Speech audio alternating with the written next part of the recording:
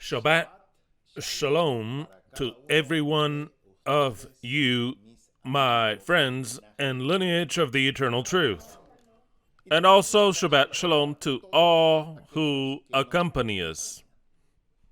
Today is a very special day. So then today is Yom Kippur, the day of pardoning, the day that is a very special one. So then a very happy Yom Kippur to every one of you. Also, today we shall study, we'll start with the date. There's nothing written here. It's blank. Because I will need the space on the dry board, and I'd like for only there be what I write.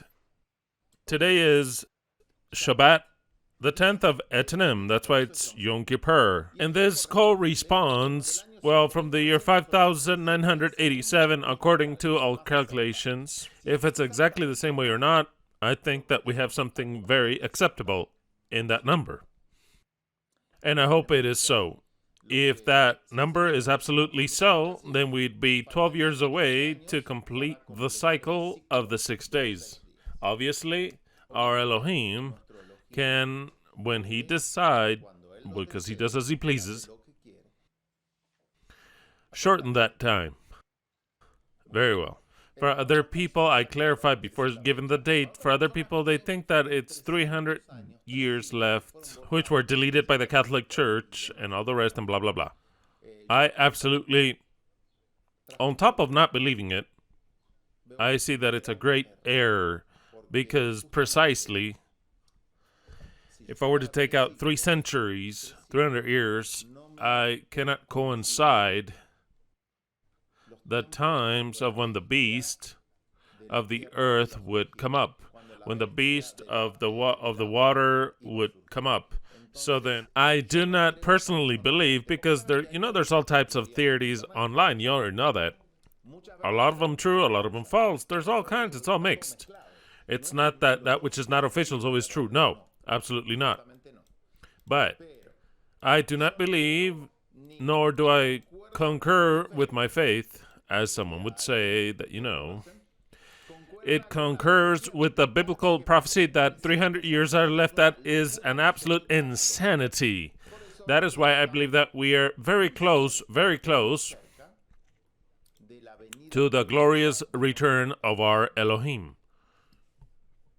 Today could be that the times are being shortened, which we call grace.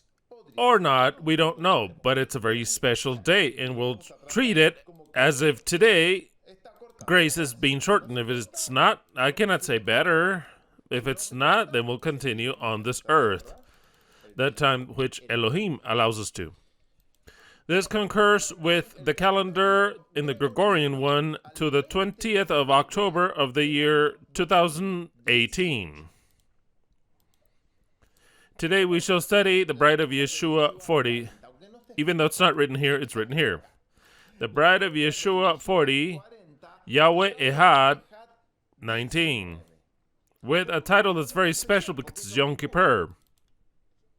It's Yom Kippur 2018. But the title is The New Medicine. That is the title.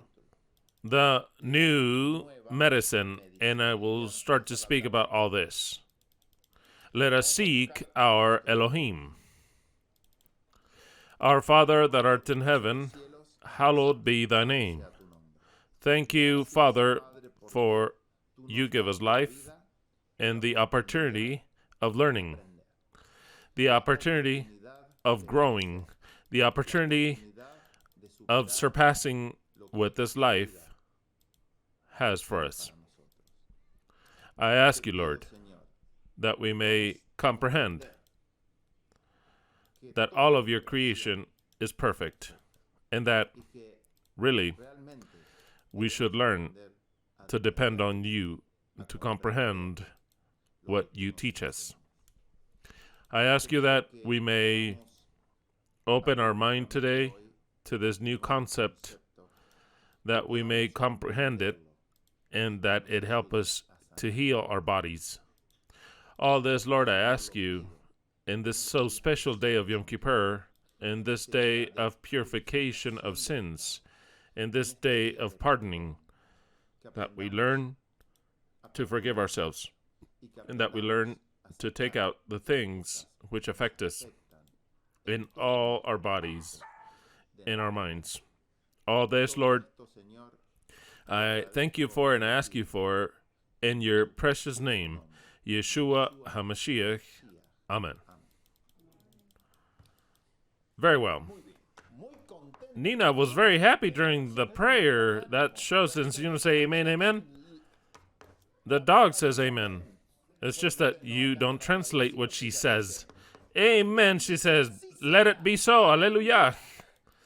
The Lord has blessed with another year of life the following members of the Eternal Truth: Natalia Rios de Ledesma, Argentina; Marta Patricia Gomez Libreros, Colombia; Hermelinda Lopez de Lázaro, Mexico; Mercedes Reyes Liera, Mexico; Wilmer Usuga, Colombia; Jonathan Isaac Orozco, Colombia; and Jose España, who is here with us today and who is one of the newest members of this group. So then, Jose, many happy birthday. May Yeshua bless you and keep you.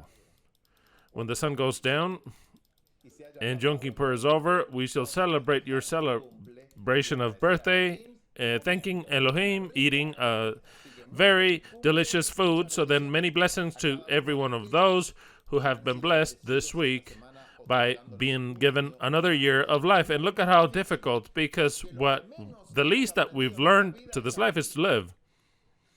The last thing that we've learned to learn is to live, because we're always battling. We have to battle against everything. You have to battle.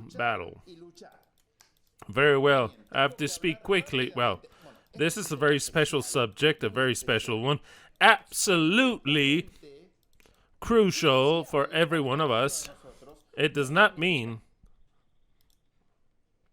that you'll accept it.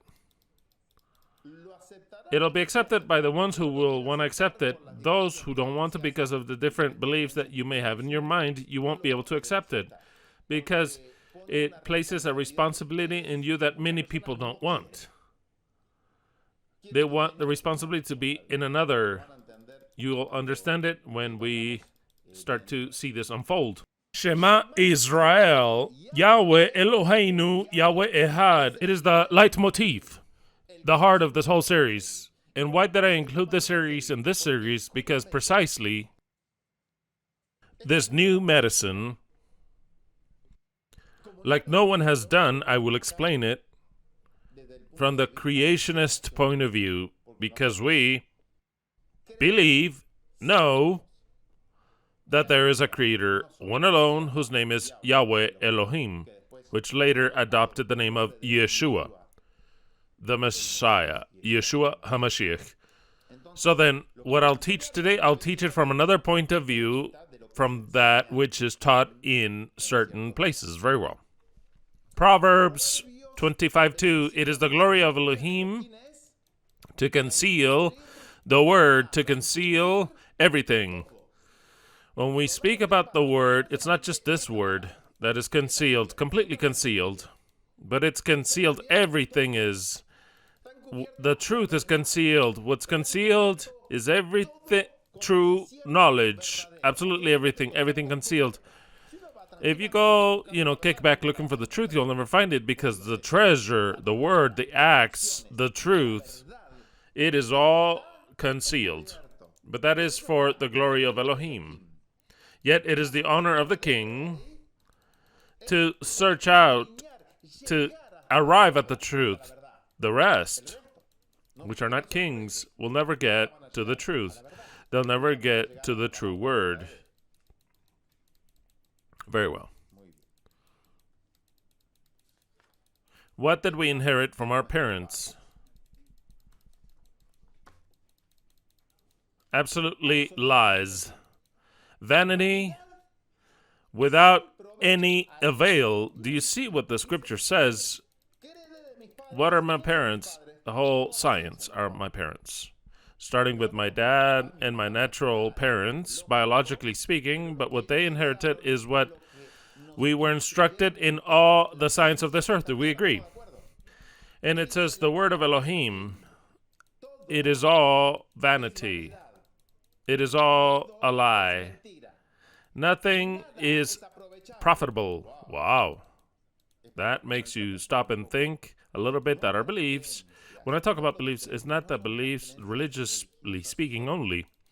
All the beliefs, the thousands of beliefs that we have here in all aspects. What do I think about a dog? What do I believe about a woman? What do I believe about my mom? What do I believe about my dad? What do I believe about myself? What do I believe about sicknesses? Those are the beliefs. When I say beliefs, it's not just the religious ones. No. Everything that governs my mind as true information. What do I believe about toilet paper? For example, I'm saying it so that you see that when we talk about beliefs, is everything that we consider to be true. Do you understand? So then, the beliefs enter the cultures, the country, the tongues, the languages, the way of speaking in a country and another. Those are beliefs. Because in my country, they say it like this. That's your belief. Because in another country, they say it a different way. So then the beliefs is what the least thing that we want to cast out, because the beliefs give us certainty of what we are. When we exchange beliefs, is what we do is to start to tremble, because in what we are standing, and if they change that, then what will happen with us? Because I think, and one says it with certainty, I think, that's your beliefs. What do you think about women? I think that the woman has to be submitted, for example, someone can say. So then, until one changes one's beliefs, he cannot change his personality, but he doesn't want to change his beliefs because he likes what he believes. And he starts to think, if I change that, I'll become a homosexual, for example. Just senseless things in order to not change our beliefs. So then, how we think and how we act is based on our beliefs. If I believe that the best doctor of the world is here in Los Angeles, when I go sick, where will I go? If I go to another one, he'll treat me wrong because my unconscious says that was not the good one. I told you to go to the best one because that is my belief. And if the best one does not cure me, what happens with me? No, aside from that, the maximum exposer did what he could. The sickness defeats me, but it's not the fault of the doctor because he was the best. Because it's all based on beliefs. If you believe it, it'll be a reality for you in all aspects. If you believe it, that it's three, the Father, Son, Holy Spirit are three, you'll see three all over the place. Three. You sing to 333, and you'll see three until you break that belief, which was difficult to break with, and to understand that it's one alone. That is why this series is called YHWH Ekhad. Yahweh is one, not three, it's one. It's always one, it'll be one, and for all eternity, it'll be one. One sole name, one sole person for all eternity. One, Yahweh. That is the belief. Once we adopted that belief, we no longer see three anywhere. Do you see? That is our belief. Very well. Isaiah 53, 4 through 5 reads as follows. Truly, he took our sicknesses upon him and suffered our pain, and we had him scourged, as wounded of Elohim and brought down, but he was wounded for our rebellions, crushed for our sins. The punishment of our peace was upon him, and because of his wound were we cured. Here, there's a lot of wisdom. In a following sermon, I will teach you more things about this text, but first we have to comprehend something else. Absolutely something else. Exodus.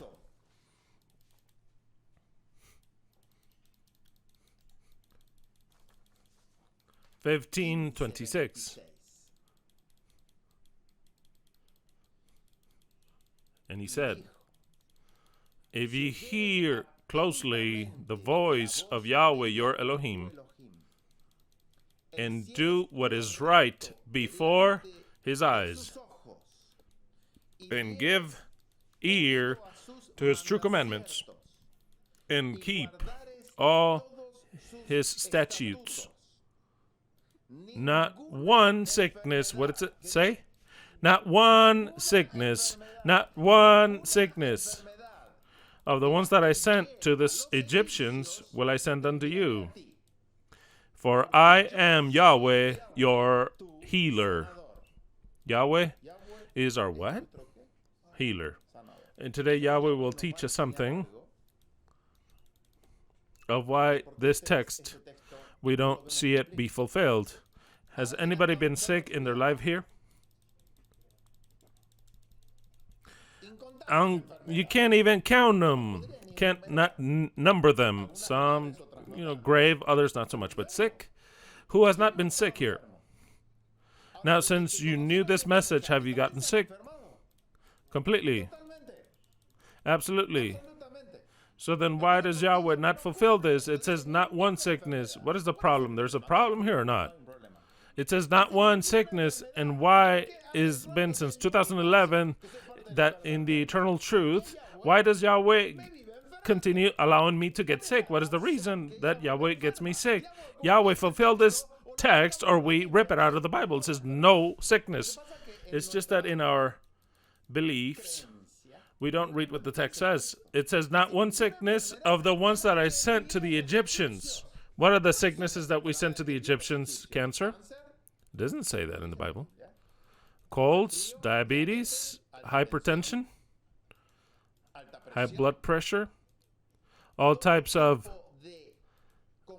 strange ways of our body to act. Do you think he sent that to the Egyptians? No, he didn't send them. What did Yahweh send them? The plagues. Now, the plagues of Egypt, have they affected us some? Not one. Absolutely not one of those plagues. So then, what Yahweh promises is the sicknesses that he sent to Egypt, and that also he would send at the end of times. But what happens with the other sicknesses? The people die of cancer. My mom died of cancer. I have a cancer. So you could think, I have a tremendous cancer.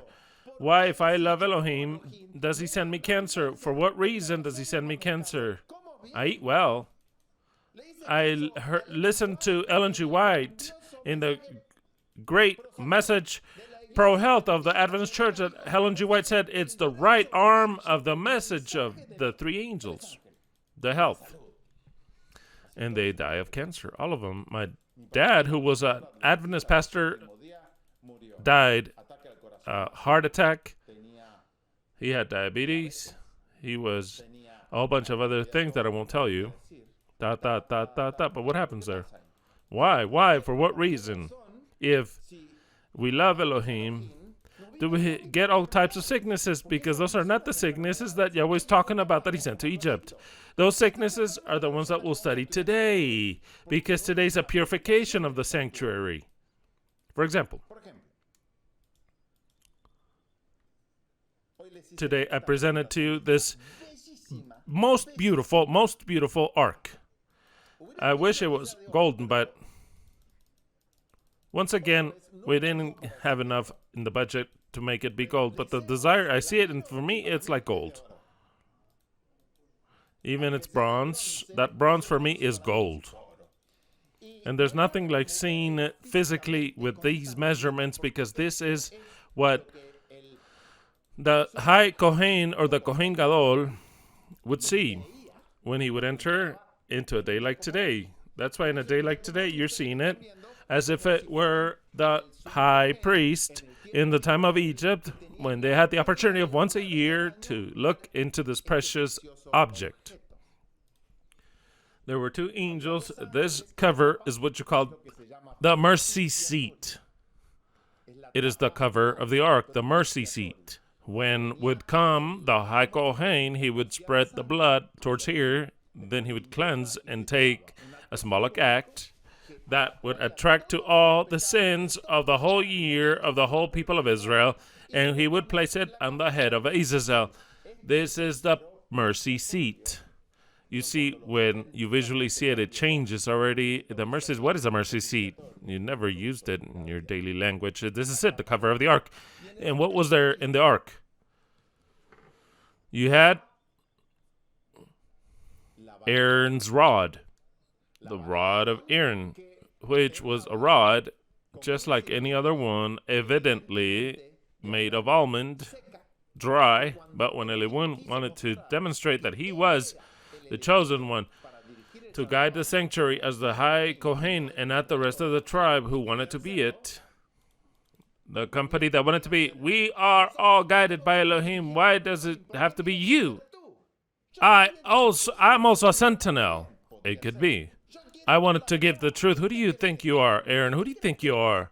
We all have the same truth. Yahweh took me out of Egypt, Korah said, Dayton and Abram. We're all the same. I want to serve Elohim, and I will serve him. And Elohim says, hold on. I didn't choose you for anything. You're doing a task that I did not call you to do. Bring all your rods. They brought the rods. Dry. Next day, this one was like this, even with almonds. That's how he demonstrated whom he had chosen. So then, you had this in the ark. There was something else. There was manna, fresh one, that you cannot alter, that never, ever went bad. Because this is the lachem that comes down from heaven in a representation of Yeshua. You had this. I am visually showing this to you so that you see. I know that you can argue that once I said that maybe this didn't enter into the ark, that it was just next to it. Doesn't matter. This one enters perfectly well. Whether it enters or not, it doesn't matter. And there's something else. What was there? The 2 tablets of the law. Written on both sides is what I needed to write here because they're written in Hebrew, but they needed to write them on the other side. Very well. So then we have the 2 tablets of the law.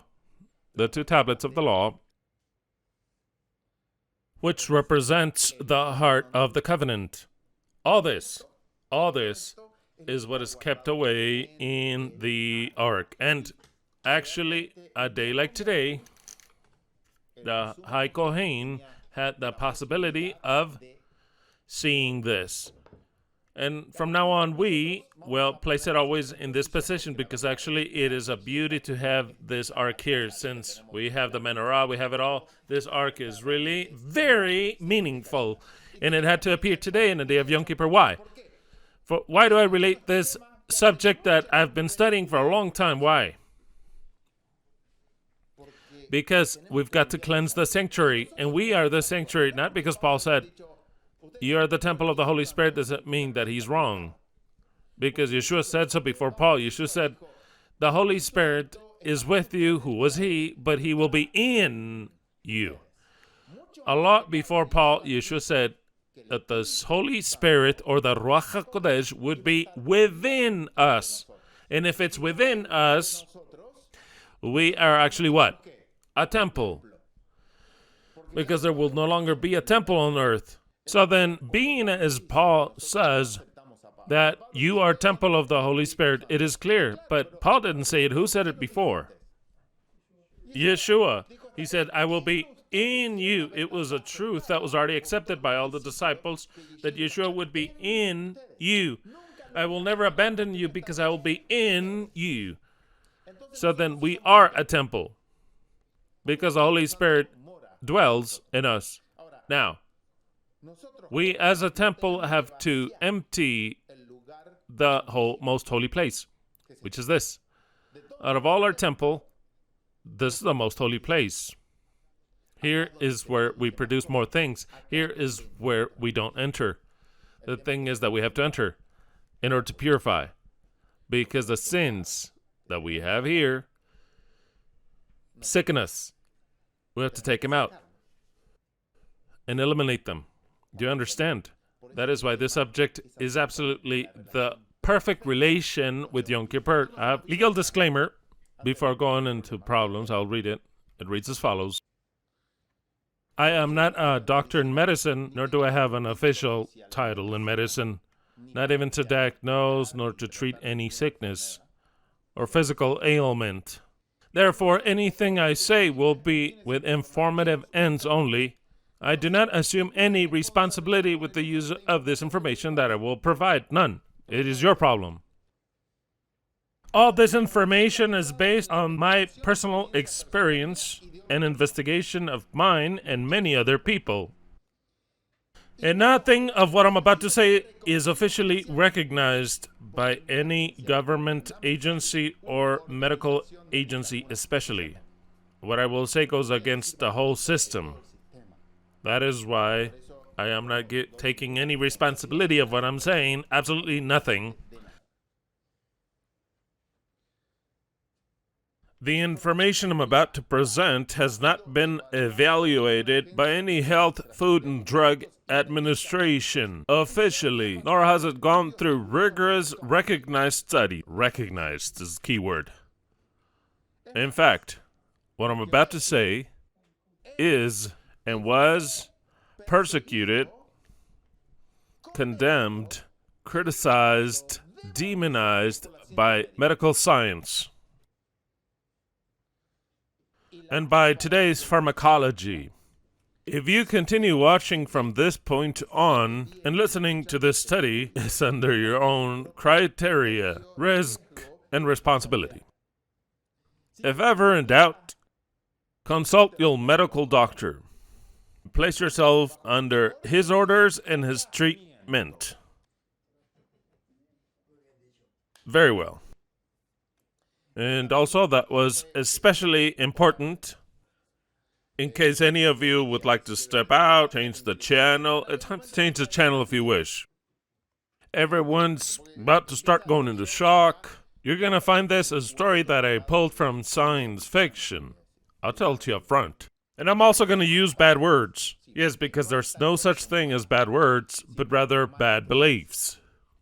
Because in a place of Argentina, there's the belief that there's a very bad word, and in another place, that same word is a very good one. So there's no such thing as bad words, but bad beliefs. Because to say that is terrible, but you don't know, nor do you notice that what's terrible is your belief. Bad words don't take you to death. Your belief takes you to death, which is different. So then, I am in complete liberty to say bad words. You're in complete liberty of changing the channel if you want to, if you don't like what I'm about to say. Very well. I will not accept questions today. Please don't ask any questions. Though I know you'll have a lot. I know you're going to have 10,000. You're going to say, but my dad, but my son, but my mom. Oh, but this. I don't get it. How does he dare say that rubbish? That's what'll come to your mind. How's he saying that barbarity? I can't believe it. I can't believe it. The world that you see will turn over. You are now blind.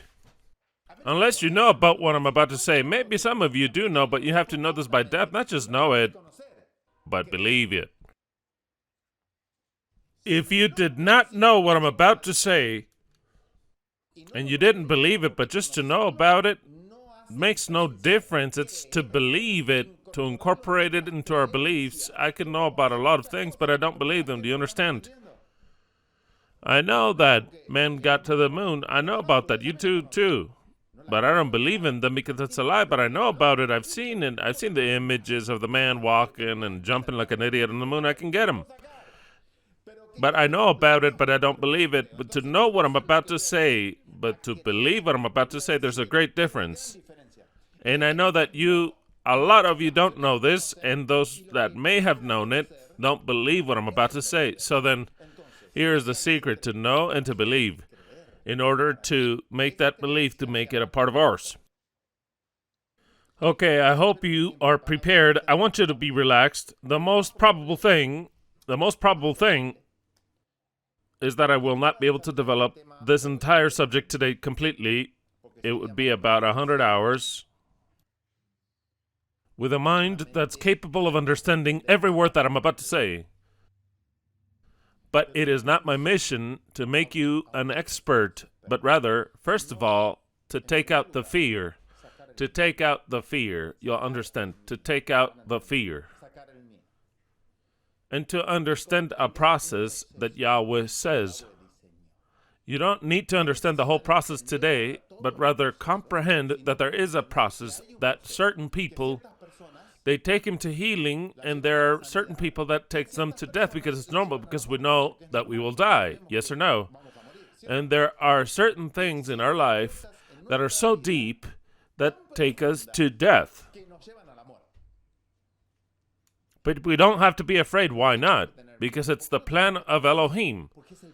It is all the plan of Elohim. If you're listening to me today, it's because it's the plan of Elohim. Don't think that it's because you're a super genius and you say, I am so valuable, or I'm a super genius. None of that. Well, okay, moving on.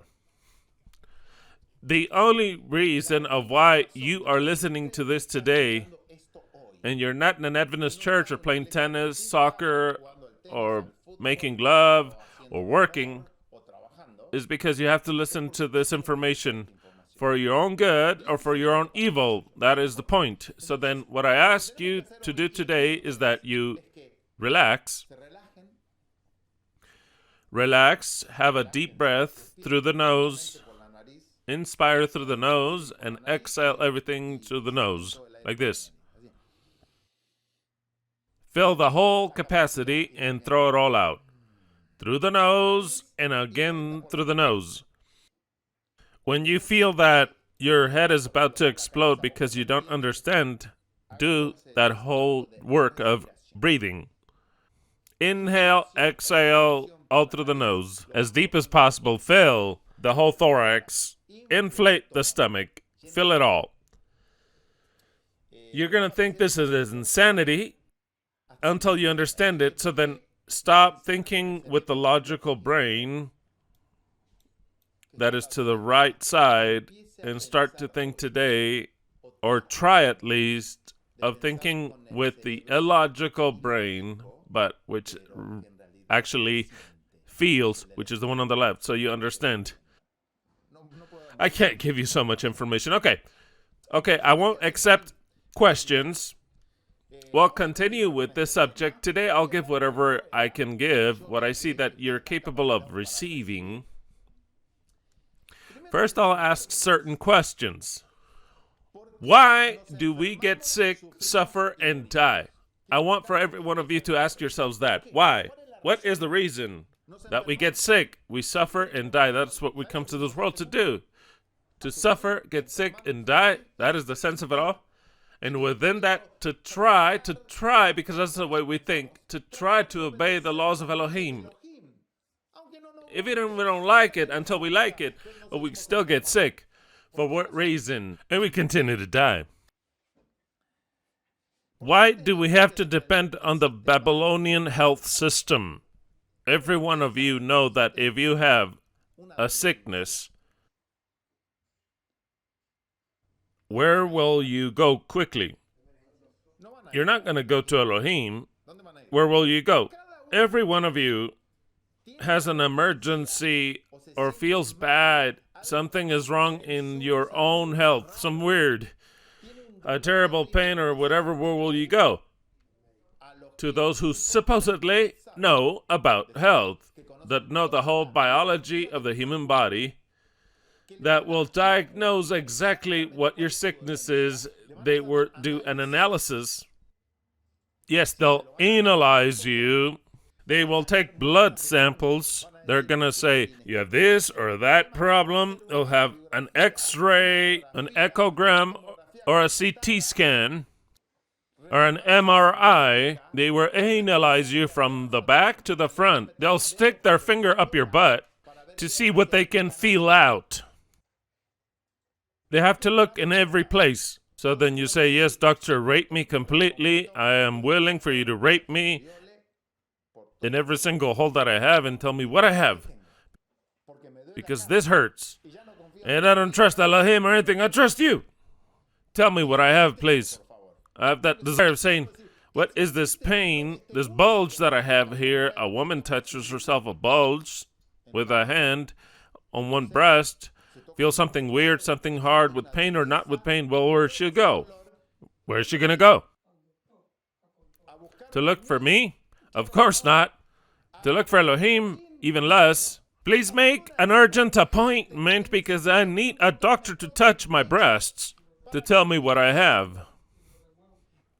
And if we have to remove something, that's if we have to remove something, go to the doctor and you tell him because you have the whole doctrine since you were born. Doctor, I need an x-ray urgently. Whatever, a mammogram or an echogram less invasive or whatever. Just tell me what I have, this hard lump here. Tell me quickly because I'm dying. That's it. If the doctor says, or, yes, it got to you. Cancer.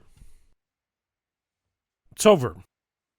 So people like Angelina Jolie go because her mother and grandmother got cancer. Before she gets it, I'll cut it all off.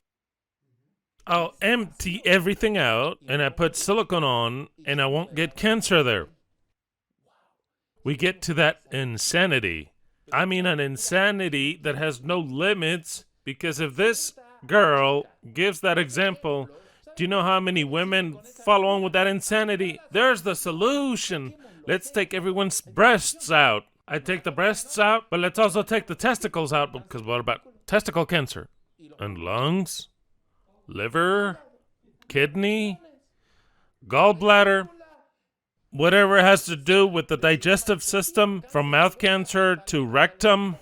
All the types of cancer, which are the most common, what do? Let's take out the whole large intestine in order to not have cancer there. That is insanity. That's out of all logic. This is what we're gotten. This is modern medicine. Before this takes place, let's cut it off. Very well. Why do the doctors play God? Every doctor plays God. They, with their white robes, look at you. Well, I've been in the university, a lot of experience, just with that face, that's all you have. Oh, their diplomas work and have a license. License for what? To supposedly cure, but the license they have is to kill. Because more than 90% of the deaths of the people due to sicknesses take place because of the doctor. And I'll teach you now. Babylon tells you a box of cigarettes, this product produces cancer. And it's a lie. Cigarettes do not produce cancer. It's never produced cancer. Now we started with the hard declarations. Wait, stop. What are you saying? Okay, just let yourself go. Relax. Cigarettes have never caused cancer, ever. Absolutely not. So then, but in the box of cigarettes, it says this product causes cancer. The poor smoker opens a pack of smokes every day.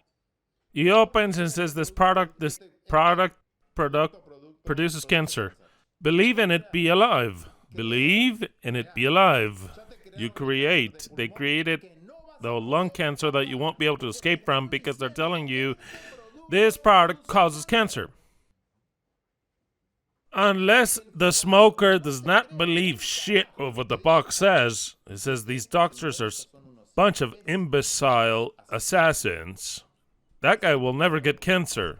But the day he starts to suspect, I should stop smoking, and the wife is like, dear, stop smoking, you'll get cancer, and the kids are like, Dad, we ask you, please stop smoking, please, we love you, alive. That all adds up, and watches on TV because cigarettes bring cancer and so many deaths by smoking, and precisely a whole lot of people died. My uncle, my grandpa, he starts to think my dad died by cancer and he smoked. There's the relation. What does the cigarettes do? It gets cancer. That's it. It's over. Cigarette will always get cancer.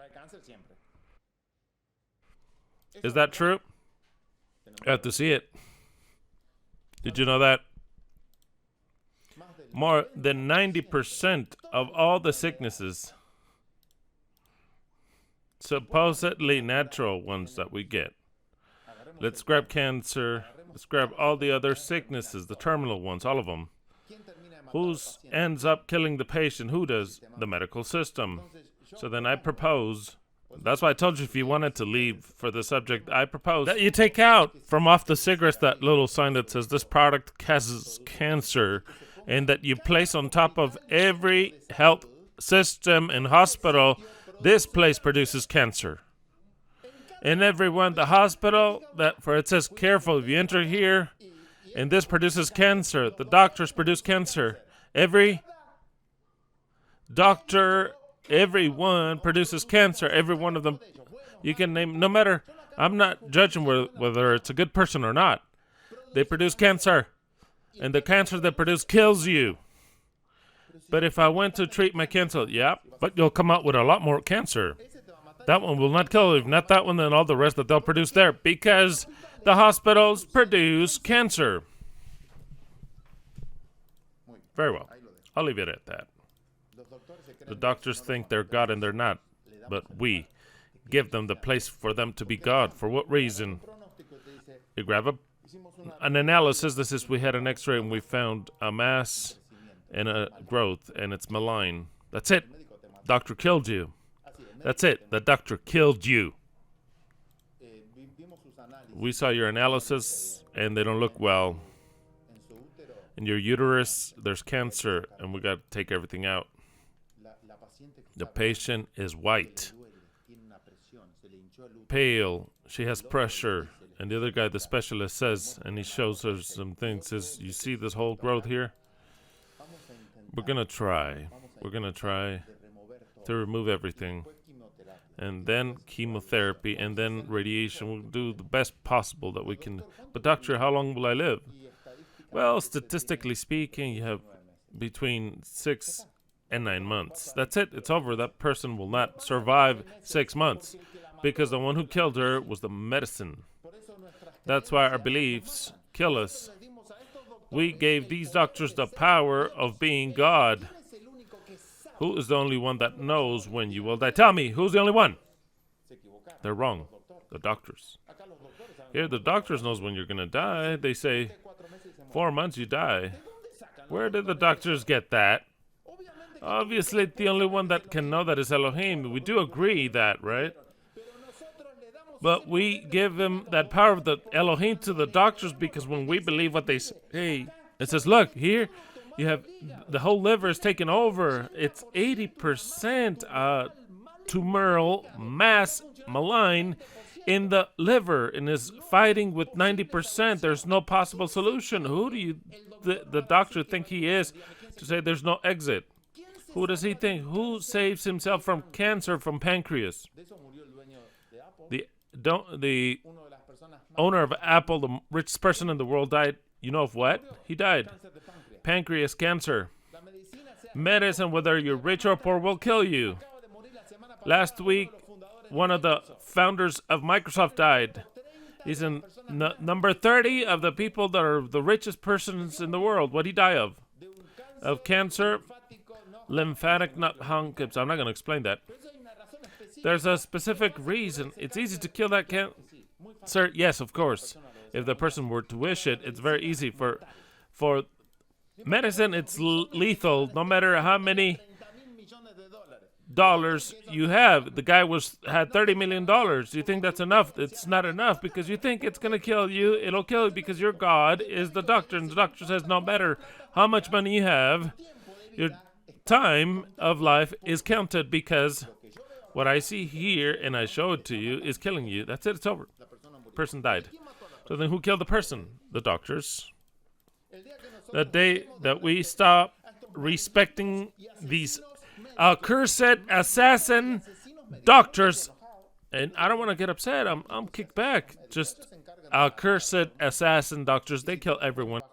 And if you place yourself under their care, you can end up another statistic. Because when their statistics are fulfilled, they feel well. Doctor looks at you and says, you have liver cancer. Doctor says, you have 6 months to live. If the guy does not live in 6 months, he's a bad doctor. You're a bad doctor, because he's diagnosing incorrectly. If the guy dies before that, wow, how right was the doctor? What wisdom.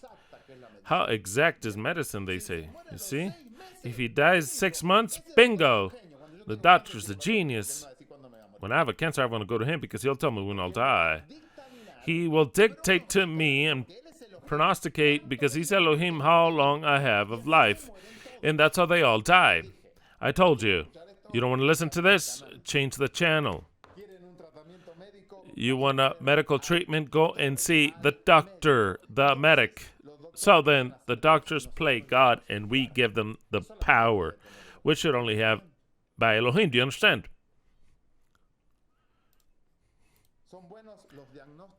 Are diagnostics good?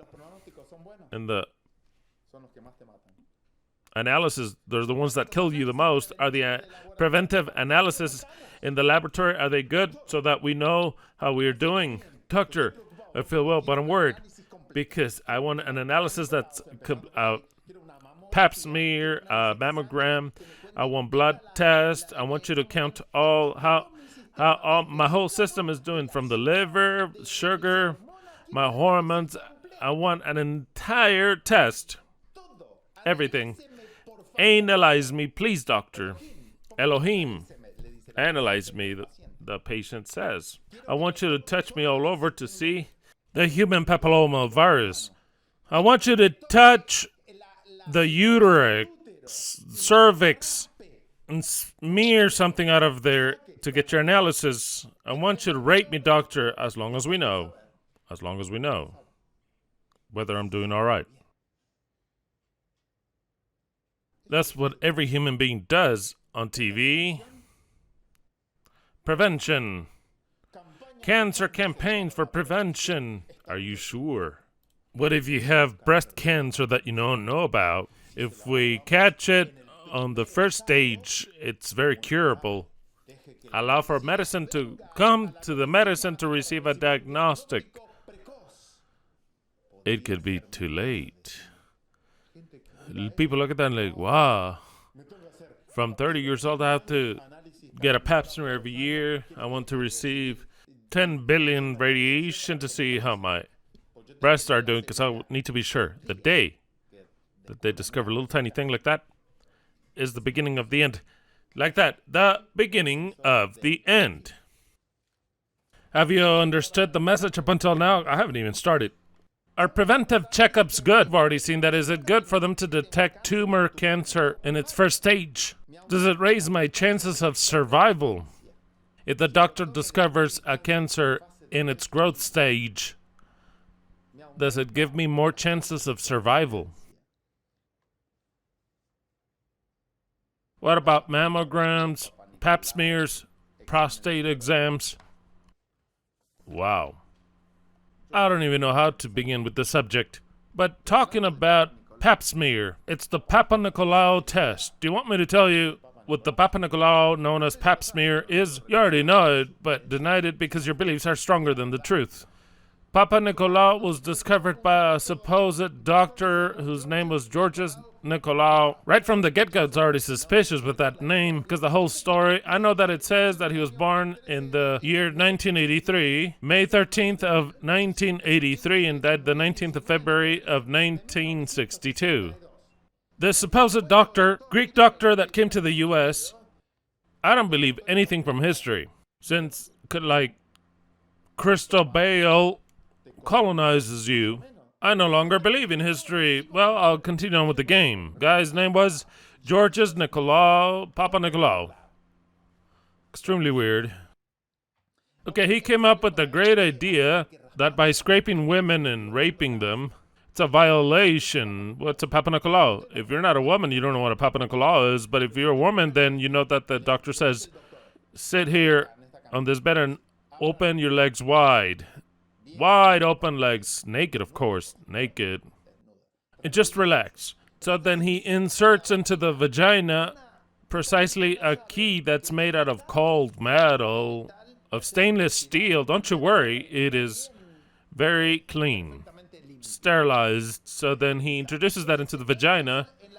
Sometimes you have to add a little bit of lubricant. So it doesn't hurt, but it always hurts, because psychologically the woman, I want you to know, it's a rape. Every pap smear is a consented violation.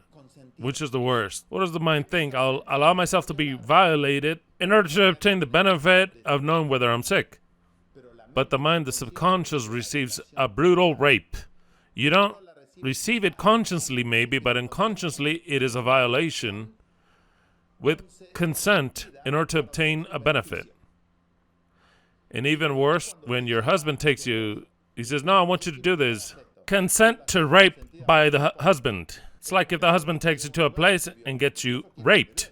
Then the doctor comes in who's God, with a white robe, or a female doctor even, same thing. He introduces those pliers and opens up. Kind of like the pins that you use to hang up your clothes. A little bit bigger. So he opens up with those. He has to open the canal because he wants to see.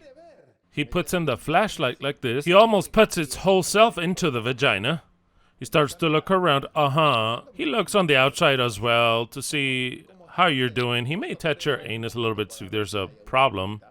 Yeah, because he can touch that also. So he goes in there with the light and he's like, So then he introduces something else and he scrapes. He takes that out, wraps it up as a sample, and then there's that sample, and then he has to look. The cervical neck, how's the uterus doing, if it's inflamed, is it cute, is it ugly? There's other things there. Looking around and ladies like this. During this absolute rape. Psychologically speaking, a psychological rape. So then the guy comes along, scrapes, in order to say, you don't have anything. Or to say, we found a virus that's so dangerous that we all have that virus. There's a problem. I'm not going to explain that today. We found the problem, or we found a little bulge. What do I have to do, doctor? Take it all out. Open, cut. Where are you going to cut? On the good tissue. I'm not going to cut where it's sick, right? Where it's good. Wow. Tremendous what the doctors do. Okay. We already know. Let's go further because the truth is how hidden.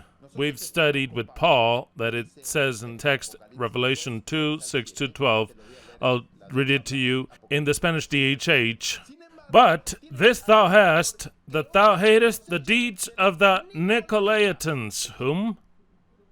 Nicolaitans, which I also hate, he says. I also hate Nicolaitans, he says. He hates the Nicolaitans, and you'll get a Papa Nicolaitan. Is there any relation? Of course there is. Absolutely. It says, he that hath an ear, let him hear what the Spirit saith unto the churches. To him that overcometh, will I give to eat of the tree of life, which is in the midst of the paradise of Elohim. Nicolaitan is you have Nikolaos. I've already explained that Nikos means conquer. Conquer, dominion, victory. Conquer, Victoria, dominion. That's Nico. And Laos means peoples. So then it is the conquering over the people. Papa Nikolaos, what it actually means, and your subconscious understands even though you've never understood it consciously, it means is that the Papa violates me. The Pope rapes me? Yes, he does. For what reason? Because everything turns around Rome and their diabolical teachings, everything. The Pope, Papa, Nico, the Papa or Pope conquers the people. And how does he conquer the people? First of all, by raping women. Back in the old days, the first thing they would do when they would conquer another country is rape all the women. Kill and rape, yes or no? That would demonstrate dominion. How is the dominion of Babylon upon women? They invented a name, which in the name, it is clear what it is. The rape of the Pope over the women. As you hear me, well, it wasn't today's subject, the pap smear, but I'm just telling it to you so that you start to understand a little bit. Very well. Why do those words do not fulfill themselves? We've already understood it. But why are we terrified of the viruses? We are terrified, right? Viruses? Terror? We are all terrified of the viruses. Do not say you're not. Now, how many times have you seen one? Never has anyone ever seen a virus. All the medical images where they show real viruses are lies because there's no provable real ones. Now, whether they exist or not, I'll leave that up to you. I don't know. But every time you want to say the virus of the flu, look it up, you'll see little cartoonish pictures just like all the planets and the round globe.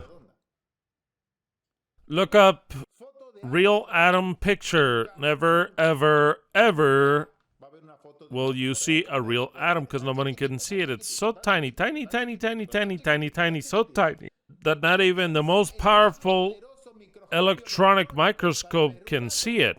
But why did they tell me that? Well, because we have to draw the atom. We have to draw the atom. The atom exists in our mind. Why? Because we've seen it so many times, that little drawing. The nucleus, the proton, and the neutron, everything spinning, spinning. We have the atom. Now, have you ever seen it? You physically saw it? Never. You know how our beliefs are based on that which is not real. The virus says there are no real pictures. The AIDS viruses, we're terrified. Let's not get AIDS, please. Medicine says in the end of it all, cancer apparently is infected by a virus. That's where they fucked it up. We are terrified. That's why, no wonder I eat healthy breast cancer. I eat, well, unhealthy colon cancer. Oh, why did I get colon cancer? I'm about to explain. Lymphatic ganglion cancer. Why? For what reason? Because that was my luck in life? For what reason? What did I eat? What did I eat? What did I smell? What was I given that I got cancer? So then, we are terrified of the viruses, bacteria, microorganisms. Cancer is a 4-letter word, yes or no? Who would like to have cancer here? No one. I don't want to have cancer. But not just that I don't want to have cancer, but rather that we have it as the devil in the flesh. It's a monster. What is cancer? What is cancer? It's a crab. Cancer is a crab. The word cancer means crab. That's why you have the Cancer constellation. I hope you didn't think that the virus of cancer is in heaven. When we say the constellation of Cancer, we says I'm from Cancer or whatever, those who were born in July. What's it referring to? I'm from the sickness, I'm from the crab. It's a crab. But then why is it called cancer? Because you have a crab within you that is eating you up. He's all your healthy parts, he starts to eat them up. And what generates is other cells that grows in a way that's unproportional, out of control, science says. Out of control. No one can control it. You have to kill it. You have to take it out. You have to annihilate it. Did you know that modern medicine entirely is just like the medicine that was believed before? I'll explain something. Before, in the people of Israel, it was believed that all the sicknesses came from God. That's why when Yeshua came to heal the blind man, they said, who sinned, this guy or his father? Every sickness came from a sin, and sin was a punishment by God directly, so then God would come and say, this guy has to have cancer, lung cancer. Let's see that guy, or from the stomach. This guy's a thief. I don't know, I'm going to say something that'll make him hurt. Leprosy. Yeah, leprosy, I'll give him leprosy. And we'll start, and he spread God with angels with a list of viruses and saying, what did this guy do? Oh, this guy? Oh, he thought this. He likes to look at women, make them blind. And so on and so forth. This guy likes to hear what he shouldn't hear. What he shouldn't hear, make him deaf. It's like, I am deaf like that. So then that's what was believed. Later on, with the Catholic religion, in that whole time that is called the Dark Ages are now rather. You know how they made us believe that this is the time of the light? No. We're in the darkest ages of the world. In the less scientific age of the world, when we believe that we have all the science. That's a lie. Science and religion itself. Science is pagan, religion itself, and a lie, because if it were true, it's a lie. So then we're not in the glorious time of the world. We're in the most darkest time of humanity, that they lie to us and we believe what they tell us, and they kill us whenever they want to kill us. And since we're so many, of course, it's convenient that you get cancer, because they know what a cancer means. That's why I want to check you from your anus to your head. And why do you have cancer in the blood, which is called leukemia? And the kids, oh, bald. Why are they bald? Because leukemia makes their hair fall. They are tortured with chemotherapy. It is torture. Do you think torturing ended in the Middle Ages? When they would torture you? No, because that was the direct religion. Now the science tortures you. Some time ago I told you that science is the new Catholic religion. I told you, right? Okay. The new Catholic religion, which is called science, is torture. But they torture you to a level until they kill you. It is the torture of this era and the last one, because they kill you. And I still have not begun with my subject because I have to do this introduction. I have to. So then, if cancer, AIDS, contagious sicknesses, tuberculosis, tumors, diabetes, high and low blood pressure, multiple sclerosis, Alzheimer's, heart attacks, and all the sicknesses, why do we have terror to them? Because we know that those sicknesses kill us, absolutely. Now, we start to see this a little bit more. Where do all sicknesses come from? What causes them? Why do they attack some people and not others? Why do they spread or they do metastasis? Why do the people with cancer die? Because every cancer ends in metastasis. It starts with cancer in breast cancer. Then they can get bone cancer. And then they have lung cancer and they died. For what reason? Because medicine says no, because when you have cancer, then one of those crazy cells becomes bloodborne, and they think they're something else. And they are bloodborne, and they navigate through the blood or through the lymphatic system. And they go, and all of a sudden, pop, they get to the liver. And the new cell of the breast cancer gets to the liver and says, hello, here am I. Where'd you come from? Says liver, I come from the breasts. And I come to make my house here.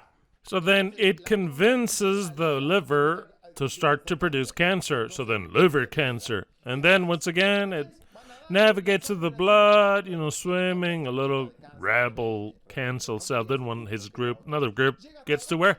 To the lungs. Gets to the lungs, says, here am I. And the lung says, what are you doing here? I come to conquer you because I'm gonna kill you. I'm gonna destroy you. And I'm gonna turn your pretty little lung into a carcinoma mass. And lung cancer does appear. But the lady who had breast cancer, no matter, 3 months, she has cancer all over the place. And medicine says it metastasized. There's nothing to do. It metastasized. We'll see. Have you heard about that, right? Well, they all die of metastasis. No one ever died because of a cancer of the breast. No one, record my words. Never has there ever been a woman that ever died because of cancer in the breast. Never, because breast cancer cannot kill you ever. No matter if you have a huge breast like this, it cannot kill you. What kills you? That it goes through the blood, and it goes to the lung, and you die. If you say she died of breast cancer, when you see the paper, they say, no, it was breast cancer, which they always leave the original cancer, and then it spreads all over the place. Always. If you didn't know, I'm explaining it to you. Always. No one has ever died because of breast cancer, and breast cancer stopped their heart. How could that be? How could that be if there's nothing absolutely vital for human beings in the breast? In fact, we can take all the breasts out. If we can take them out, why can a 20-kilo breast cancer kill me? There's no sense, because it's not true. Breast cancer has ever killed. None kills. Let's say it like this. There's no cancer that kills. Cancer is a blessing of Elohim. I'm about to explain, because I know that your mind is like, what? Cancer is a blessing. Like you hear me, a blessing from Elohim. Cancers. When a person has cancer, that cancer saved his life. When we kill the cancer, we kill the patient, once and for all. So then what do we do with cancer? Doctor, I have cancer. Or otherwise, he's kicked back and he gets his results. I have cancer. Yes, it's here. We got to take him out and we kill the patient. It's as simple as that. Is it different to what you think?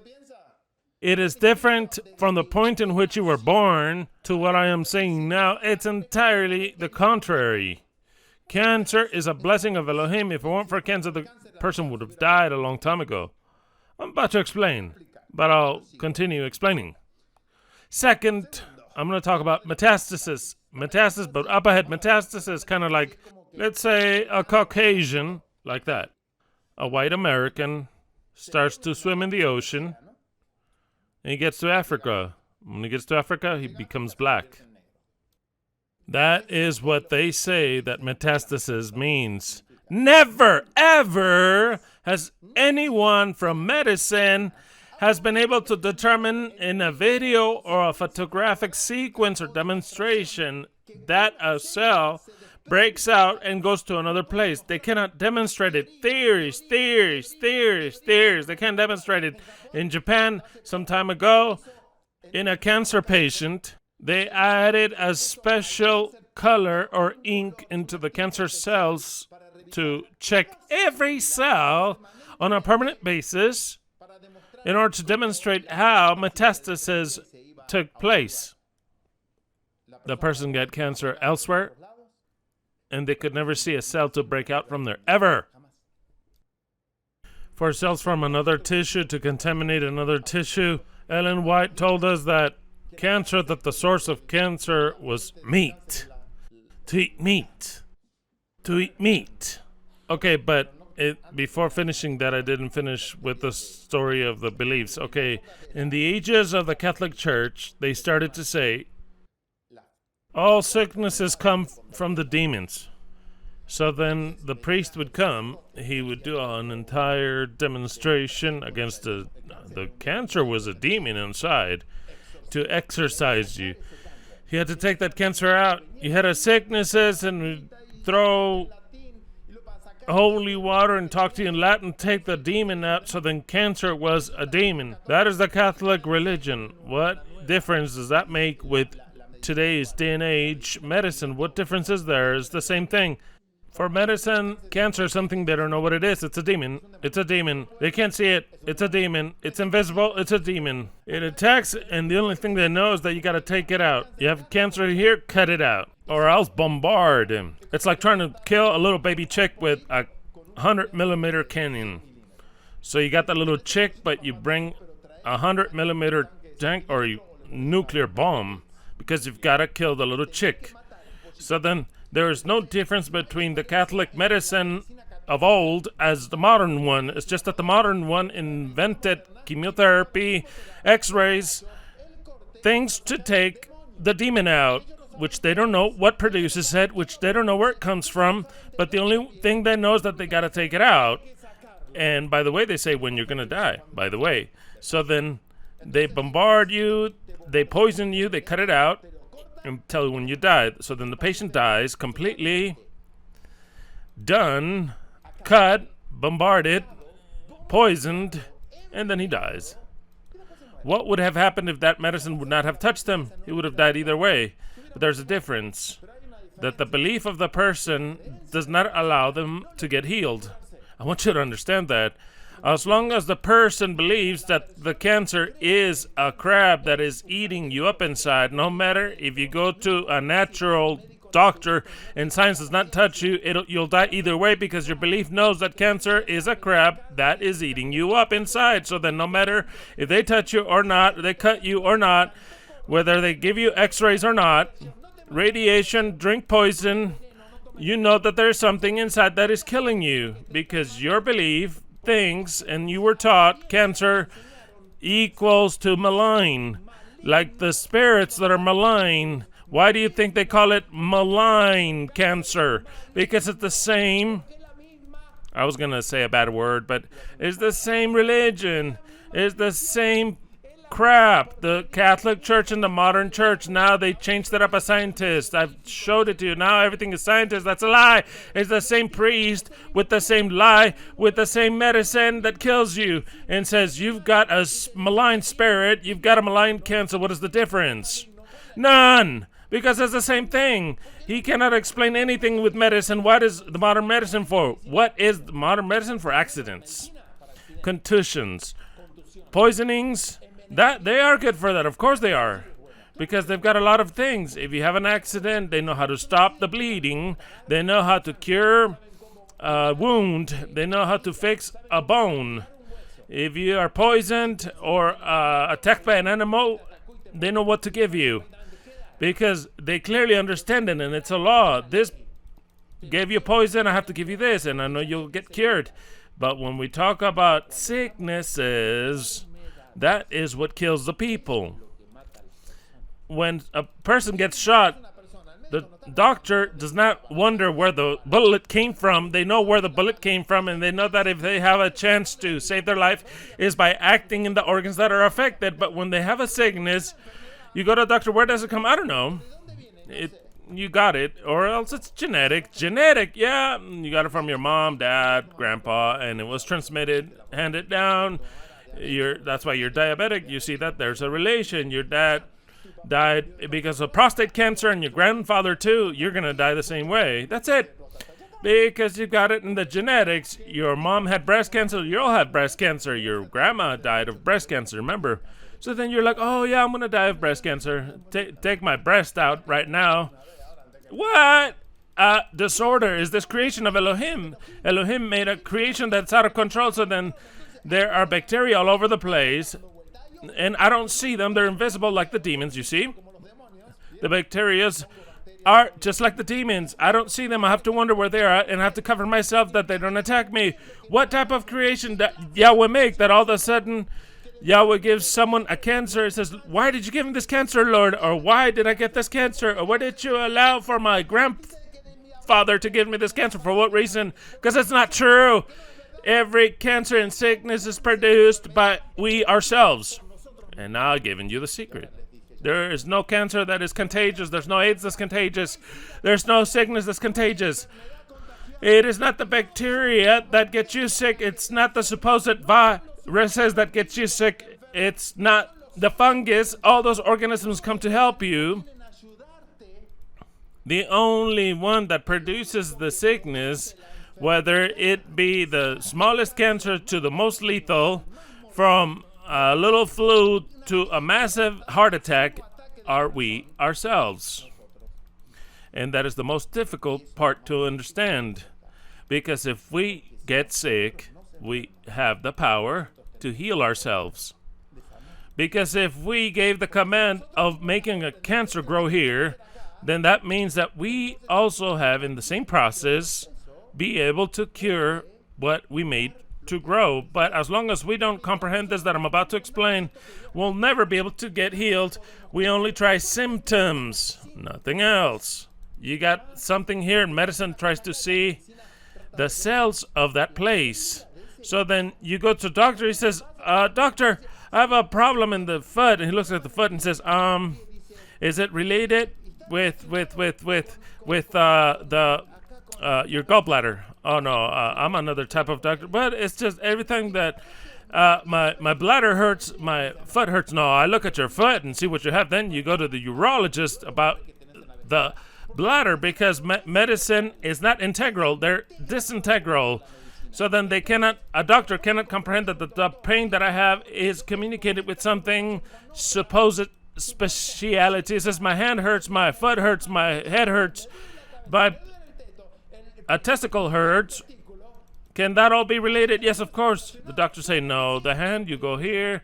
With your breast, you go here. And with your heart, you go to a cardiologist. And your brain, you go to a psychiatrist. They disintegrate me. They said, you look at this, you look at this, you look at that. But sicknesses are integral. I'm about to explain. That's what's marvelous. Everything that happens in my body is guided by the brain. Everything. Once we comprehend that, we're free. Now, to eat meat, eggs, to smoke, milk, and dairy, did that produce cancer? No, absolutely not. What happens if I eat cancer from the cow? I grabbed the part, and it was the same cancer, and I ate it. Of course, I'm going to have cancer all over the place. No, absolutely not. Body treats it like protein, like whatever other protein. Why did Elohim make these murderous bacteria? What type of creation is this? Did you ever ask yourself that? You never asked yourself in the plan of creation, what the fuck are the viruses? What the fuck is the bacteria? Did you ever ask yourself that or not? You never doubted the creation of Elohim. I did. Lord, if you created everything so perfect, why did you make the viruses and bacteria? If I'm so healthy, why, if all of a sudden I had breathed in a bacteria and I got sick, why are you so evil, a torturer? You never asked yourself that? Go further. I'm good and I got a cancer. Why, Lord, do you punish me that way? Because where did the cancer come from? So then, of course, I ate meat. And the witch told me not to eat meat. And the other day, 10 years ago, I've been drinking Coke. And Coca-Cola produces cancer. And we start to relate things. We start to relate everything. Very well. Why do our bones lose calcium? Why glucose in the blood? Why do we have depression, panic attack, bipolars, insanity, aneurysm, arthritis, gout, headaches, migraines? Why do our arteries get ruined? I'm so happy and I have this problem with my heart. Well, for what reason? Why are we victims of all this? Why does Elohim send all this to us? For what reason? Is it a punishment because of our sins? Well, there's a part that's true, but which I won't explain today. There's a part that's true.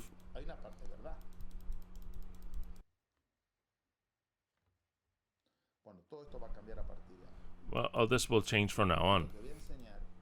And what I'm about to teach will be based on the studies of a great person, which I were to have the privilege. He already died, but if I had the privilege of to judge that person due to the benefit that he brought to humanity, he has eternal life guaranteed, even if he's an evolutionist, because what he taught,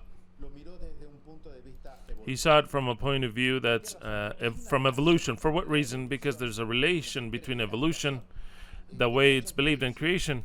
What am I saying? Do I believe in evolution? No. But what happens is that when Elohim made the world, and he made water first, everything came by water, like Peter says, and everything by water is held up. So then, if the first thing that exists is water, all we come from where? From water. There's no need to believe in evolution to understand this basic principle. First, he separated the water and he made the earth, and then he made the water animals first in that order. You see how evolution takes from that aspect, and then he made the ones from the land. And then first the reptiles, all the ones that are on the earth, and then the big animals that walk. And then in the end, oh man. But if there's a process that is of evolution the way they see it, but it is so. Water, fish, reptiles,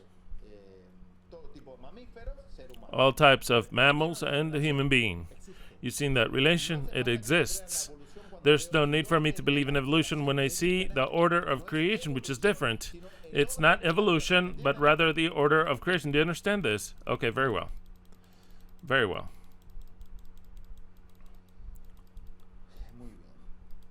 Very well. Hosea 4, 6 through 9. Jerusalem 2001. My people perish due to lack of knowledge. Why do the people die? Due to lack of knowledge. They have a lot of false knowledge, a lot of lies. And the lies inherited from our parents, from the system, from everything. So then my people perish due to lack of the truth. Because they have rejected the true knowledge or false knowledge. I will reject you from my priesthood. Wow. Because you have forgotten the law of your Elohim, also will I forget your children. The more they are, the more they sin against me. They have changed their glory for the ignominy, for the curse. They feed on the sin of my people. The priest feed of the sin of my people. So then, all the priests of Babylon, which are the doctors, the scientists, and all the same fucking religion, all of it, they feed on what? Of the sin of my people. And they have anxiety for their guilt. The more guilt, the more sicknesses. The more guilt, the more sicknesses. So then they say, sin, sin, sin. They get sick. Come, and I'll cure you, supposedly, until I kill them, but I'll take all the money they have, possible. Because a dead person is not worth. A sick, live person is worth a lot. But this is fulfilled to the letter. But the people, it'll happen just like to the priest. I will take account of what they have done, and I will repay them according to their actions. Did you know that medicine, traditional medicine, officially, and I don't know why it's called traditional, because it's never been a tradition that was made up. I hate that name, because traditional, as if it came a tradition from where? From Adam and Eve. No, that medicine, that's murderers that we have today installed that in every medical center, it should say a sign, careful, it produces cancer here, multiply in metastasis. It'd be very weird if you come out alive from here, unless you come because of an accident. If they had that sign, if they had all that, it'd be a different story. But both the pathology medicine, but it's the official one, the alternative. All those doctors that have alternative medicine, they say, oh, he's going to cure me. No, that homeopaths, of course it's good. But for what I'm going to teach today, it's been entirely obsolete. For natural medicine, for those who only want to cure with fruit and vegetables and juices, it's no good. Absolutely not. Because all these groups see the sickness like something evil, wicked, that has to be attacked and destroyed. You see, all the medicines, whether it be the official one or the non-official natural one, they look at cancer like something that has to be destroyed. You see, so then there is the problem. That we don't understand the function of cancer. We don't understand it. We don't understand the function of the loosening of calcium in the bones. We don't understand the function of how our joints hurt. We don't understand it, so then we're all twisted, all deformed, and oh, what a bad nature. Did Elohim mess up so much? The whatchamacallit, arthritis and rheumatoids, that it starts to deform your bones and you're all twisted. Have you seen that? What happened? Sign of Elohim, what happened? The problem is here. I know that you don't understand this point, but I'm about to explain. To believe is to create. To believe is to create. We have lived under hypnosis that's collective. You are hypnotized. Up until today, you have been hypnotized like that. Hypnotized, whether you want to or not. You have been hypnotized since you were little. Your mom hypnotized you. Your dad hypnotized you. In school, they hypnotized you. In your job, in TV, constantly. TV is the king of all the hypnotizers. Your doctor hypnotized you. They hypnotized you with all the vaccines that they give you. Vaccines. Do we need those vaccines? They ruin us.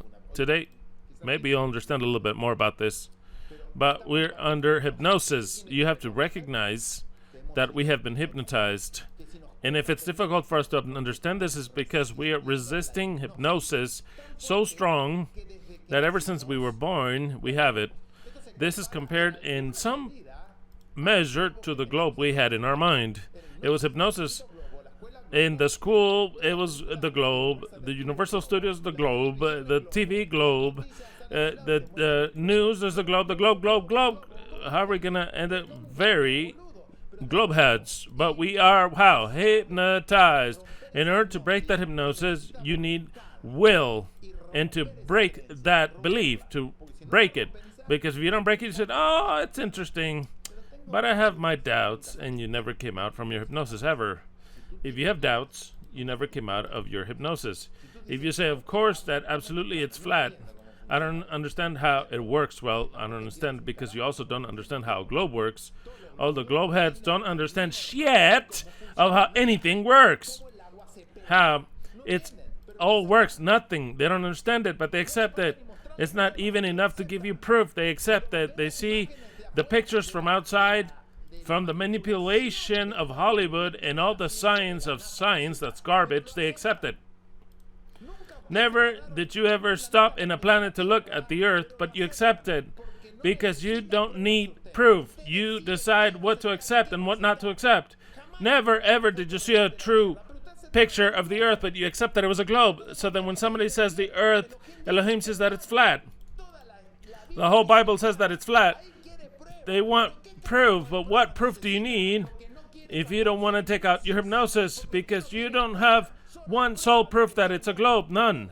In fact, all those proofs are against you because there's no curvature. Nobody has ever, anyone seen the curvature, but you don't worry whether it exists or not. You believe it's a globe because you think, kick back in your own belief, and you don't want to remove it, and you need proof.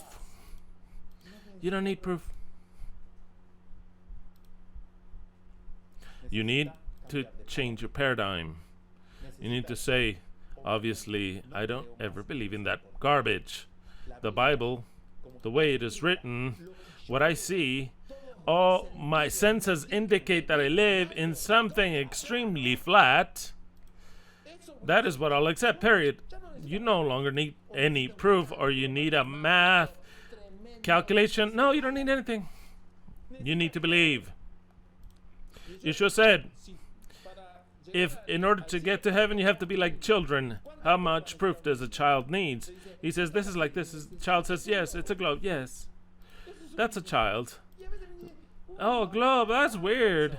And they force him. You got to force him because the child, it does not accept a globe naturally, okay? What do you mean I live in a globe? You mean to tell me that the guys in Argentina are upside down? Yeah, poor fools, they don't know. But we're like this and he's like this. Like this. But he doesn't notice he's that way, okay? Because it's all backwards. And what about that guy? He doesn't fall? No, he doesn't fall because he's attracted to the center, but he doesn't notice he's that way. No. For him, you're like that. And at the same time, he's speeding around. Yes, yeah. And around the sun, yes. And the kid is like, I don't understand it, but I'll accept it. You made him believe. Do you understand that? So then, actually, if we're willing to learn, we have to learn. This will never work if you don't believe it, period. If you keep a minimum hope in the accursed, murderous medicine that's on the hospitals, did you know that 20 cents of every dollar is taken by them? The whole medical system, did you know what that is? You don't have any idea. 20 cents of every dollar is for medicine. So many labs, doctors, and hospitals, and everything that is medicine, the official one. It is a brutal business. You think that if someone comes with the healing of cancer, they're going to accept it? How are they going to accept it if they're waiting for you to lose your house to cure your cancer? You know you're going to die, period. So then before you die, let's take out all your money. What if some guy comes along and says, I have the cure for cancer? They don't ever need you ever again. Is it convenient for them? It is not convenient because they handle the monopoly completely of humanity entirely, a lot more than what you think. We are all under collective hypnosis. You see a doctor and you see God. And if the doctor opens his mouth and says something, you tremble. And if the doctor dictates, God dictates. If the doctor says you will die from this, you already died from that. That's it. Because you, under the hypnosis, up until today, you see a doctor and you give all the glory and power that only corresponds to Yahweh, no one else. And you want to come out of that hypnosis, you have to start to comprehend and to adopt and understand and accept what I'm about to teach. Okay, it's getting a little long. I don't want to make that too long. Revelation 18:20-24. Rejoice over her, thou heaven, and ye, holy or Kodesh, apostles and prophets, for Elohim hath avenged you on her. Who is her, Babylon? And the mighty angel took up a stone like a great millstone and cast it into the sea, saying, Thus with violence shall that great city Babylon be thrown down, and shall be found no more at all. And the voice of harpers, musicians, and of pipers and trumpeters shall be heard no more at all in thee. And no craftsman of whatsoever craft he be shall be found any more in thee. And the sound of a millstone shall be heard no more at all in thee. And the light of a candle shall shine no more at all in thee. And the voice of the bridegroom and the bride shall be heard no more at all in thee. For thy merchants, the merchants of Babylon, thy merchants were the great men of the earth. Who are the great of the earth? I've just told you that 20 cents of every dollar, it belongs to them. There's no greater organization in the whole world that has more power than medicine. They are the great merchants of the earth. For by thy pharmakeia, Yahweh calls it with name. And last name, it says the great. Who are the great? Pharmakeia, he says, of course. You translated it sorceries. The word sorceries is okay, because they are sorcerers. How do they enchant you? With poison, with x-rays, and diagnosis. Every doctor is a sorcerer. Every time you look at a doctor, know from now on, consciously, that you're not looking at Elohim. You're looking at a, what did I say? A sorcerer. Not because I say so. Elohim himself says so. Because your merchants, they do merchants with the people. We're the great man of the earth. The great, you see a doctor in medicine. Oh, how great. I wanted to be a doctor. My doctor studied for medicine, but then he abandoned halfway and went to study theology. I started to study medicine, but they kicked me out because I needed French. I couldn't go anymore. I went, and I was doing all right, and they said, you need French, 5th year. What?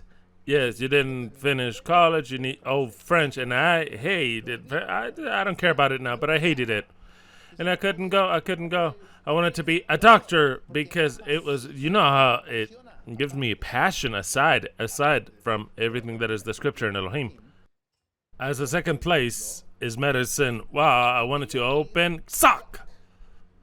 To cut everything up, take everything out, put x-rays all over the place, and I wanted to be the greatest doctor ever.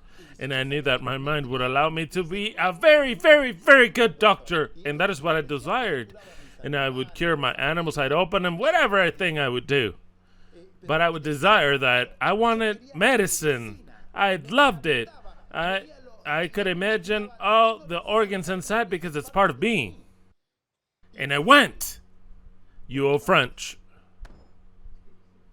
And I was like, how am I going to do this? I mean, English? I passed it. But French, it only took one word in French and I'd start. It was an allergy for me. I don't know why. I was allergic to French. And I would hear people go, I would never, ever pass that. I wasn't going to pass it because my mind was blocked for that. Because evidently it's basic what they were asking. But no, I hated it. I was so blocked. And I didn't know how to unblock that. I said, I'm not going to pass it. So then I said, okay, I can't study medicine. I was so upset, I'm going to go to work. And so I started to work. But I was there to study medicine. French didn't love me. I think I've told you that story already. But oh well.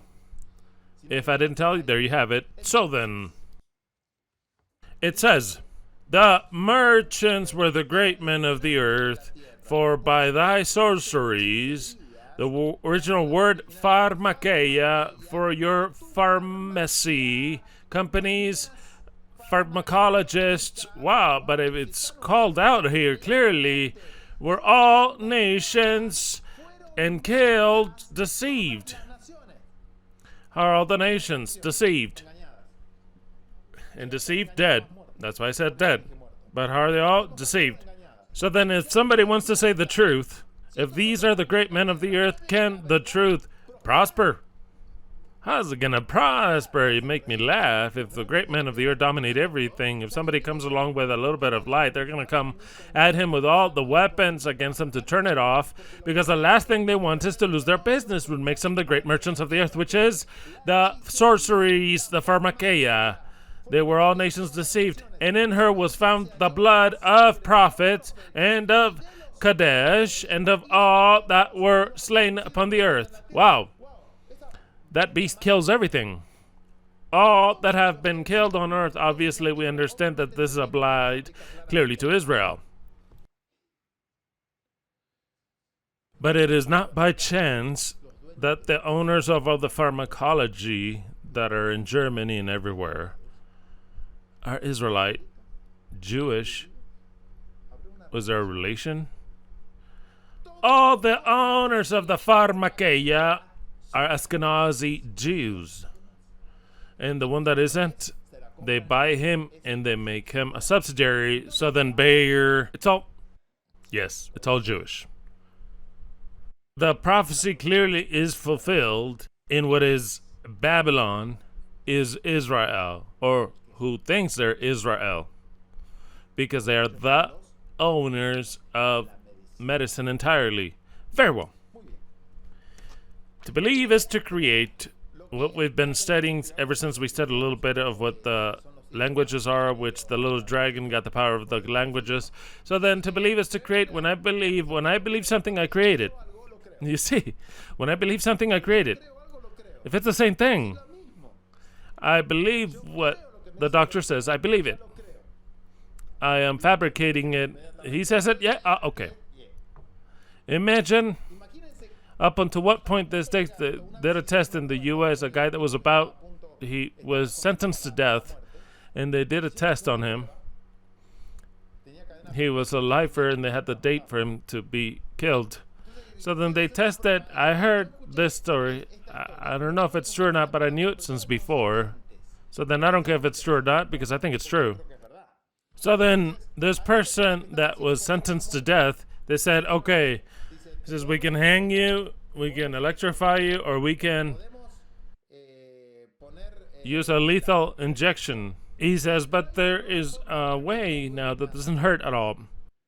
We're going to make a tiny incision here in the veins or in the arteries of the hand, and you're going to bleed to death and you don't feel anything, not even pain. So then the guy said, okay, I'll take that option. So then they sat the guy down. They blindfolded him.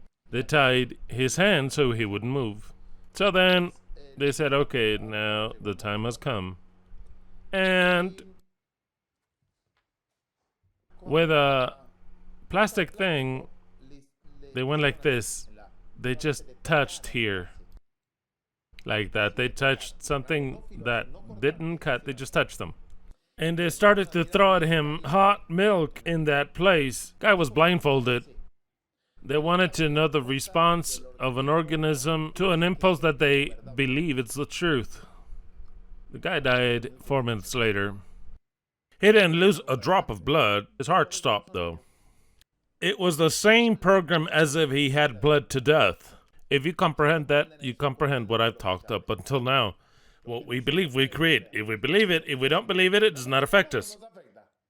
If we don't believe it, it does not affect us. But if we do believe it, we create it. We have to come out of that collective hypnosis.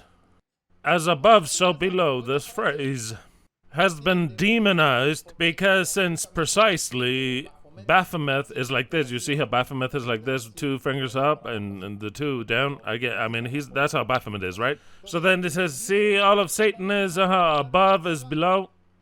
As above is below. And that is Satanism. And you see the conspiracy videos. As above, so below. Don't believe idiotic things. Because it truly is. As above is below. Do not demonize that phrase because Yeshua said so. What I say? Yeshua said so, not Baphomet. Baphomet is a rough representation of Azazel that he did against Yahweh, but as above, so below is absolutely real because Yeshua said it. Matthew 6:10. Matthew 6:10 says, thy kingdom come, thy will be done in earth as it is in heaven. As it is in heaven, so let it be on earth. Now, how good is this for us? Because this is our heaven, and the earth is there. When we're standing, what is the highest part of us? The head. That is the heaven for us, and the earth is Mother Earth that we step on our feet. Okay, so then, the principle is, absolutely 100% true. As it is here, is there. What happens here, happens here. If nothing happens here, nothing happens over here. If you're sick here, it's because you're sick here.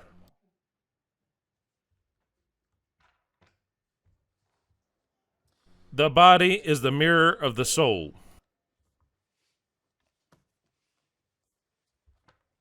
What'd I say? The body is the mirror of the soul. That phrase is very, very profound. When we see the body, what we're looking at is the mirror or the reflection of what the soul is within. What we know as sicknesses are programs that are special with a biological sense. Every sickness is a program that's special with a biological sense.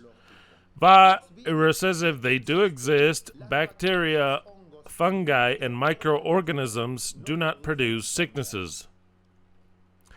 Not because every time you see an infection there is bacteria. For example, we have a sore throat. We go to the doctor. Open your mouth. A little thing like that. He says, yep, it's there. It's all bacteria you have here. We all know about that, right? Think now. You're still in hypnosis. I want to take you out. So then the doctor says, you have it there, and you even see it. Red points of infection. We agree, right? In your throat. So then the doctor says, you have all this bacteria. I'm going to give you antibiotics. Okay, doctor, give me antibiotics. I went to the doctor for him to give me antibiotics. Antibiotics, antibacteria. So then the doctor says, yeah, you have bacteria. Somebody sneezed on you. You went to college or sick. Friends came over and you got sick and you got the bacteria or the virus. What logic is there in that? Nothing. 3 points here that there is actual bacteria because that bacteria does not spread all over the trachea, all the nose.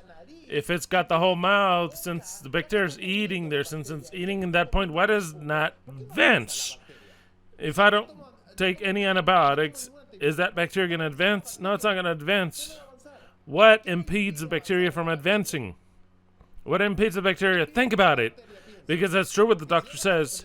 The bacteria has to advance just like it advances here and there. If I have the bacteria, if I have it there and it continues going on and then gives me, if I have nice flesh, if the bacteria is a little bug that is eating my flesh and left it red, and that's why precisely the white cells come to fight with the sword against the bacteria, so then we imagine them destroying a poor bacteria or a bad bacteria, murderous face. So then you have the white cells fighting there, and you see the white cells that died, poor things.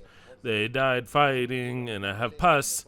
But there's other ones that still give their lives for me. They fight against the bacteria until the doctor, the good doctor, Eloheinu, comes and gives me a medication that gives me my Superman with a super antibiotic, and he comes and liquidates the bacteria once and for all. And that's it. I'm out of the bacteria. You know, that bacteria, the only thing it was doing there was curing us. That bacteria came to cure us because the bacteria is produced by the brain. The brain graduates, commands, and coordinates the bacteria that we have. All of them, unless you get cut and you have exterior bacteria to your body. That is very different. When I get a wound to my organism, it's a great computer that's biological. When I have a wound and I put bacteria that did not belong to my organism but directly in the blood there, it's like poisoning. Do you understand? But the bacteria that my body produces in the throat, they came there to eat the part that was no good anymore. The bacteria never eat a healthy part. They microscopically eat the part that it's already in necrostate. But what doctor is going to teach you that? Only one doctor. His name is Hummer. We're about to study who Hummer is. He discovered the most spectacular thing that you can ever believe. So then, the viruses, if they exist, the bacteria, fungi, and microorganisms are our friends, and they work in our favor, and they are guided by our brain. That is why I tell you that you have to come out of hypnosis. All sicknesses, which are special programs with a biological sense, are produced by our brain. In other words, it is we ourselves who produce them always and in every case. Always. Cancer, whatever it might be. Whatever it might be. Whatever it might be. It's produced by my brain. Cancer is a blessing to save our life. You don't have to cure it. He is healing us. What did cancer come to do? To heal us. But one thing is to understand it, and the other thing is to believe it. Those who don't believe this cannot allow for cancer to cure them because they're going to fight against. It's kind of like if cancer is the good doctor and he comes to cure you, and if you fight against the good doctor, he cannot cure you. If you take the good doctor out, he cannot cure you. Well, what type of craziness am I saying?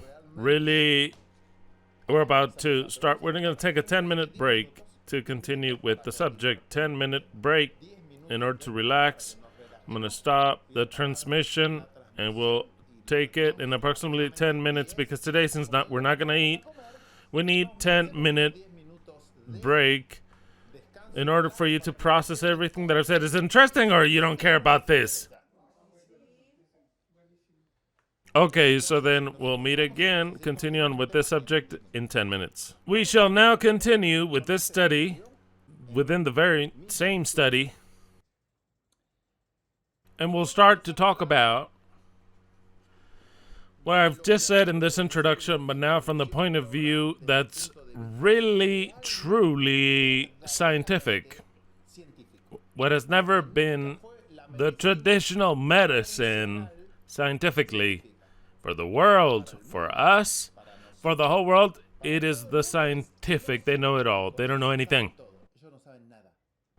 And since they don't know anything, they kill everyone. Those who think that they know everything. Very well. The new medicine. I'll write it here. I want this to be recorded. This is the new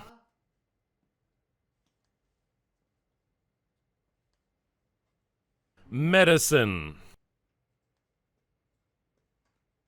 The new medicine.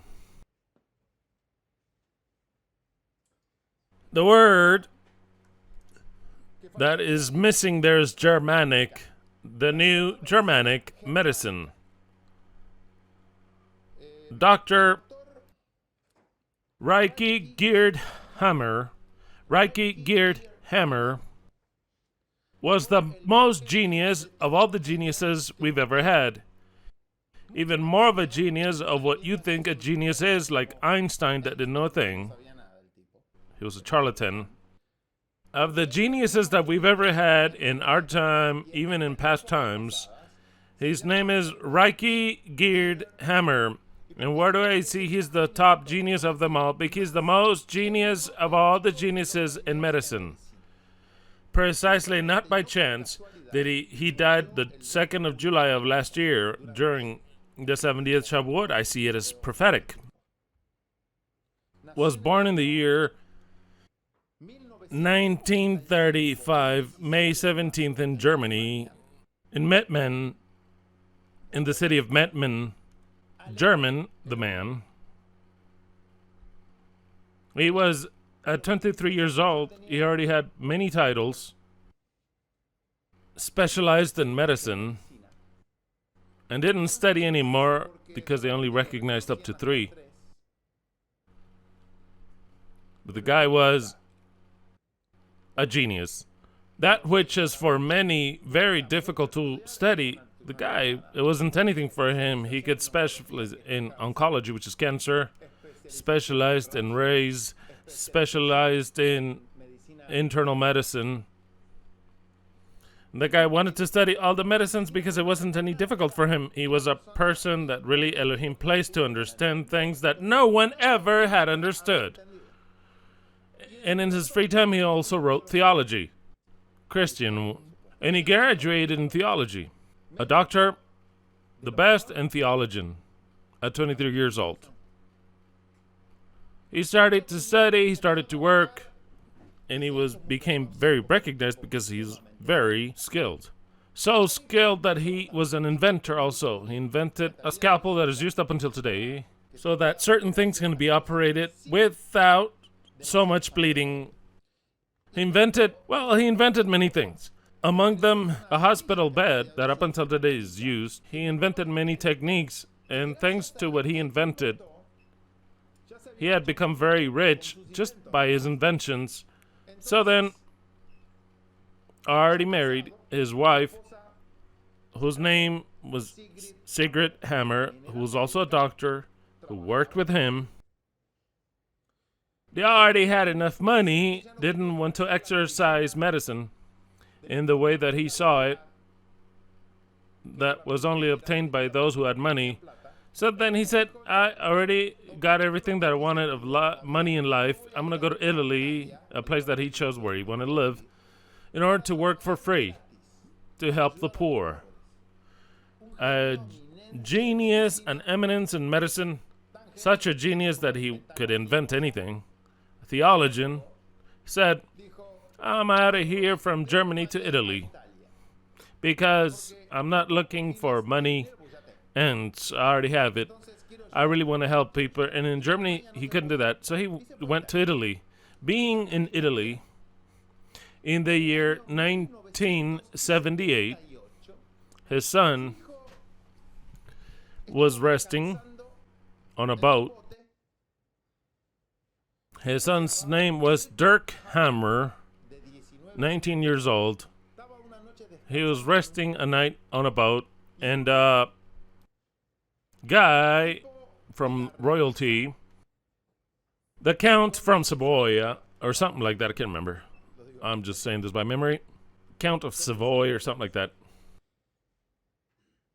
Within his own insanity, shot him. And one of the bullets that he shot hits Dirk in the leg. Immediately, he's taken to the hospital.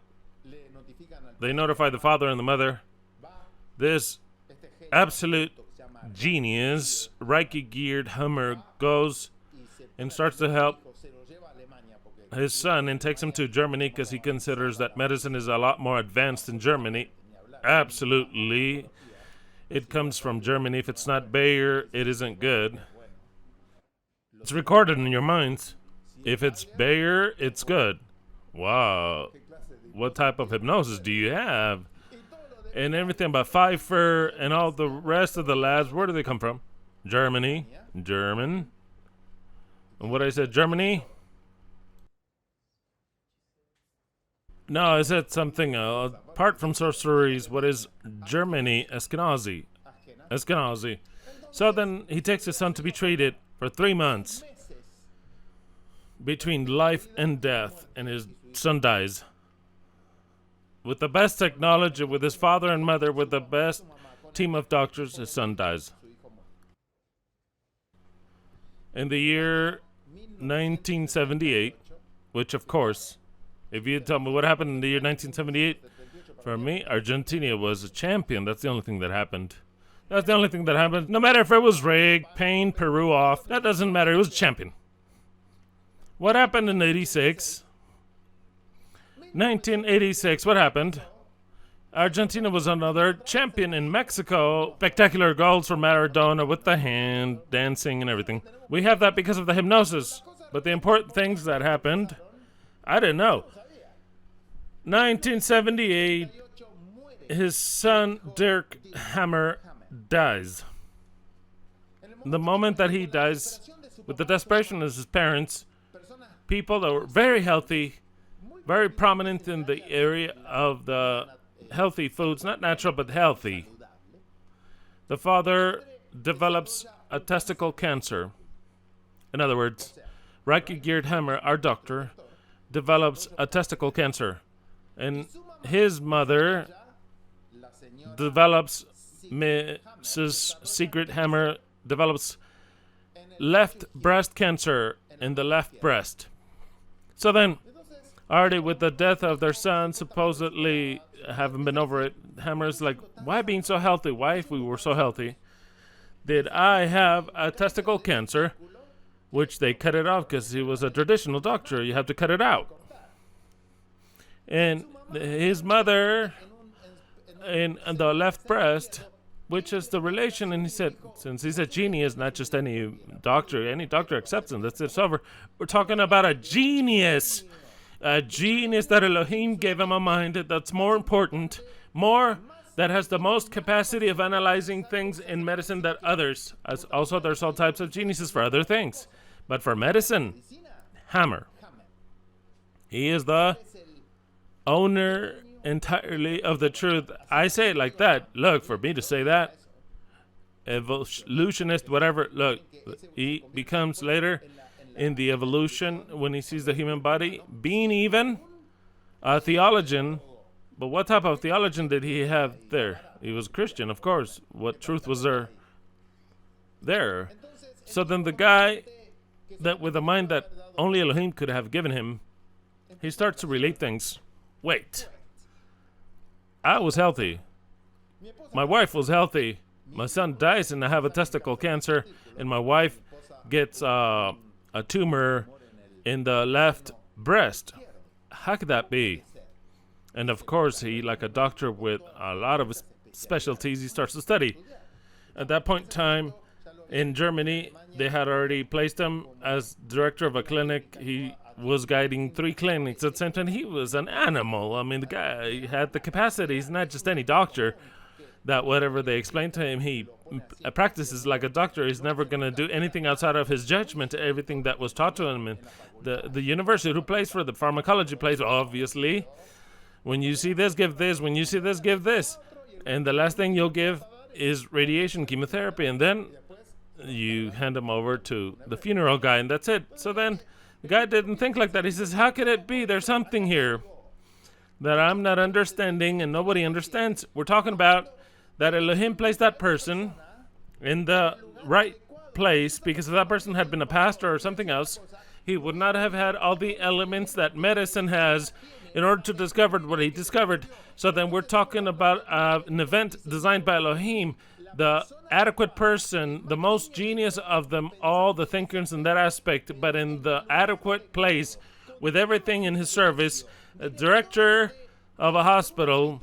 He could see all the causes and all the sicknesses and all the curriculums and clinical history. And he's not just any doctor. I want to see. No. He has a director. He did whatever he wanted. Are you following? But there's a lot of stories here, and very powerful ones, because Elohim gave him a mind and all the weapons that he discovers something, which is the truth, eternal truth in medicine. Look at what I'm saying. I'm placing very strong words in what I'm saying. The eternal truth of medicine is had by Reiki geared Hammer. So then he started to see, wait, I have a testicle cancer for what reason? He started to talk with all the patients that had cancer. He called them. He was a director. He called them. He says, you have cancer? Yes. Tell me, when did you feel the first symptom, this day or that? Tell me a little bit more back. Did you had a conflict? Oh, yeah, you don't know what happened to me. In every case, he started to see a pattern of a conflict with cancer. What medicine never wants to see, nor can't see, nor could allow for anyone to see. The guy would say, wait, I've just studied 200 patients, and the 200 patients, there is a relation directly with a conflict to a type of cancer. Testicle cancer because a son died. It's like if my biology is telling me, and I'm going to put the testicle better so that you have more children, don't you worry. My wife is being told, look, I'm going to prepare the breast more so you give more milk, or so they give milk to that son that is dying, or who died. But you're going to need more milk. And it's strange. I know this is strange. It seems insanity, but I'll continue to investigate. And that guy, he got stomachal cancer. Why? Well, what happened before he had stomachal cancer? And the guy starts to investigate. And he says, I had a grave problem, a situation in the family that I ate it and I could not digest it. You couldn't digest it? No, I could not digest it. That's where you got stomachal cancer. So then we have to relate that all types of sicknesses are biological programs that we are born with them. They're here. When our capacity, that's thinking or conscious, cannot deal with a situation, immediately programs are triggered that Elohim wrote here that are here. Like the program that I tell you, a lemon, now I cut it and the juice of the lemon is running in your mouth. Even me, it starts to generate wet saliva. For what reason? Because it's a program that is triggered. So then when there is a situation outside of my control that I cannot control, that situation literally kills me like that. When there's something that I cannot control in my mind, and if my body doesn't do anything in my favor, because my whole body, my whole cells are for protecting life and lengthening life, whatever it might be. Because weight that is too strong kills you immediately, because we have an energy that's vital. That vital energy that we do not understand what it is handled in a psychic level in the whole body. When that energy is out, we die. Like that, we die. When we're thinking in a problem that happened, a tragedy, something that I'll explain, the whole vital energy, we place it in the service of that which happened. If I do not dissipate with something to take that pressure out from the brain that I'm feeling, I die. Like that, I die. So then the body, in order for survival, has programs which Elohim worked, not that you wrote, okay? That Elohim wrote, and he says, when this happens, this, or you feel this will be triggered so that you survive, or else you would die. It's an escape valve. So then when I have this problem that has no solution, the body finds the solution for you. All the sicknesses are solutions to what we cannot solve mentally. This is absolutely marvelous and contrary to everything that pharmakeia and medicine teaches, that the viruses come to attack you, that they come to kill you. Careful, you're going to get cancer. Don't eat that, you get cancer. Is your diet important? Absolutely important, because this body has to be well fed. If I don't give it the necessary nutrients, even if I don't have a shock that's emotional, I'm going to have a biological shock because I need something. So then the diet is important. It's crucial in order to have the body well fed, absolutely well fed. Now, when everything is well fed, why do I have cancer? Are you following? Why do I have cancer? If I eat well, I never even tasted meat or Coca-Cola or alcohol. I don't smoke. Why do I have lung cancer? Do you know how many people have lung cancer and have never smoked? Why? They have lung cancer. What a malign thing. There's a malign spirit of virus. No. Lung cancer is fear of death. But that is at a biological level. All the fears, all of them, are fears of death. But in the least or in a greater intensity, if I'm driving and I'm afraid of crashing, I'm actually afraid of dying because that could kill me. Do you follow? So then all the fears, in the end, is the fear of death. When we fear death, the organ response, which is designed to live, which is the lung, that takes in the oxygen, because I stop breathing, I die. Air is life. So then, when my life, I feel that I'm going to die, the body says, wait, I'm going to die already. My body helps me. This guy's dying already. Well, he's going to die on me. No, don't you worry. I'll help you. I'll give you more oxygen. The lung cells, they start to reproduce. Crazily, according to medicine. They start to reproduce, and for what reason? Because they're helping you to capture more oxygen. And that will continue to produce until I say, okay, I'm no longer scared. But it's helping me because if it does not reproduce, I'm already dead. So when somebody gets cancer, cancer is prolonging your life because otherwise you'd already died. Do you understand this? Not just cancer, all the sicknesses, all of them. If we didn't have them, they're valves that come to save you. The sicknesses do. That we attack them like saying, you are evil and I am the victim. I am the victim that this attacked me. and I'm all twisted like this, bent over with sicknesses of the bones, and I don't notice that my mind is all twisted like this because of the bones, and thanks to those sicknesses telling you, I'm helping you, don't die, I'll help you. Cancer says, I'll help you, don't die. But we have to be conscious. Maybe cancer will kill you, but it would have killed you before. And if cancer kills you because you did not take conscience before, what happens in nature, for example, this Hammer tells you, and all the people that dedicate themselves to teach this, there is a little mouse walking, happy, not afraid of everything, looking for food.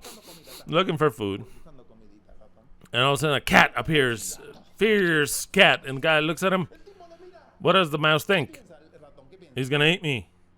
He doesn't think, oh, he's a wicked, I see the wickedness. No, that does not exist in biology. There's no good or bad. Even if a lion kills a giraffe and eats them, there is no wickedness. It's not wickedness. It is precisely the biological project that we have to live in.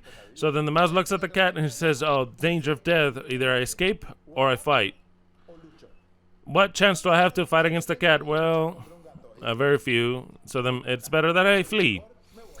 And immediately, all his biology is shot out in that shock of seeing the cat, is triggered in his mind a whole lot of processes. One of the processes, the most important one, is that the lungs start to expand so as to capturing more air so that in the time of 2 or 3 minutes escape. So then the mouse runs what he's never ran before. Like a guy says, during a situation, I lifted something that I could never have lifted before, for example, because there's adrenaline, a whole bunch of things, but I'm talking about the lungs. So then in the lungs of the mouse, what starts is precisely there's a process in order to capture more oxygen because they need it in order to escape from that predator there. So then he starts to escape in his lungs. He gives him more strength, more vitality like never before. He's not hungry. Even if he says cheese here, let's say that the mouse starts to run and there's cheese there like the one in his dreams. You think he's going to stop and eat it? He's not going to stop and eat it because the stomach closes up, everything closes up, his heart beats faster. He does not care about anything. All he wants to do is escape from there, okay? Okay, so then the mouse starts to escape.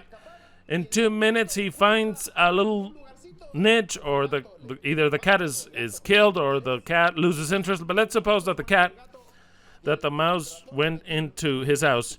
He got to his house and looks at the cat from outside. Now it's going to take that 2 or 3 minute race is going to take him to recover from his oxygen, and he has this whole recovery of the supposed sickness. For the medicine, it was a sickness because his lungs expanded. But for 2 minutes, if he had to run for 2 or 3 hours, then his lungs would have done cellular proliferation. But his lungs expanded enough so that immediately he could have more oxygen to escape from the predator. And when he gets to his cave, he's like, he starts to beat and breathe more slowly. He recovers everything that he had done during that process. He recovers it, he relaxes, and then he's hungry again.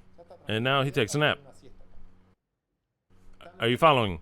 Okay, what happens when a man goes to see the doctor? This man goes to see the doctor and he tells him, Doctor, this hurts. What hurts is, I don't know, here, I feel pain here. Doctor says, okay. The doctor's like this. Very well. Okay, let's analyze you. We're going to do an MRI, some x-rays, whatever you want, and analyze blood tests and everything. So do everything, and time comes, next day or 3 days or a week, and he tells him, Doctor, here I have your information, doctor says. In other words, I'm like desperate. What do I have? What do I have? What do I have? He goes like this. Is this difficult? Already raising his eyebrow, the guy's half dead. Because he's not telling, don't you worry. It's nothing. That little pain is leaving. No. He says, let's work in this. The other guy is the mouse that wants to escape from the cat. He says, what you have is a tumor. And what I'm suspecting, it's malign. The guy now feels like the mouse. It's just that the cat is within. He cannot escape from the situation. There's no way of escaping. Why is there no way of escaping? Because where is he going to escape to? From a diagnostic, you cannot escape. He says you have the evil within. In nature, when the evil is outside, you escape. And if you're able to escape, you are saved. If you cannot escape, then you ended up the food for another animal. But now we have the problem within. The cat is within. The lion is within, is attacking me. I cannot escape. Where am I going to escape to? I go into a phase of what I'm about to explain, of a special phase of the sickness, which is called sympathicotomy.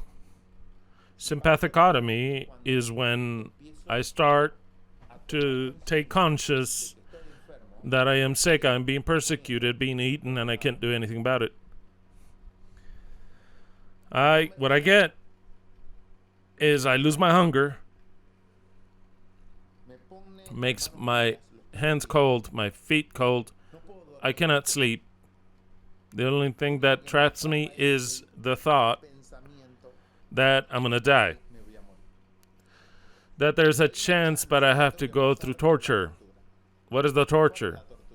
Chemotherapy, and they're going to bombard me with rays. They're going to give me poison that is going to make me lose my hair. It's going to destroy my whole system within. But I'm going to see if there's a chance. And also want to get bombarded. So then I think about all that and I say, wow, no, that's it. My life is over. I'm going to try. The doctor's diagnosis says, well, it's difficult, 50-50. He says 50-50 chance. Most live 3 to 4 years. There are special cases that get over this, but the statistics always that medicine, accursed medicine has no truth. They have statistics. They don't know anything. They don't know shit.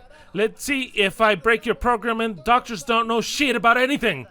The doctor doesn't know anything. There is an accursed, what did I say?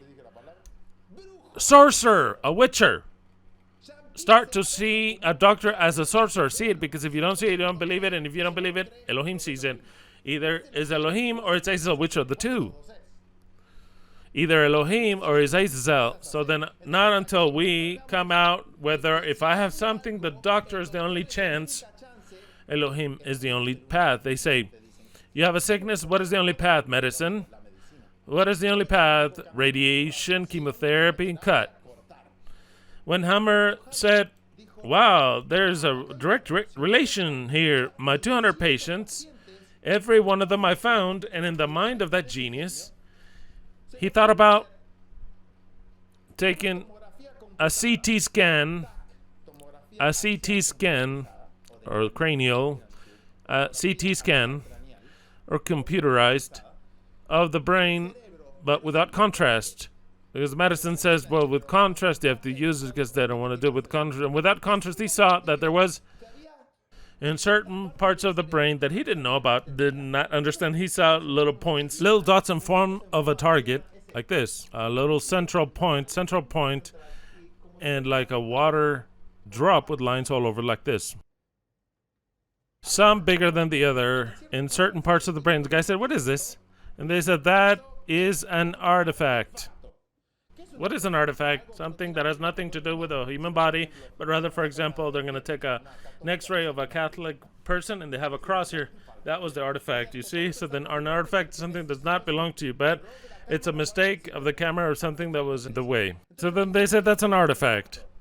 Hammer says that's an artifact. It can't be. He started to divide the brain into 3 layers. There's which endoderm, mesoderm, and ectoderm, which I've already explained to you. The reptile brain, or endoderm, or paleoderm. Then you have the most animal brain, which is the mesoderm. Then you have the human brain, which is the ectoderm, or the new cortex, So then he started to divide. It's very complex, and I don't want to teach you this now, but he started to see, and he started to make a map. He started to treat thousands of cases in every sickness. Lung cancer the guy had in a place of the brain a target like this. It's not by chance. All who have lung cancer, he would see that target shape like this symbol in the brain. So he started to say, okay, in the brain there's a pressure point, which is this that I'm seeing here. And that affects an organ. And precisely, he was afraid. He started to relate 3 special points, which is like a triangle. He started the psyche, which is what we think, fear. He related the physical brain and the organ. He said there is a direct relation here, what I'm thinking, with a part of the brain, with a determined organ. So then he started, in his craziness, he couldn't even sleep. His wife had already died because his wife was never able to get over that her son died. So then he was alone. And he started with his genius, because there are people that it's difficult for them to learn something in a year, and something others would learn something in an hour. Not a year, an hour. So then he started to relate. Wow. He did a whole map. I'll tell you quickly. He did a whole map of the brain, saying every sickness, I can localize it and pinpoint it in the brain. And he would see it, and he would go to the medical congresses, and they'd all be with their mouths open, but they'd start to fight him. He would say, don't you believe me? That my medicine is law. It is not a supposition, a hypothetical situation like you. What I discovered is the laws, the 5 laws of medicine, which are 5 eternal laws of medicine. Look at what I'm telling you, in the same height of the eternal truth. So then he'd be like, give me a CT scan. Bring me a CT scan without telling me anything, without contrast, and I'll tell you what things they have had and what things they'll had and what things they have now. And he learned to read the whole brain in a way that's genius. He discovered this is what we're talking about. It's not that he learned to read it. We're talking about a person that comes from total darkness, and he came. That's why he's such a genius. Not that he got this from another person. So then other techniques come, like the biodecodification. Everything is Hammer. The rest is people that take things from Hammer and they apply them. But Hammer is the genius. The new medicine, Germanic medicine, is what's real. That's what's real because it's physical, provable, 100% of the cases. So then this guy mapped the whole brain, a whole map of the brain. He noticed that he would read. You had this, you had this, you had this. The doctors were like, cannot be. And you had a lung cancer, but it got healed. You don't believe me? Then get a CT scan. You'll see it. He would read everything in a CT scan because of certain pressure points, because this target is formed like this when the conflict is active. When the conflict stops being active, what starts to form? An edema starts to form, and this looks blurry. These look blurry. When the sickness starts its healing process, and when the sickness entirely is cured, this is left like a blurry scar. But Hammer discovered this. It's not that he invented this, but he discovered this. So then he started to relate psyche, organ, and brain, and he noticed that when we have a shock that's highly traumatic, that we didn't wait for, or it grabs us by chance, by surprise, that we cannot tell anyone because we live it in solitude, and even if we tell it to someone, they don't understand it. Like as I'm suffering, what I'm going to tell you if you don't understand me? What is produced is a hammer, literally, with the name that he says. In the brain, it is a hammer, is what he sees in the brain. But also, in the very same moment, the organ that is related with this is resisted. Because in every point of the brain, there is an organ. If I'm going to have lung cancer, you're going to find it in this, supposedly, I'm supposing, okay, in this side of the brain. Never here. Never here. Lung cancer is here.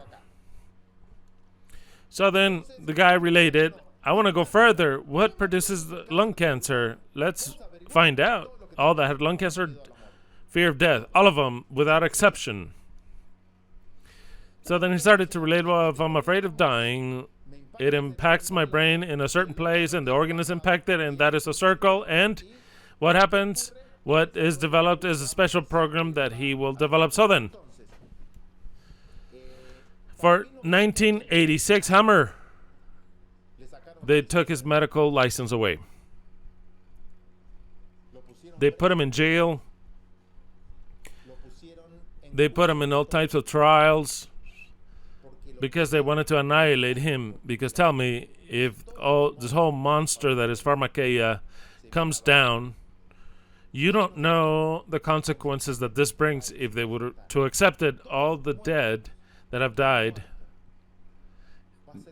the medicine will be blamed for. Do you understand the severity of this? This is not just to say, okay, there's a new way of curing, and the endometrial cancer was not bad. Wait.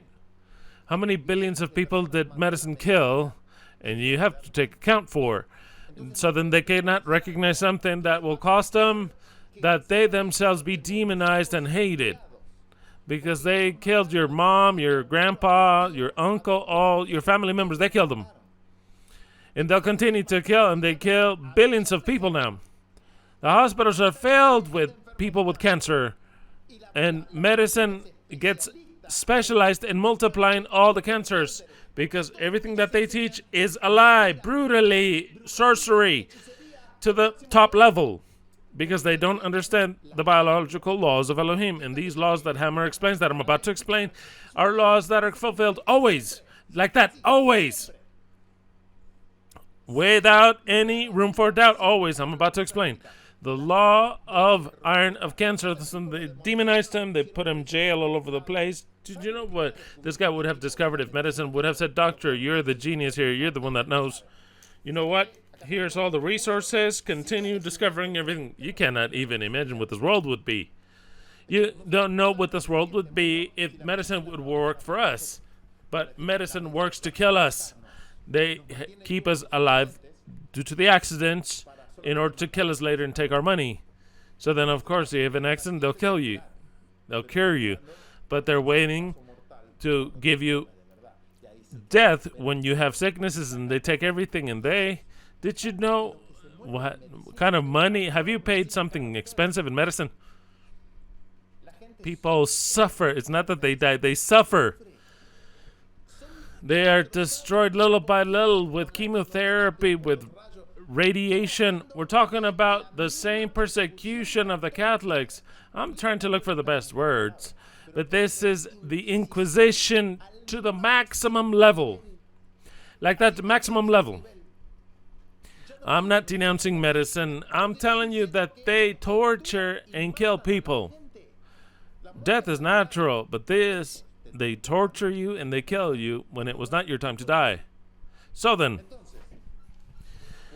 when he presented in the colleges, for example, in the University of Tübingen, which is where he graduated from, and every doctor graduated has the right to later make a new thesis and a new way of, or a theory to the thesis. He presented it, his whole thesis. When they read it, they did not accept it. And did you know that he has the obligation of accepting? A university should accept his thesis. The first case without precedents that the university did not accept Hammer's thesis. Why didn't they? Because if they did, they would demonstrate that medicine is an organization that's murderous. So then never are they going to see this. You're going to see websites of Germanic medicine against all over the place. For what reason? Because the last thing they want is for the people to wake up. They want you to be hypnotized until your death comes to you. But before your death comes, they want to torture you, steal from you, violate you, take whatever they have, even your most intimate parts, and then later send you to the cemetery. That is medicine until we take conscience that really how we're doing in Babylon, like the Bible says. It says that all the nations were what? Deceived by whom? By the pharmakeia. And who's the pharmakeia? The great of the earth. And who are they? The Jews, who own everything because they handle everything. Those who say they're Jews and are not. Wait, hold on, because we're Israelite. These Ashkenazis. Very well. So then, Hammer died last year, July 2nd, precisely on Shavuot 70, highlighting an end, because this genius, Elohim raised him to give to some, or at least to demonstrate, that at least there was light on earth. Because it would be very unjust for Elohim to come and we are all saying, why did you send me a cancer? I never understood your cancer, never understood viruses or bacteria, never understood why you sent me multiple sclerosis, or why you sent me diabetes and you made me take insulin my whole life. For what reason? Why did you make me diabetic? I wanted a good pancreas. Elohim says, whoa, your pancreas was great. You made it work that way. Yes, you. Very well. First law. When I'm saying law, and he spoke about laws, it's a law. In the medicine, there is no laws. I want you to understand that in medicine, no one knows shit. They say because of statistics, so many, the smokers can have a chance to die. That's not a law. That's not a law. And cancer comes from, they don't know. Maybe a virus, there's no law in medicine. Let's take that out. Those gods that you have in your mind, those gods, they don't have laws. They have statistics. Here comes the first law. The law of iron of cancer. That's what he called. And then he changed the name to the iron law of all sicknesses, because then precisely cancer, he noticed later that all the sicknesses are uncle equivalent of cancer. What it means is that every sickness from a small flu to the most brutal cancer you can believe is produced in the same way. If the conflict is great, it'll be great. If the conflict is small, maybe you'll just have a sore throat. So why do I have a sore throat? Why? Because the neighbor... No, I didn't get it from the neighbor. I understand that this is difficult for you to understand this, but here it goes, the first law. And I'm going to give it to you the way I understand them. I studied them directly from him, reading the book, a book that you can get, that you can read, that is called Testament of a New Medicine.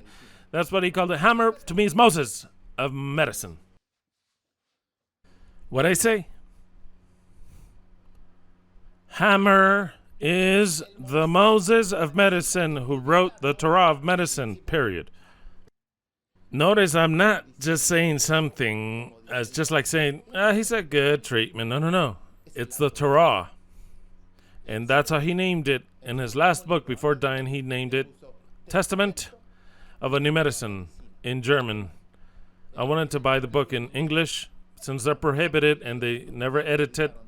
I found one in $6,000.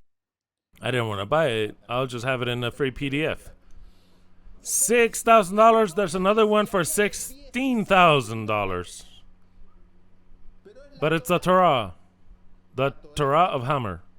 That's why he named it the Testament of a New Medicine. So then, that's why I told you that if Elohim would give me the privilege of judging this man, pretty much the guy is already judged. Why? Because what he gave, look, they came and told him, university said, look, there's a lot of stories that I can't tell you because we'll be here 3 hours talking about him only. They said, look, if you say that 30% you're wrong, then yeah, we'll let you practice medicine, but you just have to say that in the 70% probable chance you're right, and in a 30, it's viruses, bacteria, and all that. He said, no, it doesn't work that way. It's 100% or nothing. If you demonstrate to me, all the universities of the world demonstrate to me one sole case that my law is not fulfilled, I abandon everything. And not even in judgments could they ever demonstrate to him that he was wrong. So then what did they do? They bombarded him. He had a clinic curing hundreds of people. The police came and obligated him to go home, and they put him in jail. No, you don't want to know. Poor guy, what he suffered, what he went through. The son died. Thanks to that, this truth came. Or if the son would not have died, he could not have discovered this truth. The wife died, and he confirmed the truth with that. And he started to confirm in the exact time when he had power in medicine, all the things that he discovered. First law, iron law of cancer or of sicknesses. It has 3 criteria. I'll read it to you and then I'll explain it. The first criteria, You see how Moses gave the laws? Well, this guy gave the laws of biology, and there's as follows: as valuable as the law of Moses. Every SBS, I want you to learn the terms. I want you to learn terms, or else you won't advance. You see how Yom Kippur, you already know what it is. I don't have to explain what a Yom Kippur is. Okay, I want you to learn terms. SBS, a term. DHS, another term. That's why I want you to look at this many times. We have to purify the sanctuary. That's why in Yom Kippur, there's no best subject for Yom Kippur. Wow, absolutely wow. I'm giving you another new Torah, but the Torah based in what? In medicine. I presented to you the new Moses. His name is Hammer, the new Moses. If you don't believe it, there's no problem. Go to the medicine, like I told you in the beginning. Look at what I have to say at the beginning. I don't know anything about medicine. What I'm about to say is barbarity. If you have questions, you're sick, go see your doctor. Look at what they make me say. Tell me if there's no absolute control here. Everything that I'm saying is complete insanity. Don't listen to me. You can leave. But I'll continue on with this insanity. The first law has strict criteria. First criteria, every SBS means, and record this, in English it means Significant Biological Special Program, SBS. That is what he calls the sicknesses. They're no longer called sicknesses, but they're called SBS. This is the supposed sickness, okay? Doubts to what I said? Okay, no more questions, but doubts if you didn't understand what I said. Okay, so then every Significant Biological Special Program, or SBS, originates in a DHS. What is DHS? Dirk Hammer Syndrome. With the name of his son who died, and thanks to his son dying, that he discovered everything, he said, I'm gonna baptize this, what I'm about to explain, with the name DHS. Dirk Hammer Syndrome. Are you following? Okay. What is this? This is a biological shock. I'm about to explain. Don't you worry, I'm about to explain. So then it says it's got its origin in a DHS, or Dirk Hammer Syndrome, which is a conflict. Is this a conflict or shock that's very sharp or dramatic? But wait. It could be dramatic for the person, but not dramatic for another. I will about to explain. It's the way we perceive reality. You're about to understand it. I can assure you'll understand it if you want to. Unexpected and lived in solitude, which takes place simultaneously in the psyche, which is what we think with, the brain, which is the physical part from within, and the organ that corresponds. I'm about to explain, but that is the relation. Okay, psyche, brain, organ. Psyche is all our thoughts, either true ones or false ones. Everything which our soul, but the brain, which is physical, and the organ, which is physical, there is a relation like a triangle. Second criteria, the content or color. He calls it color. I'm about to explain. The content or color of the DHS or conflict. You already understand what DHS is. When I say DHS, what is it? A shock. Think about that. A shock. DHS, conflict. DHS, conflict. But not any conflict. Not the conflict with your wife over there. I want to eat this. No. I'm about to explain what conflict it is. Exactly. So then DHH is a conflict that is determined. Okay, the content of the conflict determines the location of the HH. HH, you don't have to memorize this or anything, but HH, this doesn't go. HH is a hammer focus, but it's in German. HH means a hammer focus. Why is it called a hammer focus? Because they mocked him. The guy started to say, oh, yeah, the hammer focus. But it was mocking him, and it stayed that way. A hammer focus and hammer, it's a hammer shirt herd.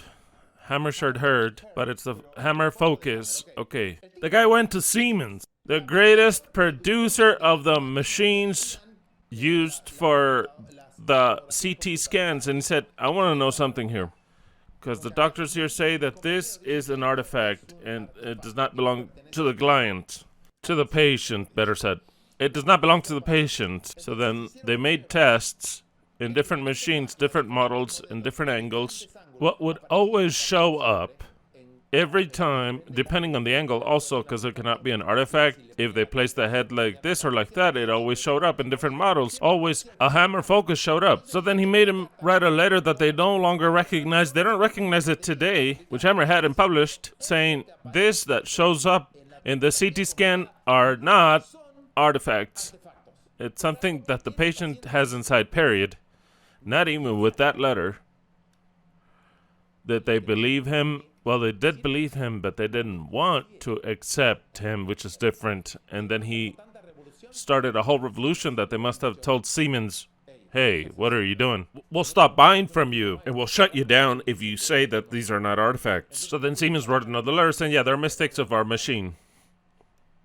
As I'm telling you, one says, well, what type of injustice? This world is full of injustices. It is nothing but that's why I'm telling you that we're in the darkest ages of the world when people think that they're in the most highest technology age of the world. We're in the age of the most deceit of the world. That is the truth. Oh, that the Middle Ages, the Dark Ages. What are you talking about? These are the Dark Ages. There's never been a darkest era than this one. Unless you see light in darkness. What I mean to say is that you believe and call darkness light. That which is bad, good. But Elohim, in one way or another, raises his elements, raises his Moses always. He always raises his Moses and shows us the truth. It is in you if you want to accept it or not. So then the content or color of the DHS, or the DHS of the conflict, determines the location of the hammer focus HH. In the brain, we've already explained that. So then it depends on what conflict it is. It'll always be in a determined place, depending with the color of the conflict, and it'll affect a determined organ very well. I am afraid I've already explained one. If I'm afraid, in an exact certain part of the brain, you'll always see the one that controls the lungs, and what organ will be affected if I'm afraid. The lungs. Always and in every case. Never because of fear will you be affected in the heart or the stomach or the leg. There's fear of death. The lung starts to work. Very well. So then, that is the second criterion. There's always that relation. Third criteria, every meaningful biological special program, or SBS, synchronously runs at the same time, parallelly, on the three levels. The psyche level, which are thoughts, the brain, that's physical, and the organ. It's not that first you get the thought, and then later to the organ, and then later to the brain. No.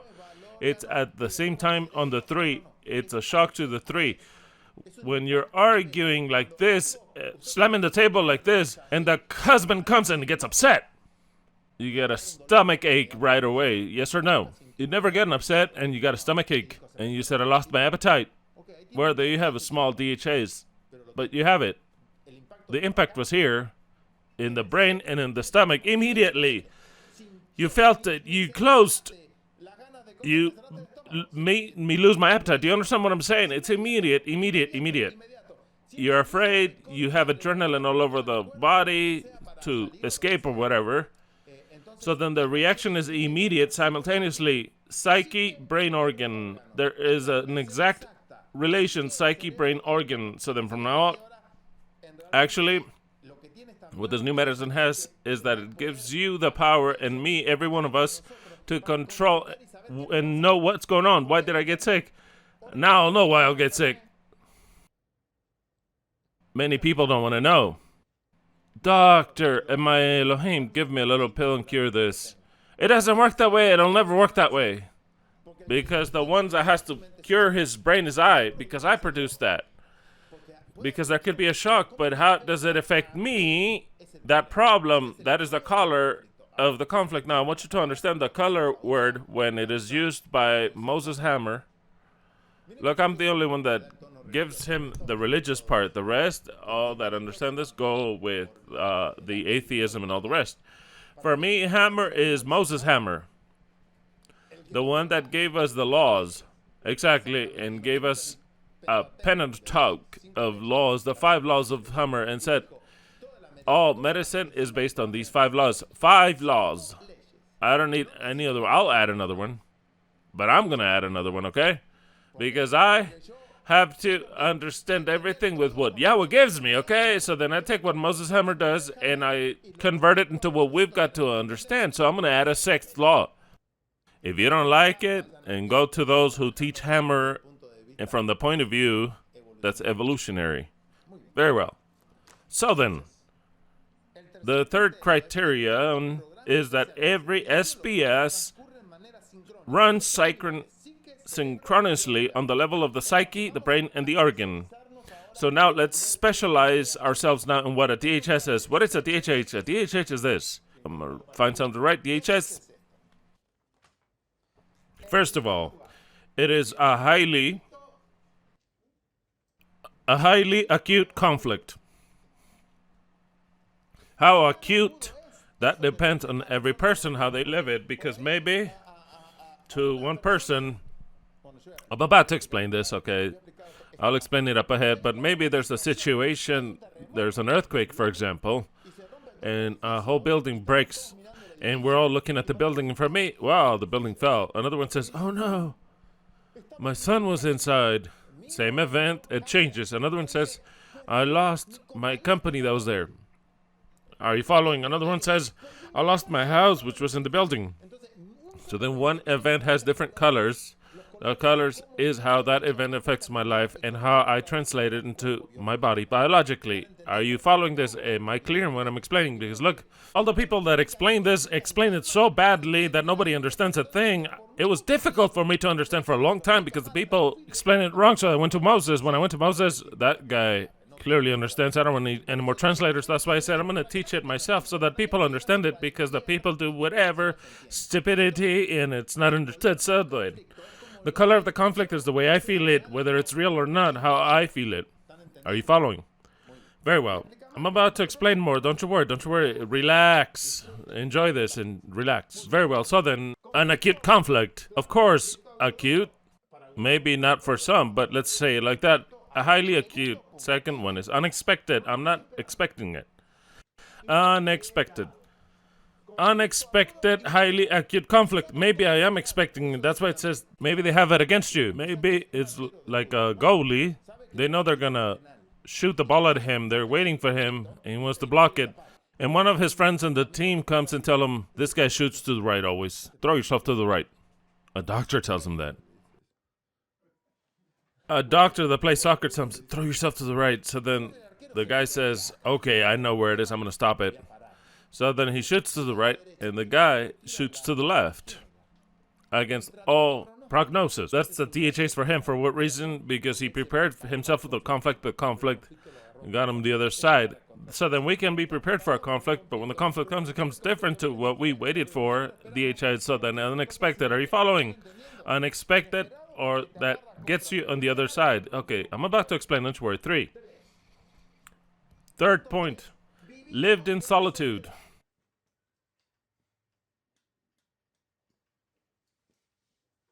Lived in solitude. I'm going to add another point there. That Hammer mentions it but does not add it on the law. I don't want to change his laws. I'm just going to add another law. Because I'm going to add another law. I mean, he discovered the laws. I'm going to add another one, whether you like it or not. You can throw my 6th one out if you want. I'm going to tell you later. Lived in solitude. I'm going to add another point, but I'll add it as a 4th point. 4. Lived in solitude without solution. Hammer agrees with this. He's not agreeing with this. That is not right. It's got a biological shock. Without solution, number 4. Apparently. Without apparent solution. Everything has a solution, but without apparent solution in that moment, not a part of the law of Hammer, but he mentions this, so then I add it there so that you understand it easier. So then an acute conflict, unexpected, lived in solitude. Why in solitude that you don't tell no one? No. Maybe your wife knows, maybe your husband knows, but you say, why did this happen to me? no one can understand this to me because it's happening to me. Every conflict of you live in solitude either way. Unless you really open yourselves up and say, and some people that talk a lot, then you can let it out right there. But actually, in one way or another, they live it in solitude and they form a DHS. And without solution, because if it had solution, then there wouldn't be a conflict. If you found the solution, then there's no conflict. So then without solution, apparently for now, those are DHS. Remember that. DHS, I'll repeat again, acute, conflict, unexpected, lived in solitude, and you cannot find a solution. That is a conflict, okay? It is very clear, okay. Very well. So then, DHS is not a psychological problem, okay, mind you. It's not a stress problem or the daily problems at all. A DHS only exists when you have these four conditions that I've just mentioned: an acute conflict for the person, unexpected, lived in solitude, and without apparent solution. DHH initiates always an SBS. Always. When there's a DHS, it initiates this, but careful, because it could have many of these, and then it's more problems. It could initiate only one. I'm about to explain. It could initiate one SBS, or it could initiate 3, 4, or 5. At the same time, only one DHS can initiate many of these, or one of these initiates one of these. Every person will live the conflict differently. Even a husband and a wife differently. Hammer and his wife lived one sole conflict, which was the death of their son. Hammer developed testicle cancer. The wife had breast cancer and then other types of cancer because she could not get past that loss. And then she had a heart attack because from the loss from a loved one, she could not get over it. Hammer got over it. And even though he had only one testicle, because when he cut his testicle off, he cut it off. He didn't cut it off himself. He believed in the science that he practiced. When he started to discover all this, he noticed of why he cut his testicle. My testicle is fine. Why did I cut it off? That is the secret. And there's a text origin saying he believed. He said one thing but did another. That's a lie. He operated the testicle before finding out these laws. But I'm telling you, online you'll find attacks against flat earth, yes or no? Does that make it false that it's flat? No. You're going to find a furious attack against Hammer. But who attacks? Pharmakeia. In all the ways possible, they attack Hammer. Very well. But you want to prove whether this is true? Just check your life with what I'm about to teach you to see if there's something. If you had a sickness, look to see if you're right. It is fulfilled in every case, just like that, like law. That's why it's a law. It's not a by chance. Look, the 5 chances of Moses. Imagine if we read the 10 chances of Elohim. What is the commandments of Elohim, which are fulfilled like laws? 10 laws. 10 laws. Okay, these are the 5 laws of Moses, alias Hammer. And I'm going to add another one. Hammer. Very well. So then, a DHS could initiate many DHSs. For every DHS, without the attack, the shock, there is an SBS that speaks in a primitively animal language. Okay. This to other people it's difficult to understand this because they're rational and it's difficult for them to understand. Our primitive language in which the 3 layers of the brain speak, it's not our language. I want to have a house, for example. I desire a house. But my internal language does not understand house. It understands morsel. I want you to understand that. Because it's kind of like all our programs are written in the same way like an animal, identically. When Elohim, for our own biological protection, so then I, which I understand that I exist, not like an animal, does not understand. They'll never say that they exist. They don't understand. He only feels. The animal feels.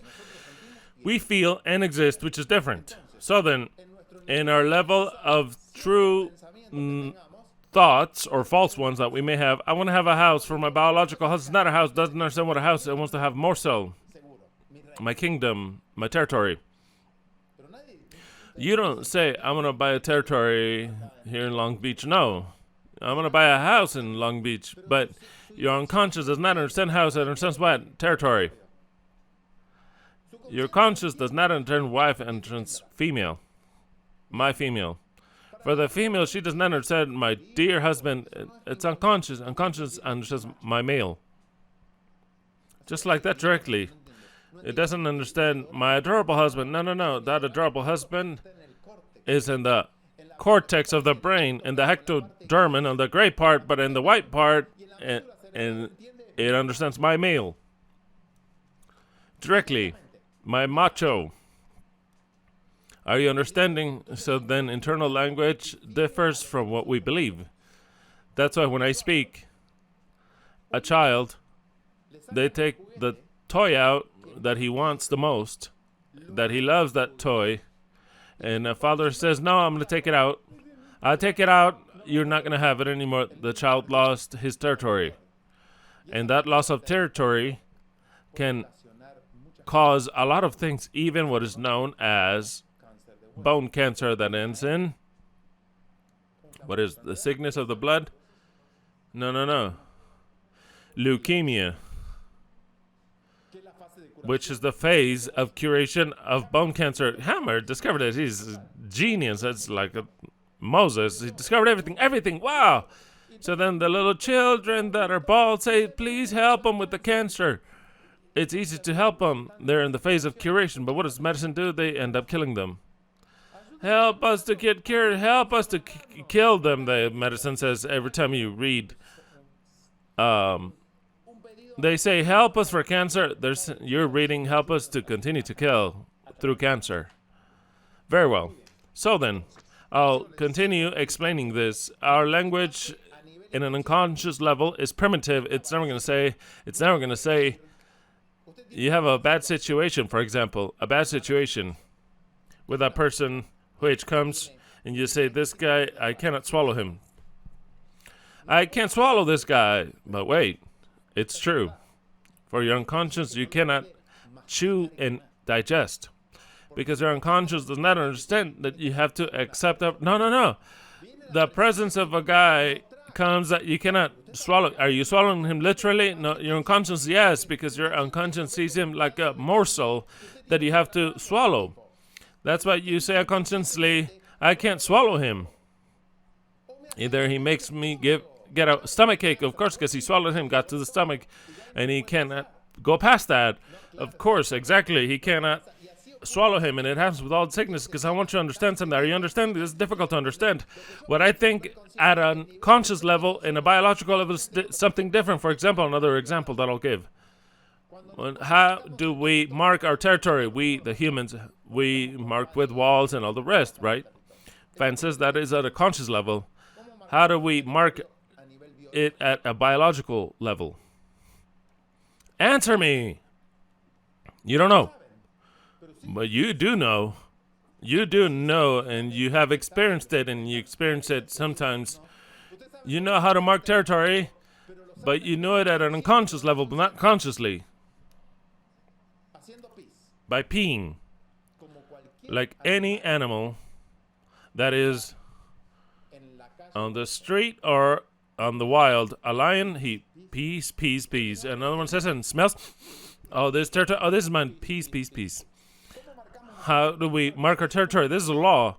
When you have problems in the bladder, you have an infection of the bladder. It's not that a virus came in. No. You're marking territory. You don't notice. You desire something that when you relate it, you'll notice.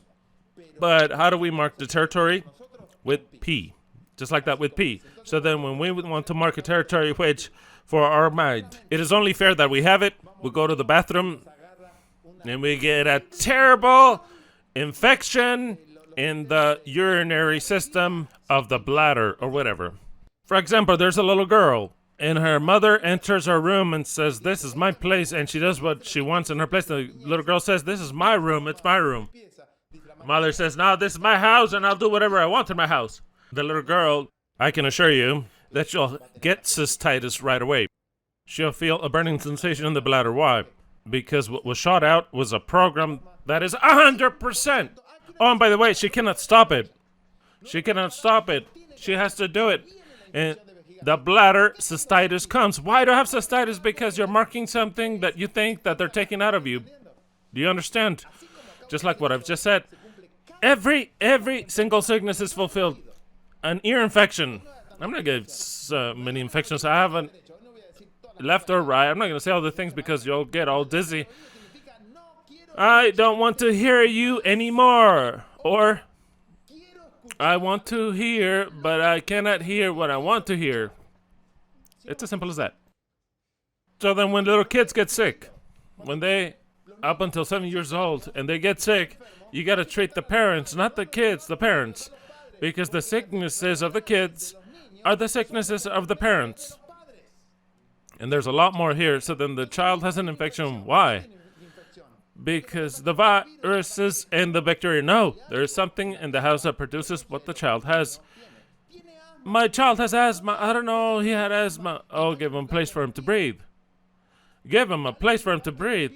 Oh, poor thing. It's not my subject today to explain every sickness, because every sickness has its biological sense. Absolutely. Okay, so then, I want you to understand, I've explained that about peeing so that you understand that we're primitive at an animal level of what we do without thinking.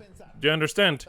All our system is written that we don't know what is there, is what Hammer discovered. When you feel this, this happens. When you feel loss of territory, it goes to the heart. When you are afraid, it goes to the lungs. When you feel that you do not have enough to feed your family, it goes to the liver. When you feel out of place, it goes to the kidneys. So then the guy wrote a testament of thousands of patients, and you can read it and say, oh, this is marvelous. Because every sickness, I know what conflict I had. And if I have a conflict now, I know what sickness I'll develop. So then in order to not develop that supposed sickness, which is an SBS, better to, when I get to that point, and I know that I'm feeling something when I have this whole news, it's better that I let it feel or fix it quickly, because my body will fix it, whatever it might be, whatever I want to or not. Do you understand? This is marvelous. Absolutely marvelous. So then why? Well, I haven't explained this yet. Well, yeah, because I lose the order. I want order. So then for every DHS, there is a special program that speaks in a primitive animal language. Fear, conflict, I'll give you some. Nest conflict, problem, cancer in the breast. All the women, at some point in time, or most will develop cancer or tumors. There's no such thing as malign cancer or benign. Absolutely, they're all benign. All benign. Oh no, they're all benign. Now, why do they come? When I see a woman with breast cancer, I know where it comes from. There's no need. There's no need for her to tell me anything. When you know all this, you see a person, you know what problems they have. Now you have to find out how they felt that emotion. What thing? Because it could be with her husband, mother, father, with their little kitten that died and thought it was a son. You have to discover what. That is when actually a doctor helps the patient to understand and really makes a treatment, not a false one, that makes them get healed.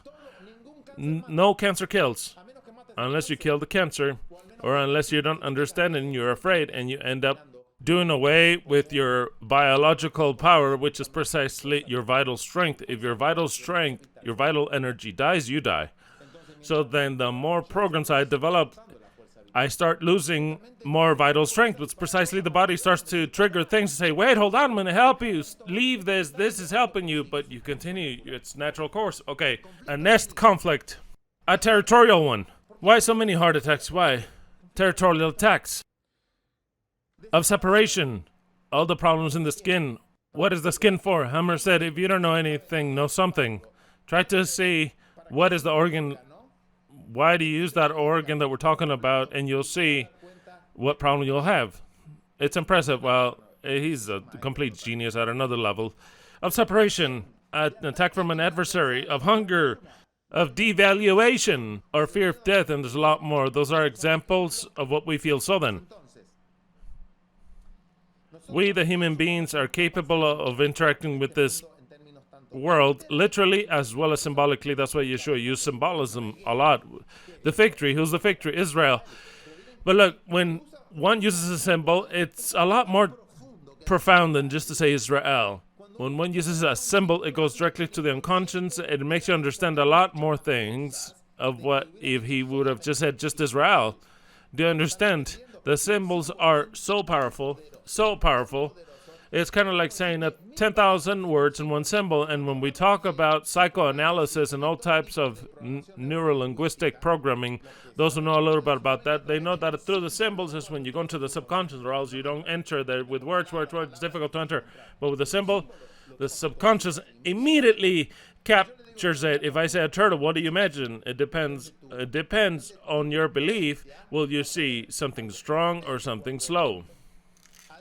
Something that lasts a long year, which I would like to be like a turtle. No, the turtle is too slow. Another one would say, no, I see it as a way of camouflage, or depends on your beliefs. If I say an eagle, many would say murderers, others would say majestic.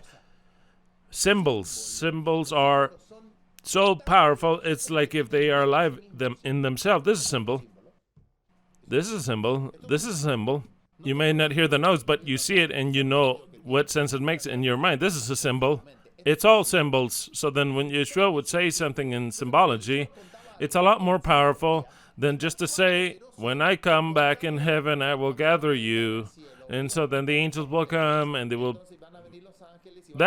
That's fine.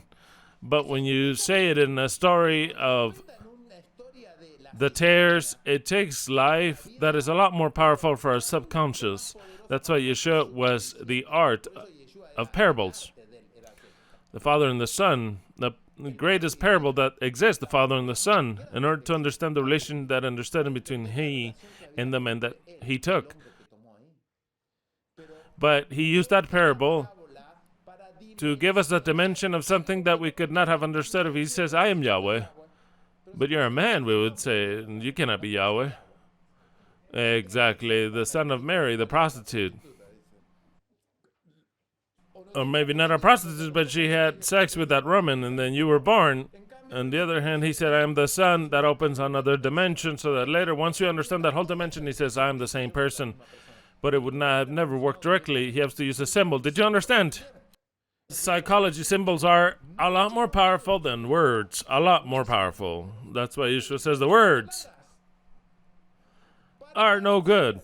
He says, but what I teach is spirit, is truth. And what is the spirit? The spirit of the symbol that is behind the truth. Very well. I see that we understand all this. So then it says, so then I continue on with what I wrote here. The human beings we are capable of interacting both in the world of literal terms as well as symbolically, and we can suffer these conflicts in a figurative way. That's a problem. For example, pay attention, breathe, so that you can understand what I'm about to say. These are definition. The loss of a house or of work can be translated as a conflict of loss of territory. In other words, I am the boss of a company and I have employees, which makes me feel good. The day they kick me out or I close the company, what did I lose? One would say he lost his job, look for another one. I lost territory. And that person immediately gets chest pain. Immediately, because of a low hammer. If he feels that, if he doesn't feel that, he says, okay, that was not my territory. And he mentally works. But if there's no work mentally, in like crazy horses like up until today, that where we think whatever we want, oh, I lost my job. Your mind says, lost my territory, not your job, because it was your territory. It depends on how you live it. Do you understand? Immediately, you have chest pains and then a heart attack without any room for doubt. Very well. So then, an offensive comment, oh, they're criticizing me. It can be translated as an attack, conflict. For oh, look what that dog said. For me, my subconscious and the programs that could be triggered, this animal is attacking me. He does not see a person. My mom said I was ugly. It doesn't see my consciousness. There's a lion that wants to bite you, and that lion is my mom. And I relate it that way, and there's no one to let that feeling go. Because for me, it is my mom that is insulting me. But for my interior, which is the one that shoots the programs, is the one that he has I don't have the control. I'm going to have a cancer here. I can't say that. What? But I guide that. Your subconscious says, today I want to have cystitis. Or when I have cystitis, I don't no longer want to have cystitis. Wait, hold on. I handle that. So then what I think I want to handle, I don't handle anything.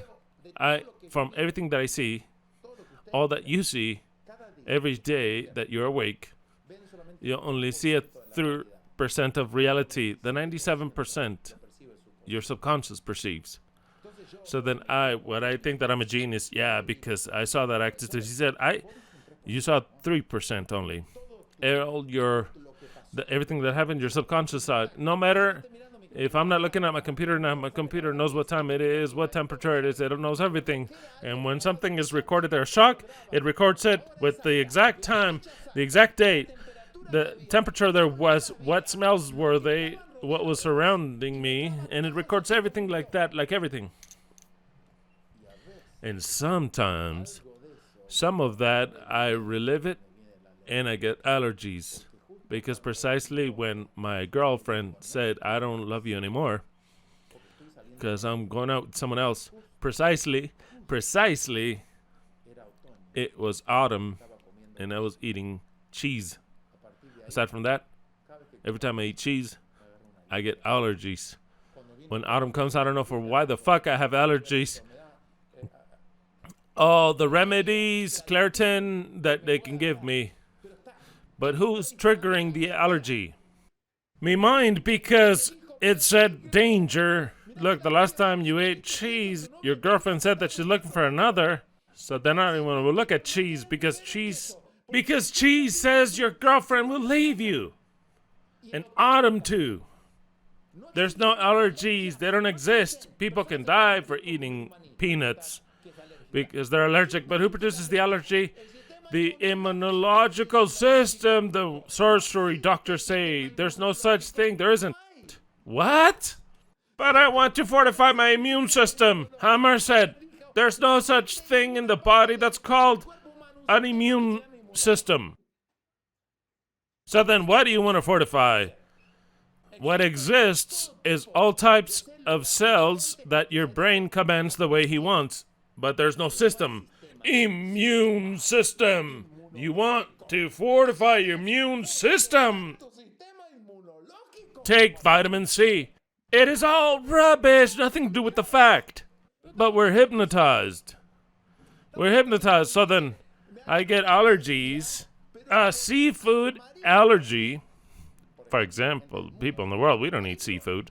So then if he gets a little bit of seafood, he gets an allergy that can kill him. He needs all types of medicine to stop what the body's doing. But the body's saying, don't eat that, because at some point in time you did something that puts you in danger, your survival, so then your life. So then Hammer said, so then this comes from evolution, Hammer said, because what happens, the animals, not one animal after another has to come and touch something that's poison. How does an animal know that there's a plant that's poisonous? Because a deer came, well, I'm explaining what in evolution is thought, but Elohim did that so that the animals learn. A little deer came, oh, this is a nice plant. Let's see, what do I eat, the red one or the black one? I'll eat the red one. It died. Deer died. So then, another one was looking here. What's going on here?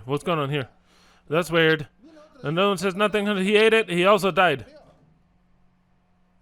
So then the mind of these things is, wait, there's something weird here. You shouldn't eat that. So then what's produced is the allergy for survival. So then the son of those who survived this already comes here and says, It smells. Oh no, this poison. Ew. Allergy starches on. Don't eat that, because it is a transgeneral memory. This way you have the transgeneral memories to protect those who come later. So then a whole memory is formed saying this gives allergy, and it gives allergy to everyone. And the deer says this you shouldn't eat. You should eat this one. And that is how everything is developed. That is why I was looking at it from the evolutionist way I see it, that Elohim placed laws so that we learn. So then this is absolutely, absolutely incredible. So then, an offensive comment becomes an attack. To feel abandoned by your significant other, parents, children, is to feel abandoned. Can be translated as, depending on the person, like an abandoning conflict.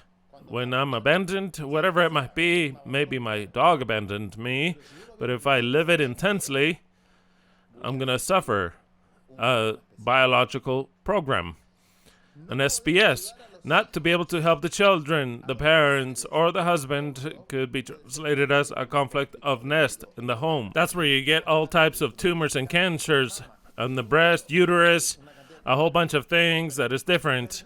To lose a job and to feel that you're going to have problems to be able to buy food and to feed your family is translated directly as a conflict of hunger. There's hunger, the liver starts to grow because it wants to conserve and get the maximum of what you can get from what you eat. The little bit of you can eat, it wants to precisely for your liver to store, and it starts to get bigger. And it ends up what? In liver cancer. Not to forgive oneself. To be demoted in category. Or to feel old. Not to forgive oneself for what you did, and you forgive yourself. You don't forgive yourself, you're going to devalue yourself, whatever it might be. Whatever it might be, if you as a person do not forgive yourself, you're saying, I am not worth anything like that. I'm worthless because I'm not able to forgive myself.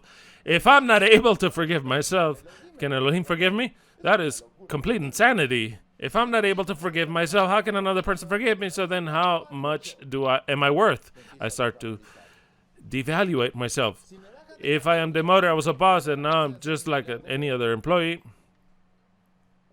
I was very cute and attractive and a piece of shit old man. Or a lady that was very attractive with precious legs, and now she has varicose veins. The flesh is falling off. The face starts to get old. I'm getting white hair.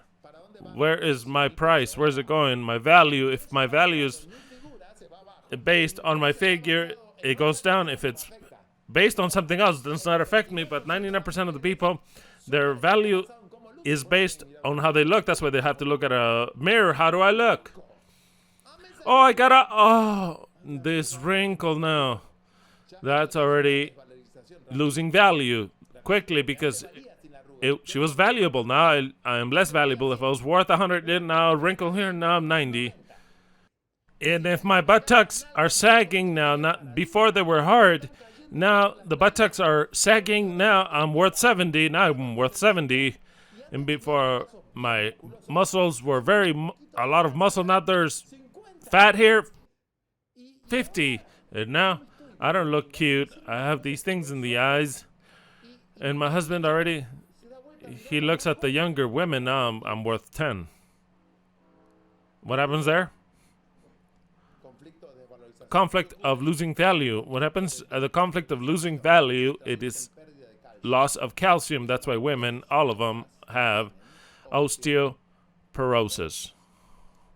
And if not all of them, after menopause, they get it. For what reason? Because after menopause, the little value they had, which was a fertile woman that could give children at a level that's unconscious, when she can no longer give children, the last value she had as a female, as a fertile female, she's no longer fertile. What are you good for? No, I look old, I look ugly, I'm fat, and to top it off, I can no longer even serve a husband in a biological sense. I'm no good. And then as the person, no, it's Coca-Cola. What the heck is going to be Coca-Cola? It's your mind that produced it, and unless you reevaluate yourself completely and you change your way of thinking, you're going to break the last of your bones. That's it. It's over. It's as simple as that. Hammer said, this is the law, and it's fulfilled in every case. Now, man, when does he start to have problems in the bones?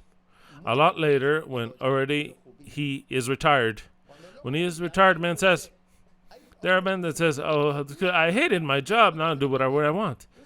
But that's a little bit of men. Other men says, I'm no good anymore. I have to be at home sitting, watching this piece of shit lady. And she's talking to me all day and fighting me. I don't even want to listen to her. No, I wish I was at my job. At least I had fun with other men. I didn't earn a lot, but I had fun there. Now I have to be every day at home putting up with this broad. I'm telling you what's typical. Loss of value brutally. I lost where I was happy, which was my work, which I produced and I earned. Now I have to be at home next to this woman that I cannot stand. Let's suppose the case that he does stand the woman. But what did he lose? He lost his status of a worker, an earner, and now, they're saying, you're going to get a little government check. So then it says, and the mind says, why do you get that if you're not working? Because consciously I paid for it. You paid for it? For your unconscious, you're not working. What the fuck are you getting? That's the way it is. You're getting a little bit of help, and no man likes to receive a little bit of help, okay?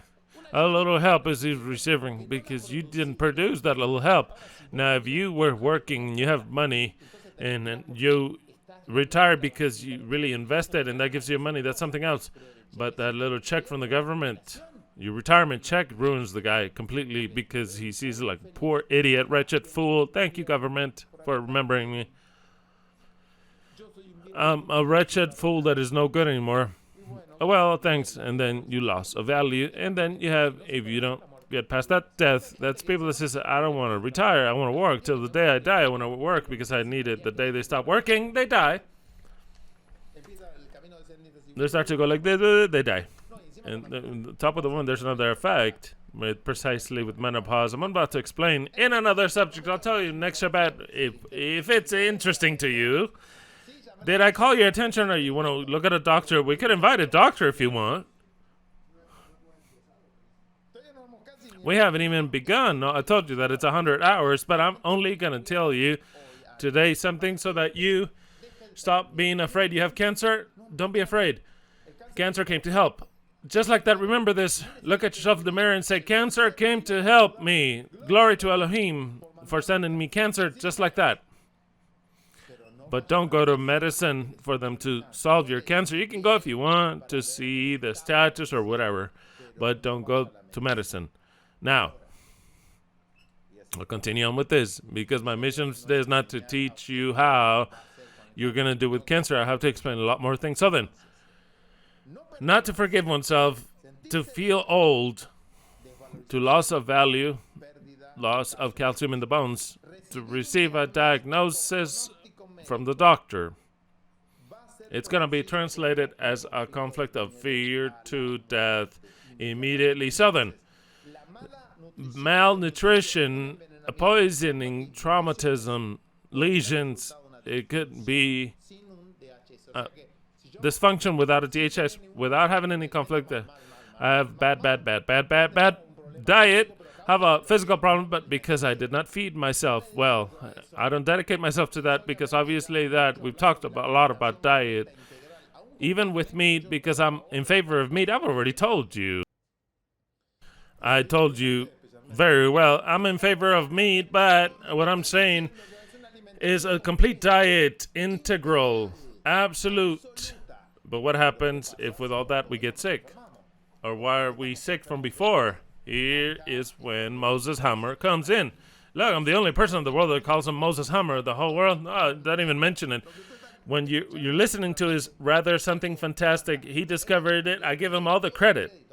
Oh, no credit to the biodecoders or neuro emotions. All they derive from this genius. And this genius whose name was Reiki Geared Hammer. There's other disciplines that are excellent, but if it weren't for him, they'd be dedicated to something else. Do you understand? He is the genius, and you want to know the law, you have to go there. That's where you got to go. Where? To the new Germanic medicine. New Germanic medicine. He had to add Germanic, because they would not accept as the new medicine because there's a lot of new medicines. He could not register it because he wanted to register it, and he had to register it with new Germanic medicine. You know what happened? Well, I'm going to mark where I'm at. There's something that's completely controversy. What I'm about to say, well, if Hammer said that was not controversial, what I'm about to say, it exceeds what's controversial. And there's a whole lot of sites against. But I believe Moses Hammer. Moses Hammer said, the Jews stole the new medicine. What? He went to Israel. He got together with rabbis, and he has proof. He has the letter of the rabbis, and the text say that he was not a rabbi, blah, blah, blah. The Ashkenazi, when they saw the light, the Ashkenazis that live in Israel, when they saw the light of what the new medicine gave, which was pure light in a world of darkness, they said, this is what we want, but we're not going to give them any credit. And every Jew in Israel is treated with the new Germanic medicine. Now, if you are Arabic, you don't get treated by it. That's why I say it's controversial, because that's very hidden, and Hammer denounced it in a lot of letters saying, you're murderers. I discovered this. I didn't make this up because they're laws of Elohim. Do you understand? I discovered this for the whole world, not for you.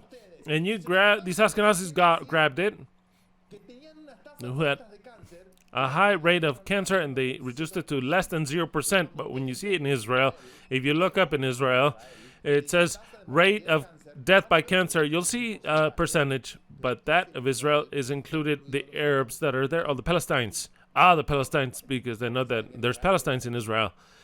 But the real rate of the Israelites is less than 0.4% of cancer, when in the whole world it is impressive, the millions that die of cancer. So then what is going on? He said this medicine is a genius, but it's for the chosen people. Only for the chosen people, for the Goyim, because in the Talmud says that the Goyim, it is not for them, because these are laws that are divine. That is what happens. That the 5 laws of Hammer are divine laws. He says the 5 laws of Hammer, they're not of Hammer. Hammer discovered those divine laws. Are you following? 5 divine laws that they said, wow, this is the truth. And to all the Jews, they treat them with the Germanic medicine and not the rest, and they hide that. The Jews, they don't give them chemotherapy unless they want it, and they don't care because they know there's all kinds in everyone, right? And that was denounced by Hammer, and they treated him as a Nazi, like a Nazi. But what he said, you can look it up online, it's real. In Israel, they treat the sick in their pictures, but the whole process that Hammer teaches, those from the outside, they prohibit them to be treated unless it's really a Jew. If you're not a Jew, you're fucked. The Hammer medicine is the medicine for the Jews, and the Jews of all the medicine outside of the world, which are the ones that rule the Goyim, this medicine is no good. That's only for us. Only for us. Not for the rest. Imagine for 1 out of every 4 Jews smokes in Israel. 1 out of every 4 Jews smokes. You're all going to see the Jews smoking, drinking, and with the Torah on their hand, smoking. The thing is that there's no deaths, maybe 20 deaths maximum of lung cancer. How do you explain that? If smoking gives cancer, why do all these Jews don't die of cancer? That's weird, right? Why? Where Agustin? Well, where did you go, Agustin? Where's that place? Cambodia? What was it? Thailand? Everybody was smoking. They were old, right? Little old. Eating a lot of pork. Eating a lot of pork. And eating also a lot of garlic, and also all type of seafood, right? But smoking, why aren't they dying of cancer? Why not? Because they are not afraid of death. So then, when the fear of death is triggered, the whole body and the cancer and the lungs, which is supposedly to get more oxygen, whether it's fulfilled or not, the body does not care. The body says, you need more oxygen, I'll generate more cells. Whether they function or not. Because it's an old program of the animals. I want to explain something. What time is it? 3:30? Well, I'm on the first law. And I want to advance more than the first law. I'm not going to advance more because we're going to continue, since it's so interesting, if I give it in the following Shabbat, fresher, you already chewed everything that I've just said, that the sicknesses are SBSs. What's the last thing that I said that I was going to say? In nature, when a gazelle sees a lion and starts to run, her lungs start the cellular proliferation. But for how long is the gazelle going to run? For a couple minutes, not for 3 hours, because she didn't have the energy to run the lion. It's just a couple of minutes. Either she's saved or she's caught. So then that cellular proliferation, all the vessels opened up, dilated to take more air in. But what happens if that gazelle started to run for 2 hours? You don't see that in nature. Animals are not afraid of dying, except in that moment, and then they stop. We're the only animals that develop a fear of death continuously. I'm afraid of dying, and continuously. And so the lung starts what would be normal in nature for a little minutes, but it doesn't take minutes, but it takes us months. And the fear of dying continues, and what happens, of course? Am I clear on what I'm saying?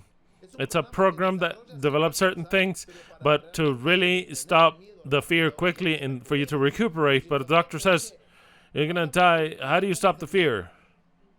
You cannot stop it anymore, so then it's going to grow uncontrollably until you change the fear. Are you following? And if you don't stop the fear, it's not going to stop growing. Do you understand what I'm trying to say? It's very important what I'm trying to explain. So then in nature, the processes are short.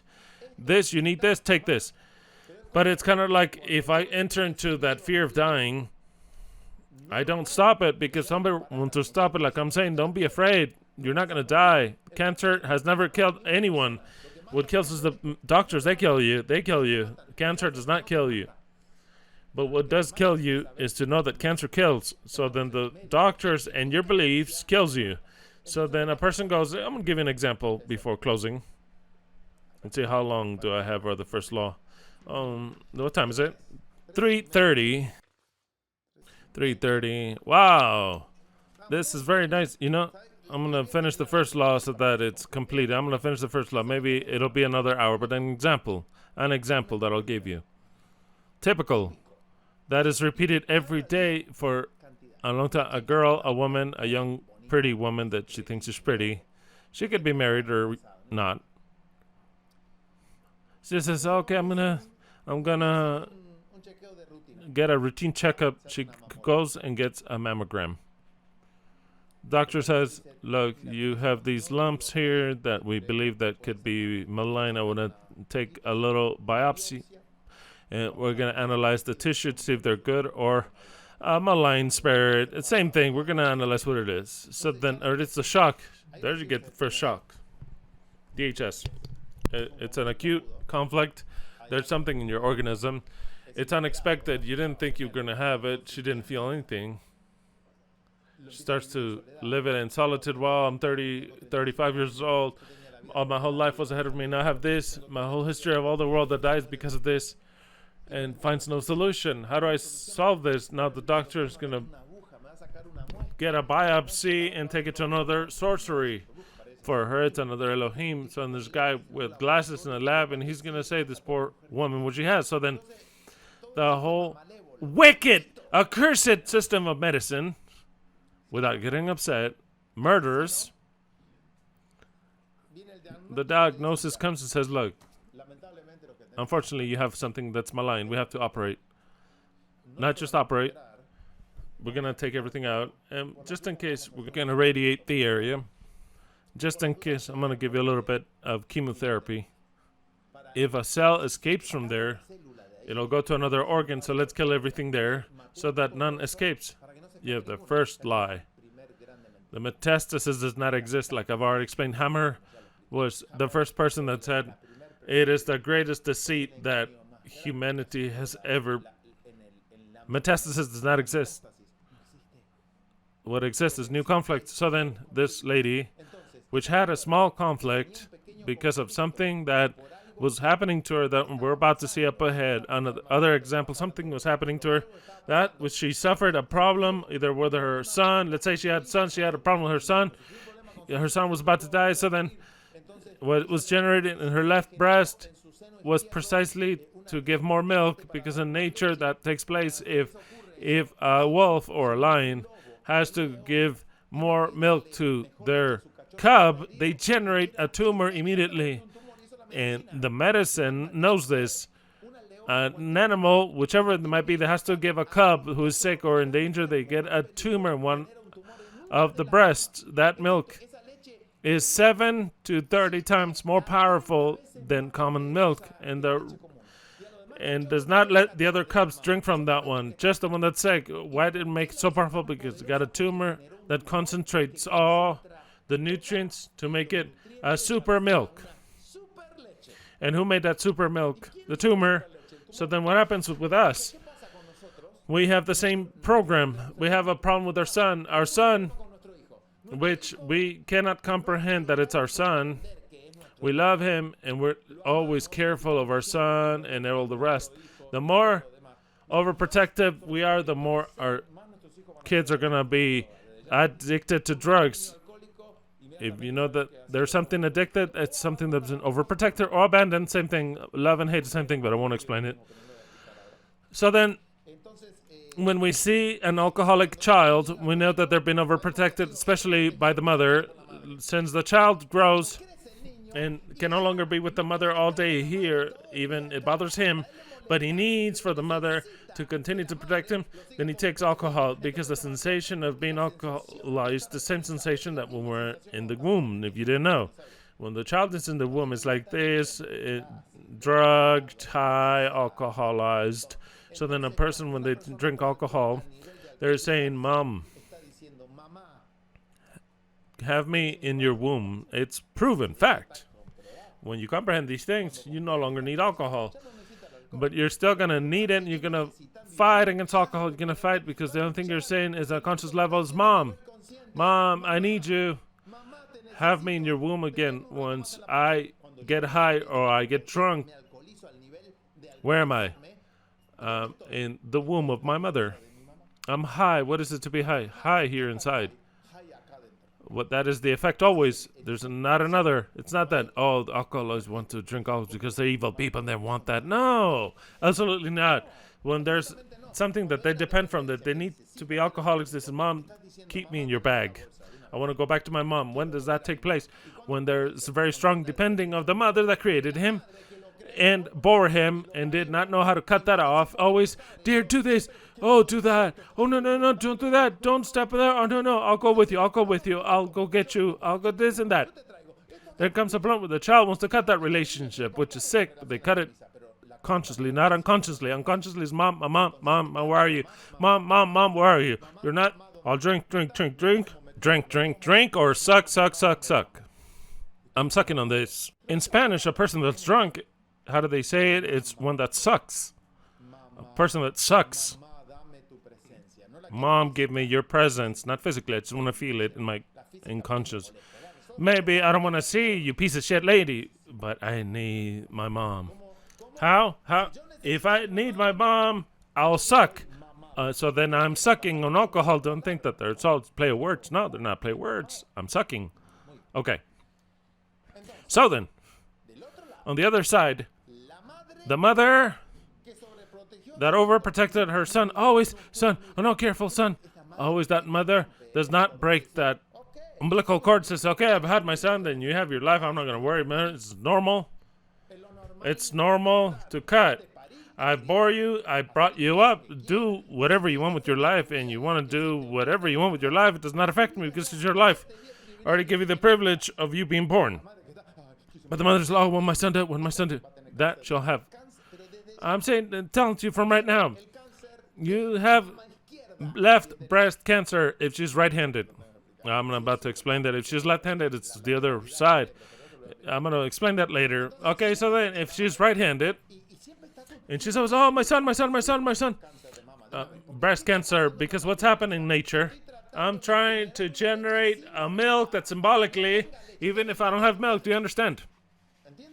Do you really understand or not? It's symbolism. How do I protect and feed my son who is sick, let's say? How do I protect him? By generating more milk. Obviously, it's not going to generate milk. It's going to generate, it's a tumor in the breast. Left one. And the problem is with her husband, she'll have the right one. And the problem is very great with her son. She'll have it in both also because she needs for both to be charged with milk. So it's a program that it's triggered automatically so that we don't die out suffering from our son. But how do we help that patient? That patient first has to cure her mind that her son is free. As long as she's worried about her son, that patient will die, no matter how much cancer you take out from her. She does not understand. If she does not understand and is not conscious that her son is a person that has the right to live or die, that has the right to be wrong and do his own life, he doesn't understand that, then she will live depending of giving him milk. Milk. Do you understand? Hammer discovered this. Impressive, everything. So then always, why does the breast cancer come in a right-handed woman? For what reason? To feed her son milk. And sees her husband like a son. That's why I'm telling you that this is art. Maybe they're married, but their husband doesn't seem like a husband, but like a son. And has a problem with her husband. Seems like if she sees him like a son, left one. Sees him like her husband, right one. And has a little dog. They got say, oh, he's dying. Oh, this is my little son, my son. But thought it was her son. Cancer. Because of a pet, cancer. Because cannot, for the unconscious mind, everything exists and nothing exists. At a conscious level, we have, I have enough. I'm 49 years old, just like you. For your unconscious, there's no age. For your unconscious, there's no past, no future. It's all present. What your mom did when you were 1 year old, it's like if it was today. In your subconscious, the way of triggering the programs, there is no past or future. It's all present. That's why when you start to feel something again, you feel it as if it was today and it was 50 years ago. A person that was raped 50 years ago, if you talk to them about rape or you see something, they relive it as if she just got raped. We're talking about 50 years ago. So then, our subconscious does not recognize the difference in time. It's all present. The great I am. I'm telling to you like that, I am. For your subconscious, I am. Not I was or I will, I am. When I say, I will study this and I don't, your subconscious says, oh, what incongruence. I wanted you to do it and you didn't do it. You start to have mental problems just like that. Never say, I'm going to do something, don't do it. Never say, I'm going to do this and don't do it. Just don't say anything, I'd like to do this. It'd be nice to do this. It'd be good, but don't say, I'm going to. Because if you say, I'm going to do this, in your brain, it all gets triggered to do that. When you don't do that, you say, you're a loser. You lose value, and it's not congruent. So then, for our subconscious, what they feel is not what our conscience feels. It's very different. We talk about a language. We understand a whole bunch of things. Our subconscious understands present today. Today my son needs feeding. What does my unconscious do? I generate more food, which is natural. Breast cancer to give more milk. What does medicine do? I'll go back to the story. This girl goes, and the doctor says, you have breast cancer. The doctor, of course, he's not of the new medicine, but he's of sorcery. We have to cut. We have to X-rays and radiation and poison you. All that to save you. At that point in time, the girl suffers another shock. It says it could be spread out. In order for it not to spread out, I have to radiate you with mortal rays and give you a little bit of poison. The whole treatment starts, and the girl's so worried. Really, she feels weak. And she's thinking, what if I got it to another part of the body? I'm going to die. Doctor says, you have to do another exam. Does another test. What I told you, now you have it in the lungs. It's spread out. And now in the liver, because the girl, what'd she think? I'm not going to be able to work. How am I going to feed my children? Do you understand? So then, there's no metastasis. It's new conflicts, new DHS. Who produced those? The doctor. The doctor. She went for a breast cancer that has never killed anyone. Is to say, oh yeah, you have a problem with your son. Immediately solve the problem with your son, and this nodule will disappear. How's it going to disappear? I'll explain in the following subject. It's the two parts of the sickness, the biphase part of the sickness, which is marvelous. I'll explain it later. You can look up information, but I'll explain it to you, but you'll understand it marvelously.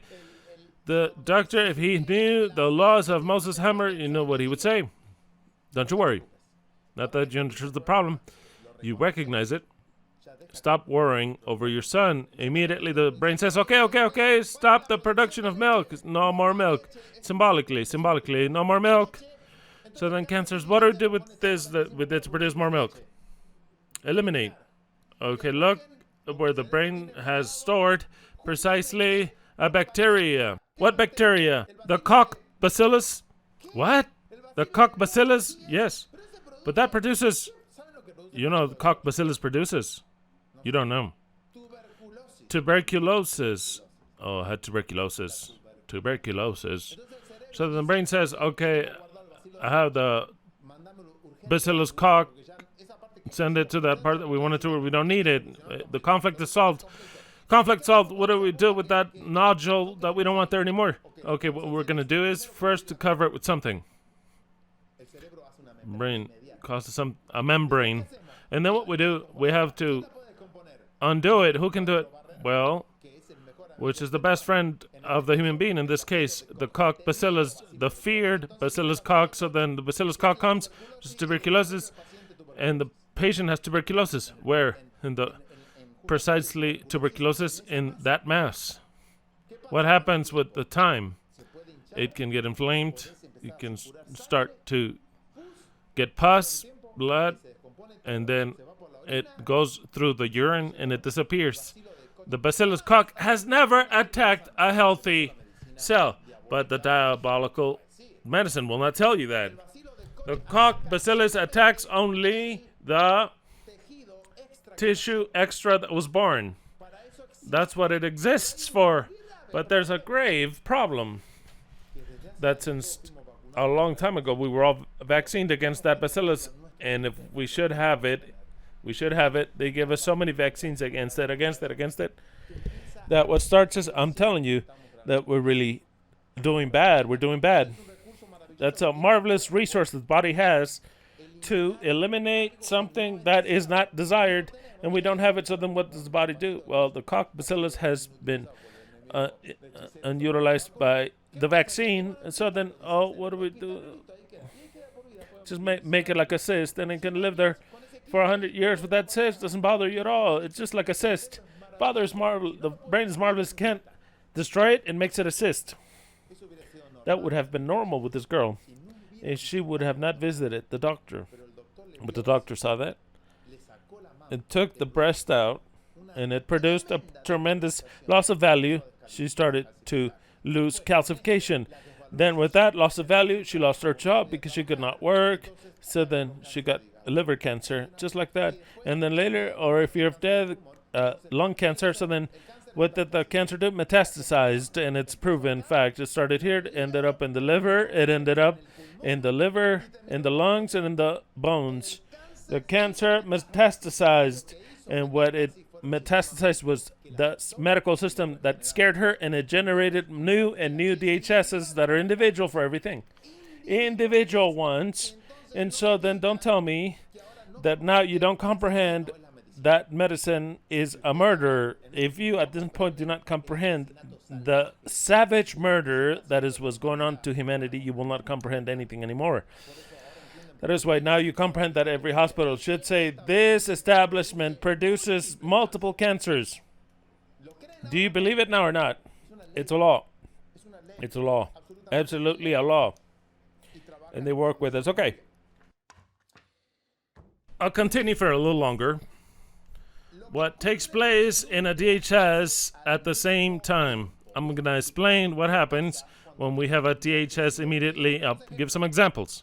You'll like this. I'm going to wrap up with this, I promise. I'll give you some examples, real ones, so that you understand. In other words, real ones symbolically, but what always happens. So then here come some examples so that you understand what goes on. First, I have to explain this. I'll wrap up. Happens in DHS at the same time. What was a DHS? An acute conflict, unexpected, lived in solitude, and without apparent solution. There's big ones and small ones. That's what happens. A big DHS who could give me a sickness or an SBS. That's great. Small DHS will affect me in something small. Okay, that's the way it is. So then, what takes place in a DHS? In the psyche. The individual is emotional and mentally in permanent stress, loses appetite and sleep, and is always thinking about the problem day and night. Loses weight. Their hands and feet are cold. That happens in the psyche level. What happens in the brain? Physically. What is produced is a hammer focus exactly in the place according to the color of the conflict. The color is precisely what type of conflict, how you lived it. What happens in the organ, because there's three things: psyche, brain, organ. You've understood a lot today, right? Psyche, brain, organ. It's all related. Psyche, brain, organ. So then, we've already seen the psyche, the individual is in stress, permanent basis, cannot sleep, is not hungry, is always thinking, what am I to do? What am I to do? What all I do with this? I can't do this. That's the psyche. The brain, there's a terrible hammer focus in the specific place, not just anywhere, in the surgically correct place, which corresponds to the organ. What happens in the organ, according to the color, the DHAs, the organ could grow. I'll explain this, not today. The organ can grow, the organ can shrink, or the organ can stop functioning. An example, a lung cancer in the active phase can grow because it wants to give you more oxygen. A testicle in the phase that's active shrinks. You want the testicle, but in the healing part, don't not get confused. It shrinks in the first part, but when you get to the solution, it grows. The pancreas that generates basically two hormones, glucagon and insulin. When there's a problem, according to the color of the conflict, it'll stop administering insulin. So then that does not grow or shrink. It stops functioning. So then I'll repeat again. When there is a DHS in the active part of the conflict, I'll explain what the healing part is, but that'll be next week.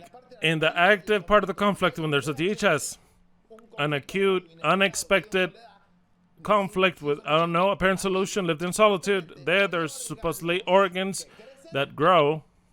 There are organs that shrink and organs that stop functioning.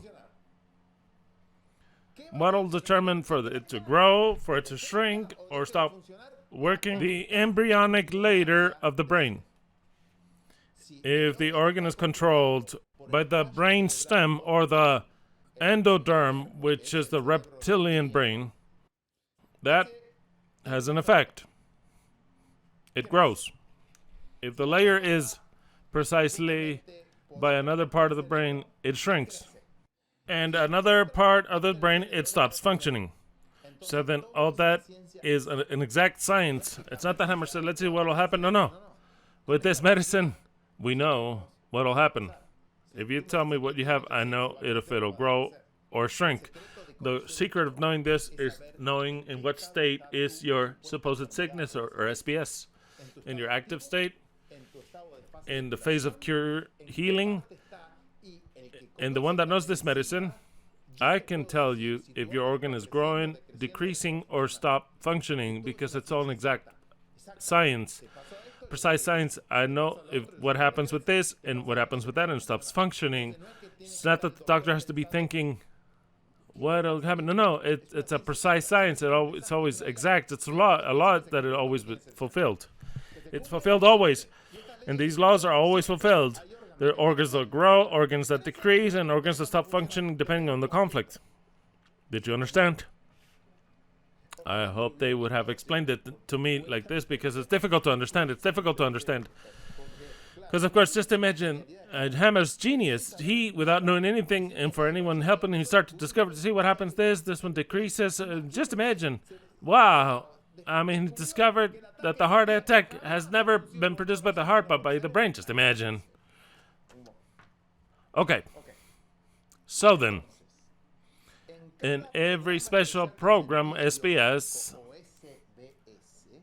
in every significant biological special program, both the conflict as the biological purpose are always related with the function of the organ or of the tissue that corresponds. For example, if a male suffers a conflict of loss of territory, the conflict impacts in the area of the brain that controls the coronary arteries. In that same moment, the internal wall of the arteries start to ulcerate in that same moment, producing chest pains. So then, already, medicine does not know what chest pains are produced by. Hammer says clearly, you have chest pains, you lost territory, there's another possibility. You lost territory, what did you lose? But this is complicated because, of course, if for a long time, I'll give you an example. I'm going to stop here. I'll give you an example. There's a wolf that has, 11 in his pack. A younger wolf comes from outside, not from the pack, because the wolves of the pack are homosexual. It can be only one male, and the rest are homosexual. They cannot compete. There's one wolf. They're female wolves. They're not going to be the wolves laying with the females. Only the leader lays with the female wolves, and the rest become homosexual. It's natural. It has to be done. I'll explain it another day. So then a wolf comes that was not homosexual, was not from that pack, and sees him. This guy.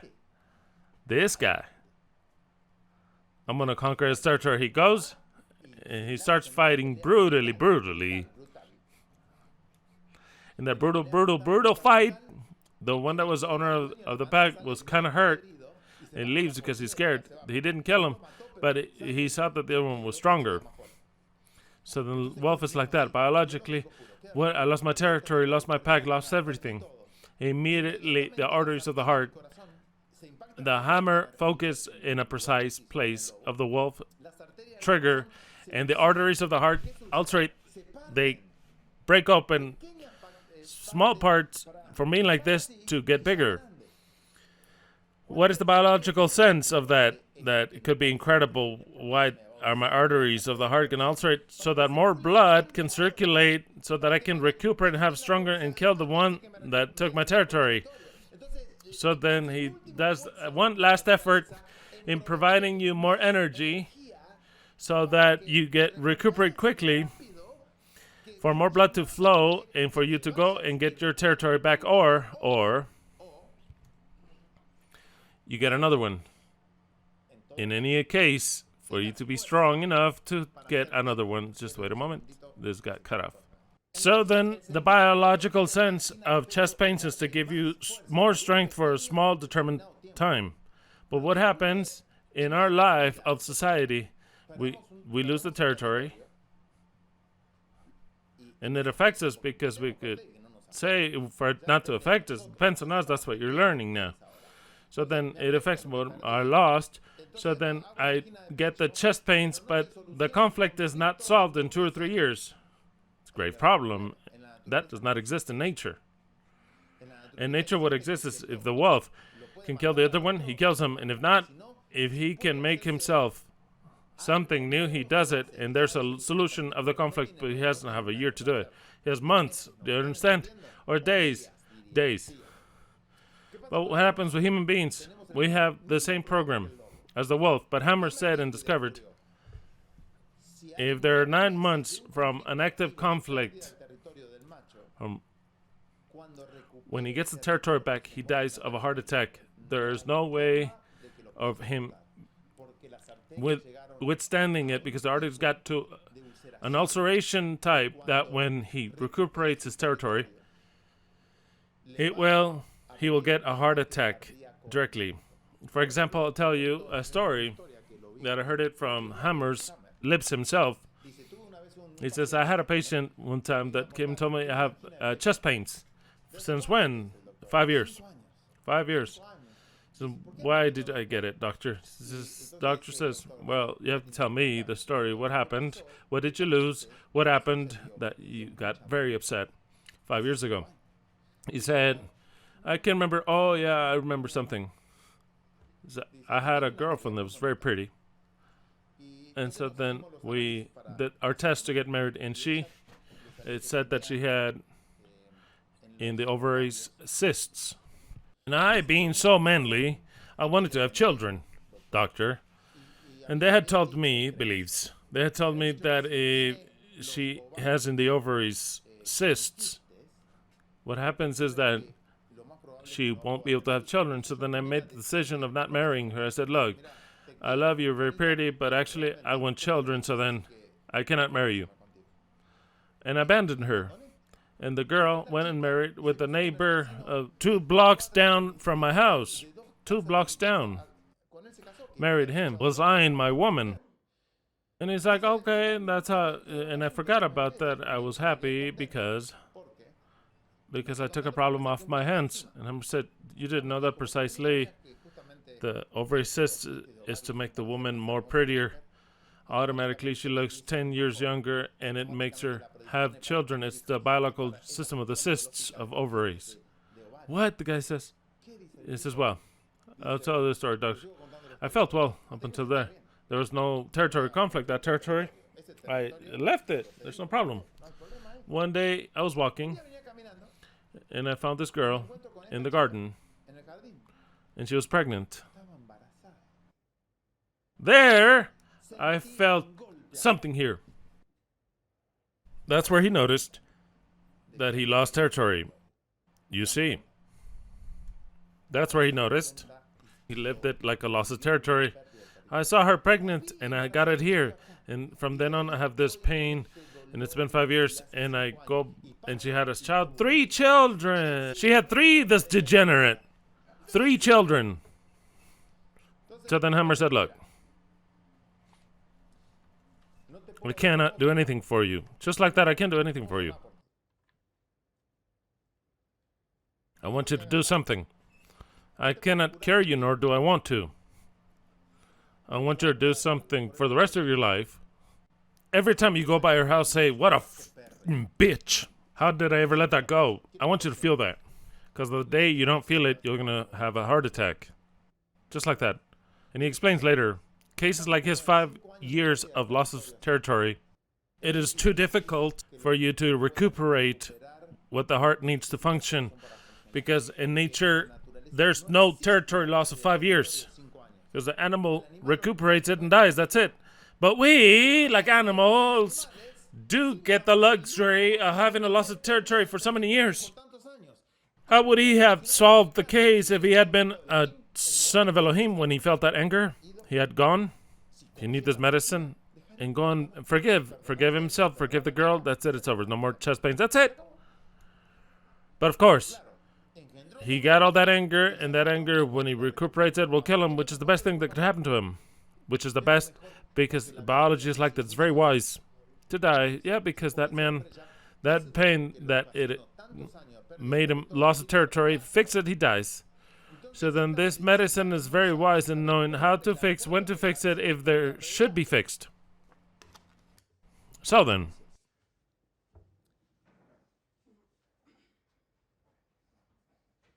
the biological purpose of the loss of tissue ulceration is to augment the light of the coronary vessel, that more blood can be pumped by minute to the heart. That gives the male more energy and more vigor in his effort to recuperate his territory, his lost home, or his place of work, to establish a new one if he can do so. So then, when a male loses his territory at work, the first thing he has to do is to recuperate it, or consciously say, I lost that work, but if I'm a son of Elohim, what job did I lose? That was my territory.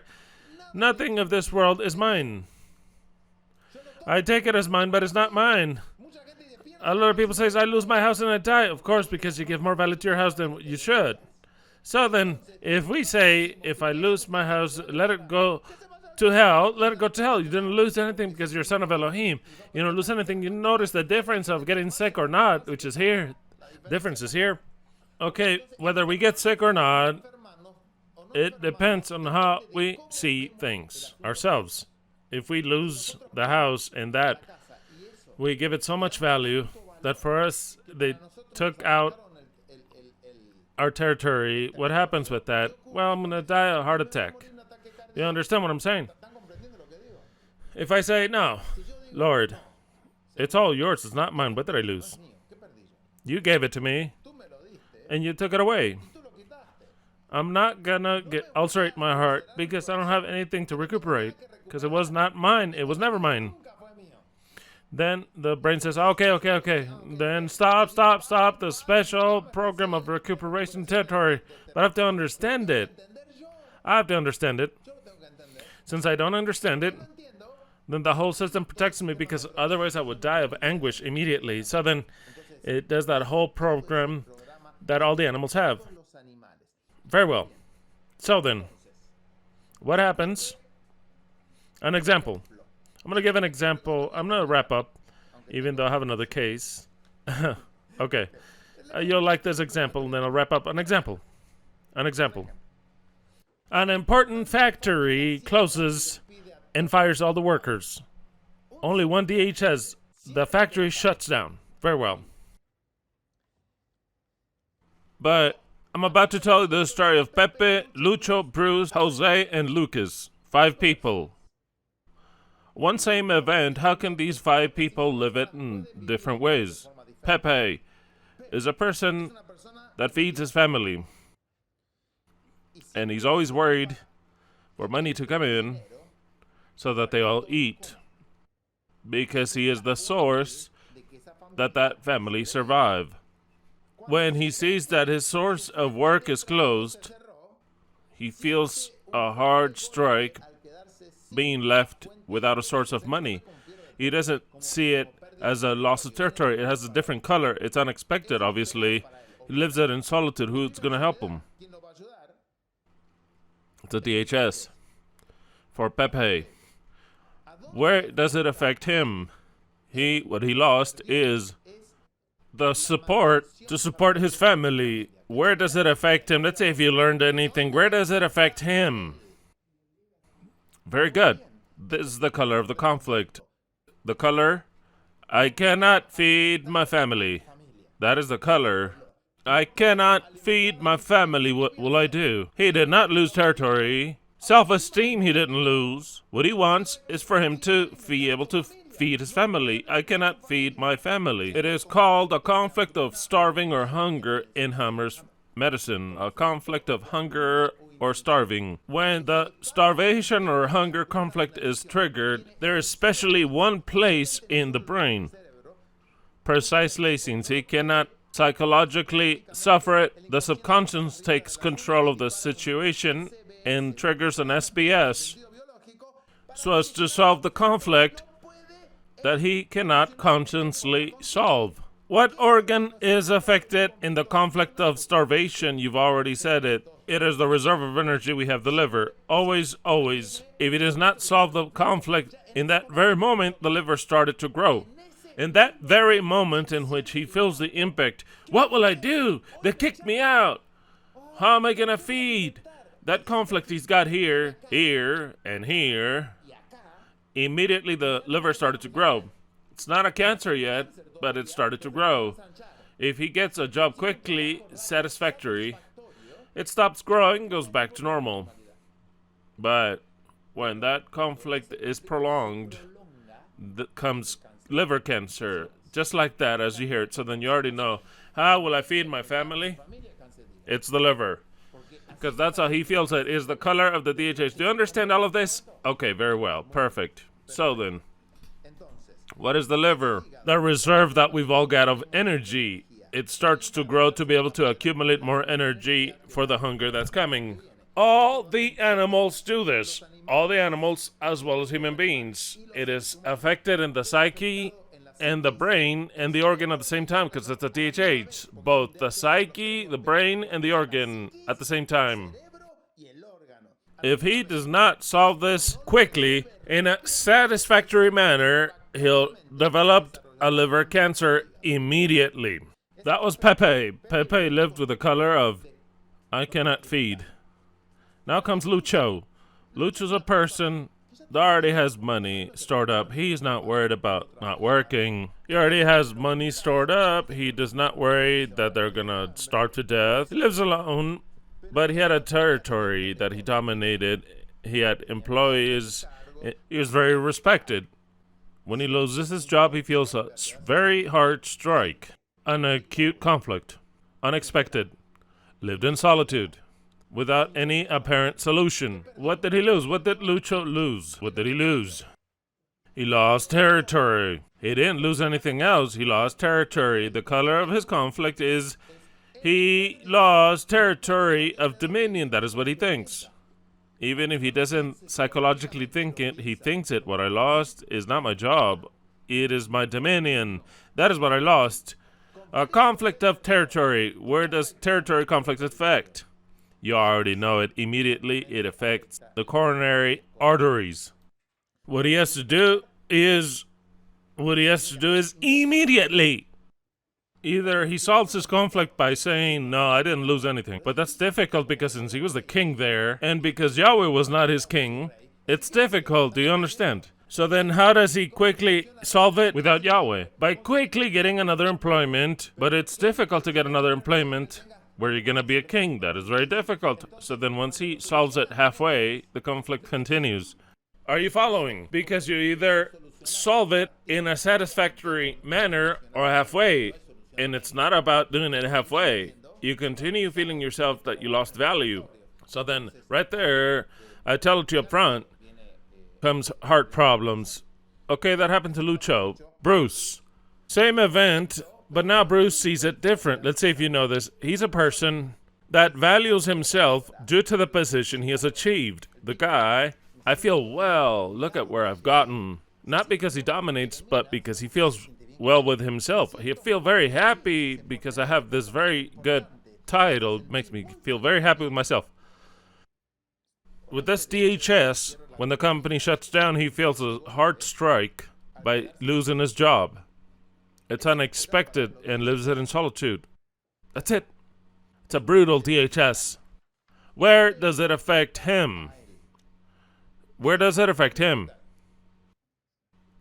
You don't know. Okay. This is the color of the conflict. I have lost the position that I deserved that made me feel happy. He didn't lose territory. He doesn't need money to eat. He lost what made him happy.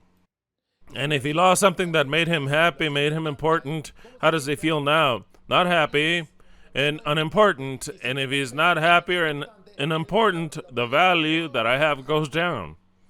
To what point does it go down? It depends on what he'll have. If it goes down way too much, the bones. If it goes down, give or take 50%, then the articulations, the joints. If it's a little less than that, the ganglia, depending on what he'll have. This conflict is a conflict of value. A conflict, it would actually be called the conflict of loss of value. But it's the same thing, right?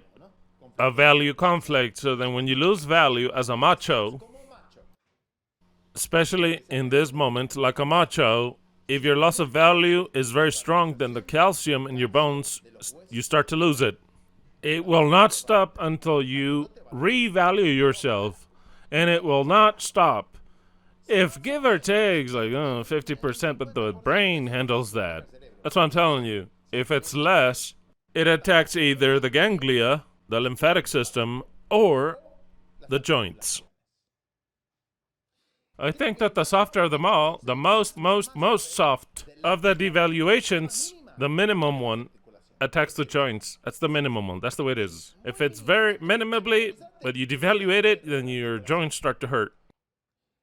A little stronger, the ganglia. Very strong, the bones. And notice, if we are the temple of Elohim, we're a temple of Elohim, where he precisely dwells. When we don't have value, what crumbles? The columns of the temple, and which are those? The bones. What is the structure of the columns? The bones. But if we don't give value to ourselves, the structure starts to crumble down. But since we're temples of Elohim, we have to understand that under no situation should we lose value. That is why what Leslie wrote, which is really fascinating. I forgive myself. I am valuable. I'm very valuable. A factory does not have to tell me how much I am worth. Nobody has to tell me how much I'm worth. None of my friends have to tell me how much I'm worth. My husband doesn't have to tell me how much I'm worth. My wife doesn't have to tell me how much I'm worth. I am worth because I am worth, not because anybody tells me, because a day that my wife does not tell me, then I lose value immediately, because in the measure of my worth resides in someone, and it cannot reside in anyone but in me. If it's in me, I can never lose it. If it's in something outside of me, my wife, my husband, my children, my friends, my factory, or whatever, then tremble, because the day that some of that falls, then you fall yourself, because your foundation, which is all of that, your value, you placed it in hands of others. Never you should need for anyone to tell you how much you're worth. That's a lie of psychology. If you need for somebody to tell you you're worth a lot, then pay attention when they don't tell you you are worth a lot. They say you're a piece of shit. You're the worst thing you have, the worst thing you do. You're a piece of shit and you're a son of a bitch. Where is your worth? Tell me, where is it? You'll never ever get it back, because you based that on exterior things. And Yahweh wants for you to base it in yourself. In yourself. In yourself. Not in another, in yourself. Are you understanding what I'm saying? If you understood this, there wouldn't be any sicknesses. Of this, at least. Of this one. Because value is you. You are a person that's unique. No one can replace you. No one can replace your place. You're unique. You are authentic. Yahweh made you. You don't need for anyone to tell you how much you're worth, because you're on this earth. It's because you're worth a lot, and Yahweh placed you so that you understand and take conscience of who you are. I am. I am. That's it. Who is it? I am. I am. What is his and yeah, I am. And you are. You're not doctors. You're not engineers. That is to value yourself, because the day you lose the title, if you valued it, you go to the floor. I am. I don't know. Let's say something high. A doctor in theology. The day that the organization that give you that title says, you know what, doctor in theology, that title goes to shit. We take it out of you. Where did your worth go? I didn't say, where did your worth go? To shit. It went to shit. And since it went to shit, then your whole loss of value starts, and you can't stop it, because you had placed in that paper your value. I am a doctor. I am a dentist. I studied in this university. Wait, that's what you're worth. That's what you're worth. Nothing else. But never will you say, I am, because I am. Whether I studied or didn't study shit, I am. That's it, I am. I don't need to be tall to be. No. I don't need to be thin to be. I am, period. Accept yourselves the way you are, and admire yourselves the way you are. You're unique. I am unique. No one can replace me. No criticism can affect me, because I am, period. That's it. If we understood that, there is no loss of value ever again. But we value how much money there is in the bank. Of course, Eve. They ask him, who are you? I have $2 million in the bank. Oh, you're worth a lot. Go ahead. We'll offer all this. And what about you? I have $2 in the bank. You're not worth shit. But if you value yourself because of money, then I'll tell you from the get-go, you start to lose calcium right away. You'll become dirt quickly. If you value yourself from now on, like that what Leslie wrote, which is a prayer from the soul to cure the soul. I forgive myself. To value myself, to forgive myself. I forgive everything. I absolutely forgive myself. What I did right, what I did wrong, I forgive it all. Everything. I might forgiven, but I know that goes to another level that maybe I'll teach it to you later. It's not about saying it with your mouth, but from the heart, actually, because a lot of people consciously say, I forgive myself, but inside they have a lot of things that they cannot forgive themselves. They cannot forgive themselves, and to top it off, they have charges that their mom put on them. What? Your dad? What? Your grandpa? My grandpa? Yeah, your great-grandpa. Charges that I never did, and I have them. Yep. There you have them. And everything you do is guided by that. We'll talk about that in another opportunity. So then, we have to learn to seriously forgive ourselves and seriously value ourselves. I don't need hair. I don't need to be thin. I don't need to be fat. I don't need to be strong. I don't need to be brave. I am authentic. I am not ashamed of anything.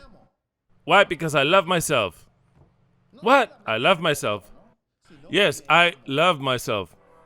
If you don't love yourself, you'll never have self-value, because if you love money, you're only going to be valued if you have that money with you. If you love the titles, then you aren't going to be valued if you're surrounded by titles.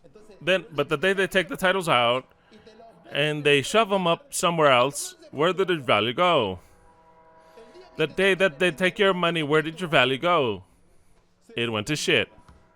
And you yourself go to shit. Everything. Out of control. Out of control. So then, in order to learn to control, I have to understand I'm worth.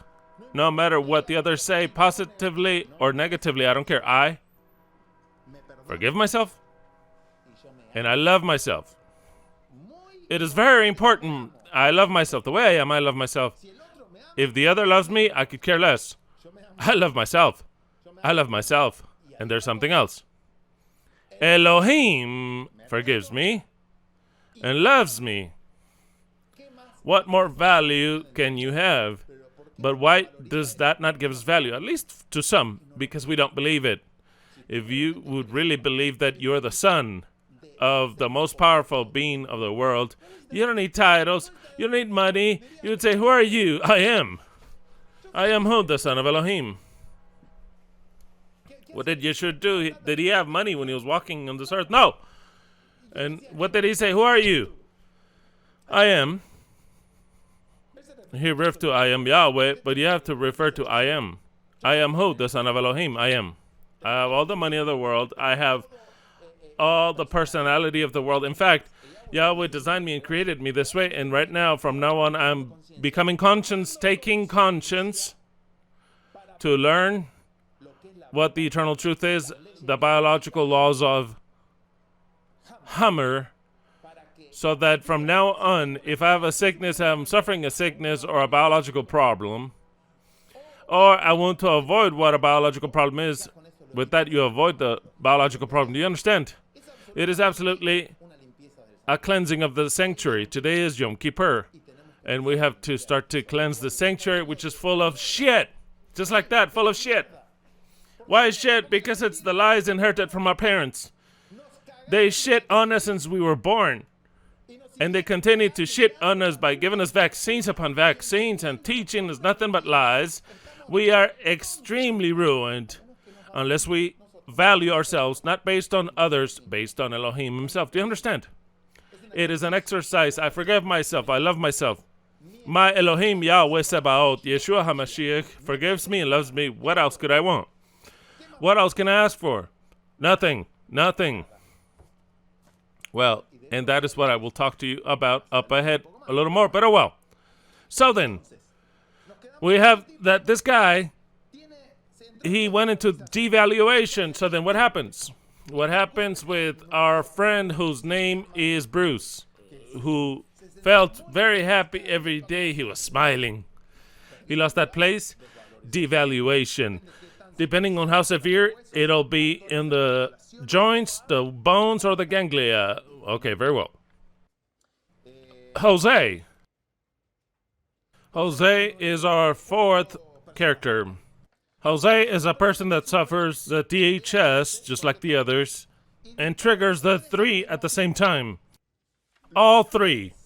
This guy lost the ability of being able to feed. a conflict of starvation. He lost territory. And he lost his own value there. So then it doesn't trigger one, he triggers the three at the same time. What type of problem will he have? What comes are problems that are grave. And you know, that is what's most common. The most common is that we trigger two or three. Not just one, two or three. SBSs. You already know what SBS is, right? A significant biological special program. What the sorcerers call, what do they call it? Sicknesses. Sickness, okay. Lucas, our last character, Lucas, is a person that hates that factory and wants to leave there. And when they say that it's shut down, he's happy. Although he lost money, even though he has to look for another job. What did it affect him? Nothing. There's no DHS. There isn't. There's no DHS. There isn't. Because he says, I'm out of here, this piece of shit factory. I hated it. I hated it. I'll tell you a story, a real one. Two little siblings go every day to school. One of them, the better of the two, develops a brutal asthma. So then Hummer, or with the medicine of Hummer, they start to investigate, not with the sorcerer's medicine, that other medicine they give him. Oh, he was already being treated.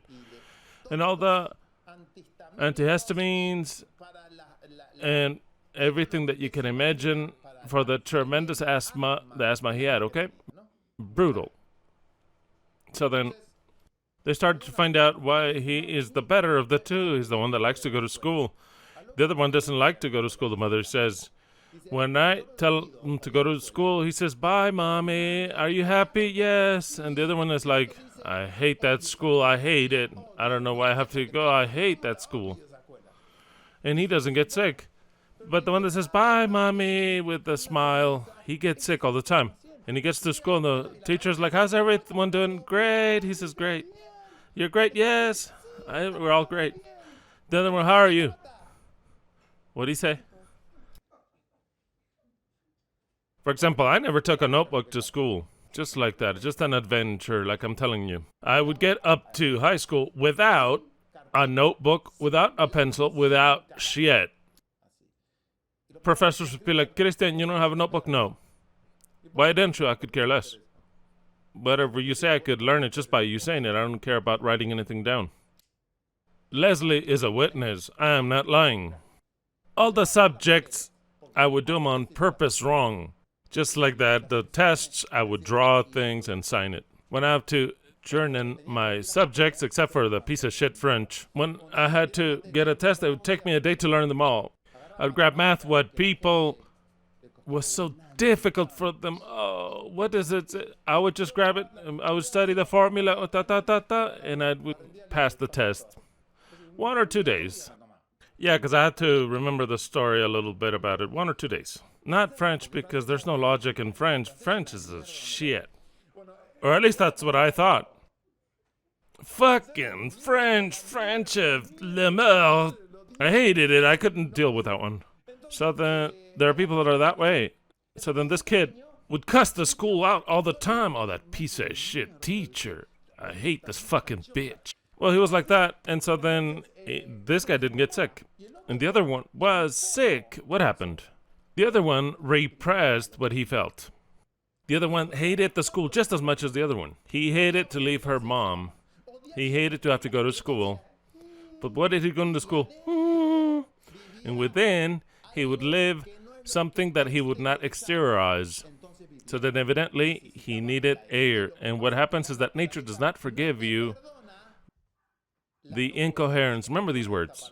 If there's no coherence, nature does not forgive you because your subconscious brain is coherent. You're the incoherent one. When you go to the neighborhood and you see your neighbor comes with a dog, and you think, what a piece of shit dog. Oh, I'd like to, and that lady, I would like to kick him both in the ass and make him fly in the air. And then she comes, oh, hi, Doña Maria, how you doing? Oh, what a nice dog.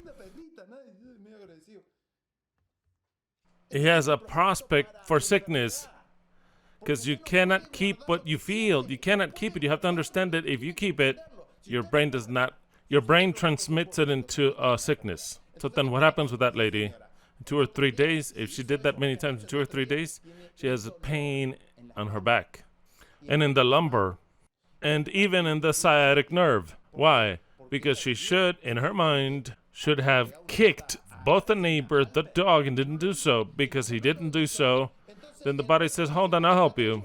I'll help you. So that you decide to not do it, I'm going to give you a pain that you're not going to even think about not saying because of what you should do, you don't do it, so then I'll stop you. That's how the body works. So then, if we are not coherent, our thought with what we say, if I say, how beautiful is that? What an exquisite food. And when then I'm saying it's a piece of shit. This is the worst. This is the worst. Piece of shit kombucha. But I say, oh, it's excellent. Wow. If I am incoherent with myself, I shouldn't say anything. But not to praise incoherently because it is paid. It is immediately paid. I'll tell you up front, okay, so that you learn. That is the word.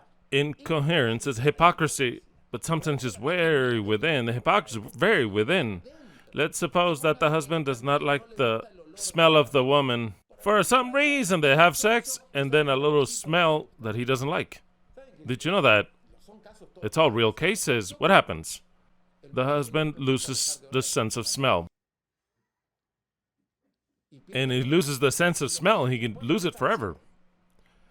Because the whole biology responds to what you need.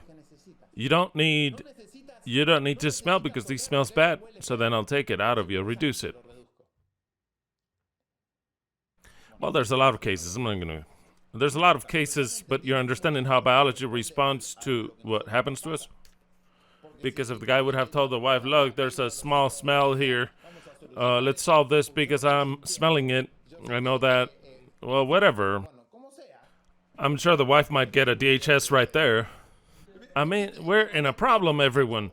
So then if the guy does not say it, he receives it. If he says it, then maybe the wife gets offended and gets a DHS and sends the guy to go fuck himself. I don't know. Anything could happen. But due to not saying it, the guy loses the sense of smell. Do you understand? Because we're animals that will respond to our incoherence, our no coherence. So then we have to learn to be coherent. Coherent. And there's a lot that we have to learn. So then, what happened to Lucas? The last case, Lucas, well, nothing happened to him, obviously. Another case. What time is it? 4:37, and this is still recording. Okay, last case. A woman finds her husband with another lover in her bed. Woman goes into her house, ta-tan, opens the door of her own bedroom. Her bedroom finds her husband in bed with a lover. Of course, they didn't hear her. Because she entered quietly and finds her husband with a lover. Okay, very well. Here, many things can happen. You see a DHS. Okay, that's a DHS. It is acute, unexpected, lived in solitude, and without solution. So then here, 2 types of problems are triggered, but it depends on what color the woman saw it. You understand, right? Here comes a sickness, but different sicknesses. What will happen here? What will happen? Okay. If she thinks and sees him, because it's all about the emotion you feel, I'll explain it. What is the emotion? Not thoughts. Thoughts, it's emotions with words. No, not thoughts. Not even true thoughts. Emotion is hate, treason, hate, fear. That is an emotion, okay? Okay. So then if she thinks, why does she have sex with her, not with me? Because she could think every woman's going to react a different way. She sees her husband right there with this woman in bed, in her own bed, and says, this guy, why does she have sex with her, not with me? And right there in her mind, she says, no wonder he doesn't want to have sex with me. No one now understand. Because I see that the husband didn't want to touch her, but wants to touch another one, the neighbor, for example. So then, if that happens, immediately she says, oh, no wonder she doesn't want to touch me. There's a conflict. So then, It is a conflict of frustration. Sexual frustration. Doesn't want me. I'm not attractive for him. Doesn't want to touch me. Cervical cancer for sure. Just like that. Cervical cancer. Just like that. That's where you get that type of cervical cancer. If you have that, then you can start to... There's other causes, but this is one of them. One of the causes. Why? Because my husband preferred another one, and because I don't sexually turn my husband on. Very well. If she's another type of woman, and looks at her and says, wow, she's younger than I am, she's prettier than I am, I cannot compete with this girl. I'm a piece of shit old lady, I look old, and I'm a little old, this one's young. Her skin, you can see that her body's toned. How can I compete with that beast? If she feels it that way, it is a conflict of loss of value. She's better than I am. I compared with her, how much am I worth? Nothing. Immediately comes a pain in the lumbar region, but it'll be translated to all types of bones problem. Do you see what is the color of the conflict? One, DHH, depending on how the person lives it, comes the sickness, but it comes immediately. No wonder I have bone in my pain. Somebody must be writing. Of course. If she opens the door and she doesn't care if she's pretty, doesn't care if she has sex with her or not, she lives it another way. She lives it... Oh, how nauseous! How nauseous that's... If she lives it like she doesn't care if she's pretty or not, she could care... Oh, how nauseous! How nauseous! She is nauseous. Not my husband. How nauseous is she? She can live it... How nauseous is she? What she gets, it's a conflict of fear, repugnance, or nauseous, and it affects the pancreas, and it causes for the hypoglycemia to take place, the contrary to diabetes. Why? Because she feels nauseous, and it gets together with something else. Nauseous is with fear. Nauseous, and she's going to leave me for her. Nauseous, and I'm going to lose my husband. Those two things get together, and she gets hypoglycemic, which is very, very common. That affects the pancreas. Very well. You don't have to understand it right now. Just comprehend of how the sickness, according to the color that I live, the DHS, it takes me to different places. Do you understand? Okay. And it's going to impact the same DHS effects in different parts of the brain according to the way I live it, according to it's my psyche of my belief. All of a sudden, another woman, same situation, opens the door and says, she says, what anger, oh, how anger and nauseous is my husband. Could not even care less about the woman. She's pretty or not. No, she is nauseous against her husband. How nauseous, she says, my husband. The other one is blinded, doesn't care how the woman is. Do you understand what I'm saying? You see how it's different situations that take place. If the woman feels nauseous because of her husband, but not because of the woman, then what produces something else. It's a conflict of repugnance that's more resistance, because she knows that she has to live with her husband, even if she says, oh, come, forgive me. She's going to have to live with him. Every time she sees him, she knows she's going to be remembering that DHS, and it produces resistance, and she gets diabetes. It could be produced because of many other things, of repugnance that I'm not going to explain today, but of that situation specific that her husband is with another woman and it's repugnant to her and she has to live with him. It is repugnance, nauseous, diabetes, directly, just once, directly. It wasn't that diabetes, it's because genetically my pancreas, or I ate a lot of sugar. No matter how much sugar you eat, if your pancreas is all right, it's all right. That's what I never understood. My mother was the one that ate all the sugar. Coca-Cola, we had to buy lots of them. Everything was sugar,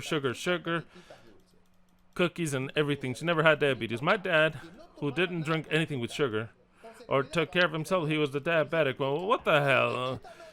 This one eats, but I'm so scared about how much sugar she eats. I'm scared. She didn't have diabetic, and the other poor wretched fool has diabetic. There's a problem.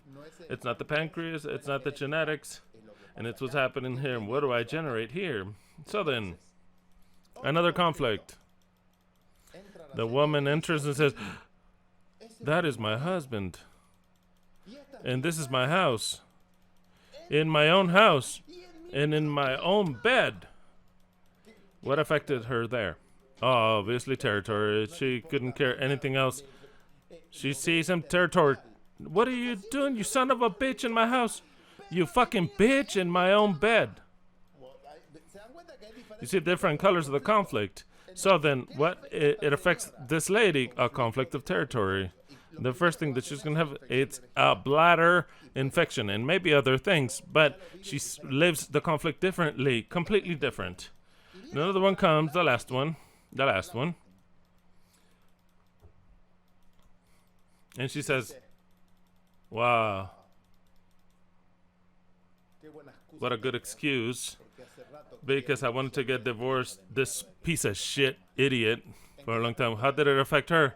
And nothing, a solution for her. So then that person does not get a DHS, says, fuck you, now you're going to get this, because now it's what I needed. Bye. So then, what did we understand today at least? Pay attention because I'm done already. What did we understand today at least? That for any part of the vortices, what are vortices? If it's a triangle, these are the vortices.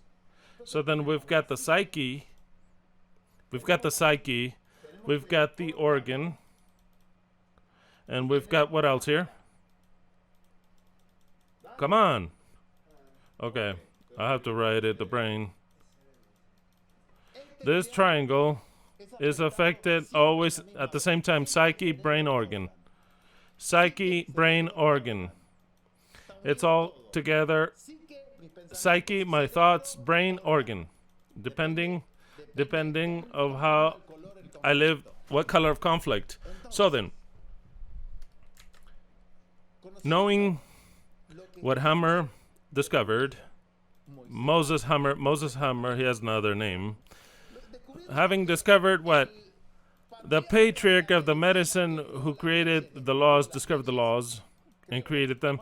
When we know this triangle, we can say, what conflict do you have in the psyche? What conflict do you have? And I'll tell you what organ is affected and what part of the brain has the hammer focus. Do you understand? I can also say, tell me what organ is affected, and I'll tell you what conflict you have and where is your hammer focus. And I can directly check your CT scan and say, I perfectly well know, thanks to the hammer focus, what conflict you have and what organ is affected. That's it, it's over. It's so simple. The new medicine is so simple. This can be compared with traditional medicine. Nothing at all. They don't even know where the fuck they stand. Where cancer came from, I don't know. It got you. No. When Hammer discovered why, all the answers and solutions of why. So then this became simple, that at the same time it's very complex, because it's all biology is what we're talking about. There's a lot of problems, all of biology, but we're going to continue studying it. I will only record the words that Yeshua said. And I thought to give this 24 pages, I don't know, I got to number 9. In my mind only, I was going to give them all in 2 hours. I said, I'll just read everything and that's it, it's over. Yeshua, I'm going to wrap up with these words of John 8:31 to 32, which he said as follows. Yeshua then said unto the Jews that had believed on him. You see that the belief is fundamental. What I believe becomes reality. I don't need proof. It's in every context. If I believe it, if I don't believe it, I know it, but I don't believe it. Exactly, in every aspect. So then Yeshua said unto the Jews that had believed on him, if ye were to remain in my word, then ye shall truly be my disciples. And ye shall know the truth, and the truth shall make you free. And today in this Yom Kippur 2018, the truth of the biological laws, which I only taught you the first one, but you already understood the whole concept. You already understood the whole concept, really. You understood it all. Makes you free. Makes you free of system that is sickly, a murderous system. I want to read to you these words of Moses, Reiki geared hammer, which are impressive. Then I'll read everything, the whole paragraph, which is long, but I'm going to read the word so that you understand this. It reads as follows. Our beloved, admired Moses Reiki geared hammer. All the so-called sicknesses have a biological special significance. We understand that already, right? As long as we tended to consider Mother Nature as fallible, and we had the audacity of believing that she makes mistakes constantly, you see, is that's what we believe, that's a mistaken nature, and produces mistakes, cancers, growths, malign, without any sense, degenerative, etc., etc., etc. Can we now see, as long as the blindfold falls from our eyes, that they were only our ignorance and pride, the only stupidity in our cosmos. Did you understand what I just said? It was our stupidity or ignorance to believe that it was all degenerate and mistake of nature. A fail, nature failed, or God himself. Blinded. We brought affront to ourselves this medicine without any sense, the traditional medicine. Soulless. You know why it's soulless and brutal. Full of awe, can we now understand, first of all, that nature has an order. And that we already knew. We already knew that it had order, but the whole medicine was in disorder. And that everything that takes place in nature has a purpose in the mark of it all. And that the events that we used to call sicknesses are not alterations without any sense that have to be repaired by sorcery apprentices. What Hammer wrote really called my attention. It says that precisely what these sorcery apprentices, which are the doctors, with their PhDs, the whole brutal pharmakeia, which dominates the nations, Hammer, Moses calls it sorcery apprentices, but he doesn't know what is written in Revelation, what it says by your sorceries. And I said, wow, when I read this from Hammer, I said, wow, the only one that can have inspired him is Elohim. He says, I'll read it to you again. It's impressive. It says, it's not alterations. These so-called sicknesses are not alterations without any sense that have to be repaired by sorcery apprentices. We can see that nothing lacks of significance. Nothing is malign and is sick. Reiki geared hammer. Then I'll read it to you more phrases, longer ones of the books that I have of Hammer.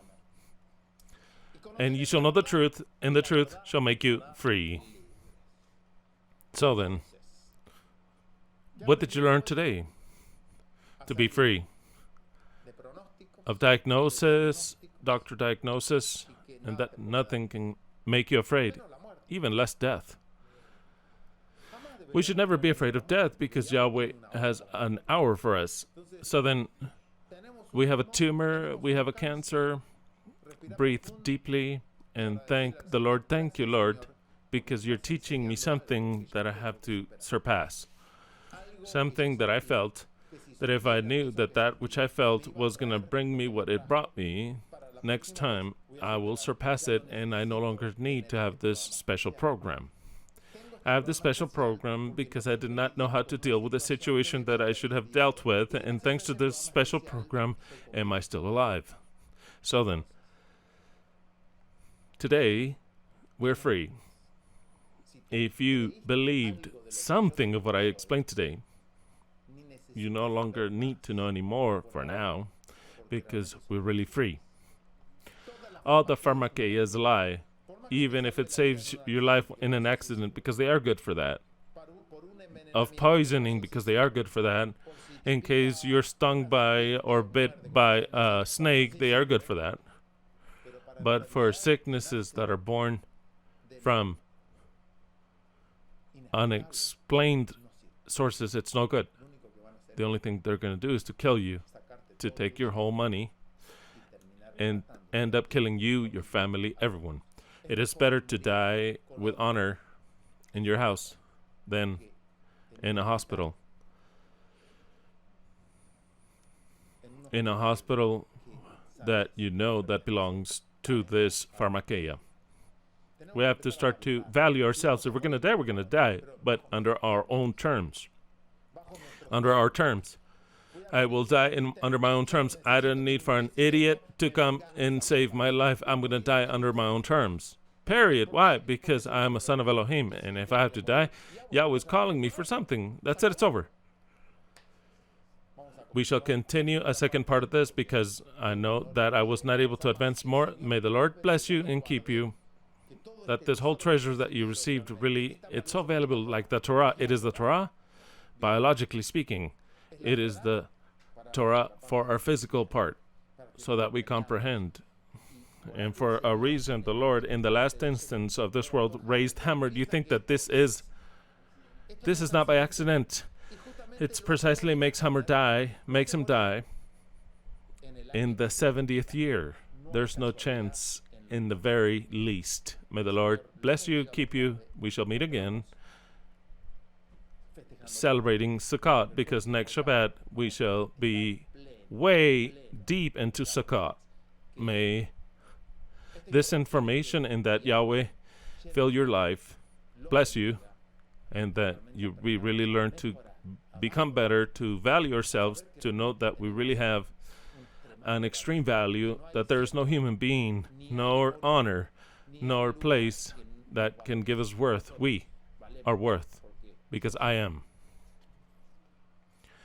Let us thank the great, great, great I am for this, because he has freed this morning us from something that is a death sentence. Because to know that, to have cancer and to know that it's going to kill you, it's a death sentence, and today he has freed us from this death sentence. Blessed Yeshua that art in heaven, Lord, I thank you because you have raised Hammer, because you taught Hammer, because you revealed unto him these laws that you created. Lord, we give you thanks because at some point in time, your children would be informed of it. Lord, we give you thanks because you have placed us on this earth to learn, to surpass all the difficulties which we ourselves created. Lord, I ask you that in this day of Yom Kippur, that it's already closing, that all of our sins, all of our bad attitudes and wickedness, that you cleanse them. There are things that are still within that make us sick. Today we have learned that the emotions get us sick. We really desire to be people that do not need these special programs, because we desire to no longer have to use them, that we have a stable health on a permanent basis, and you are our healer. Blessed art thou, Yeshua HaMashiach. All this I thank you for, knowing and believing that you have pardoned every one of those who believe in you, and of those who really this day they kept it for you, because you are our high Kohen, and you are our only Elohim, healer, savior, to whom we expect, and that very soon we shall see you here. We give you thanks for forgiving us all our sins, and now we ask you that you help us to value ourselves, because if you forgave us, you created these sons of yours so that they really have value, and that it not be a piece of paper or a position of a place that gives them worth, but rather because we are your children.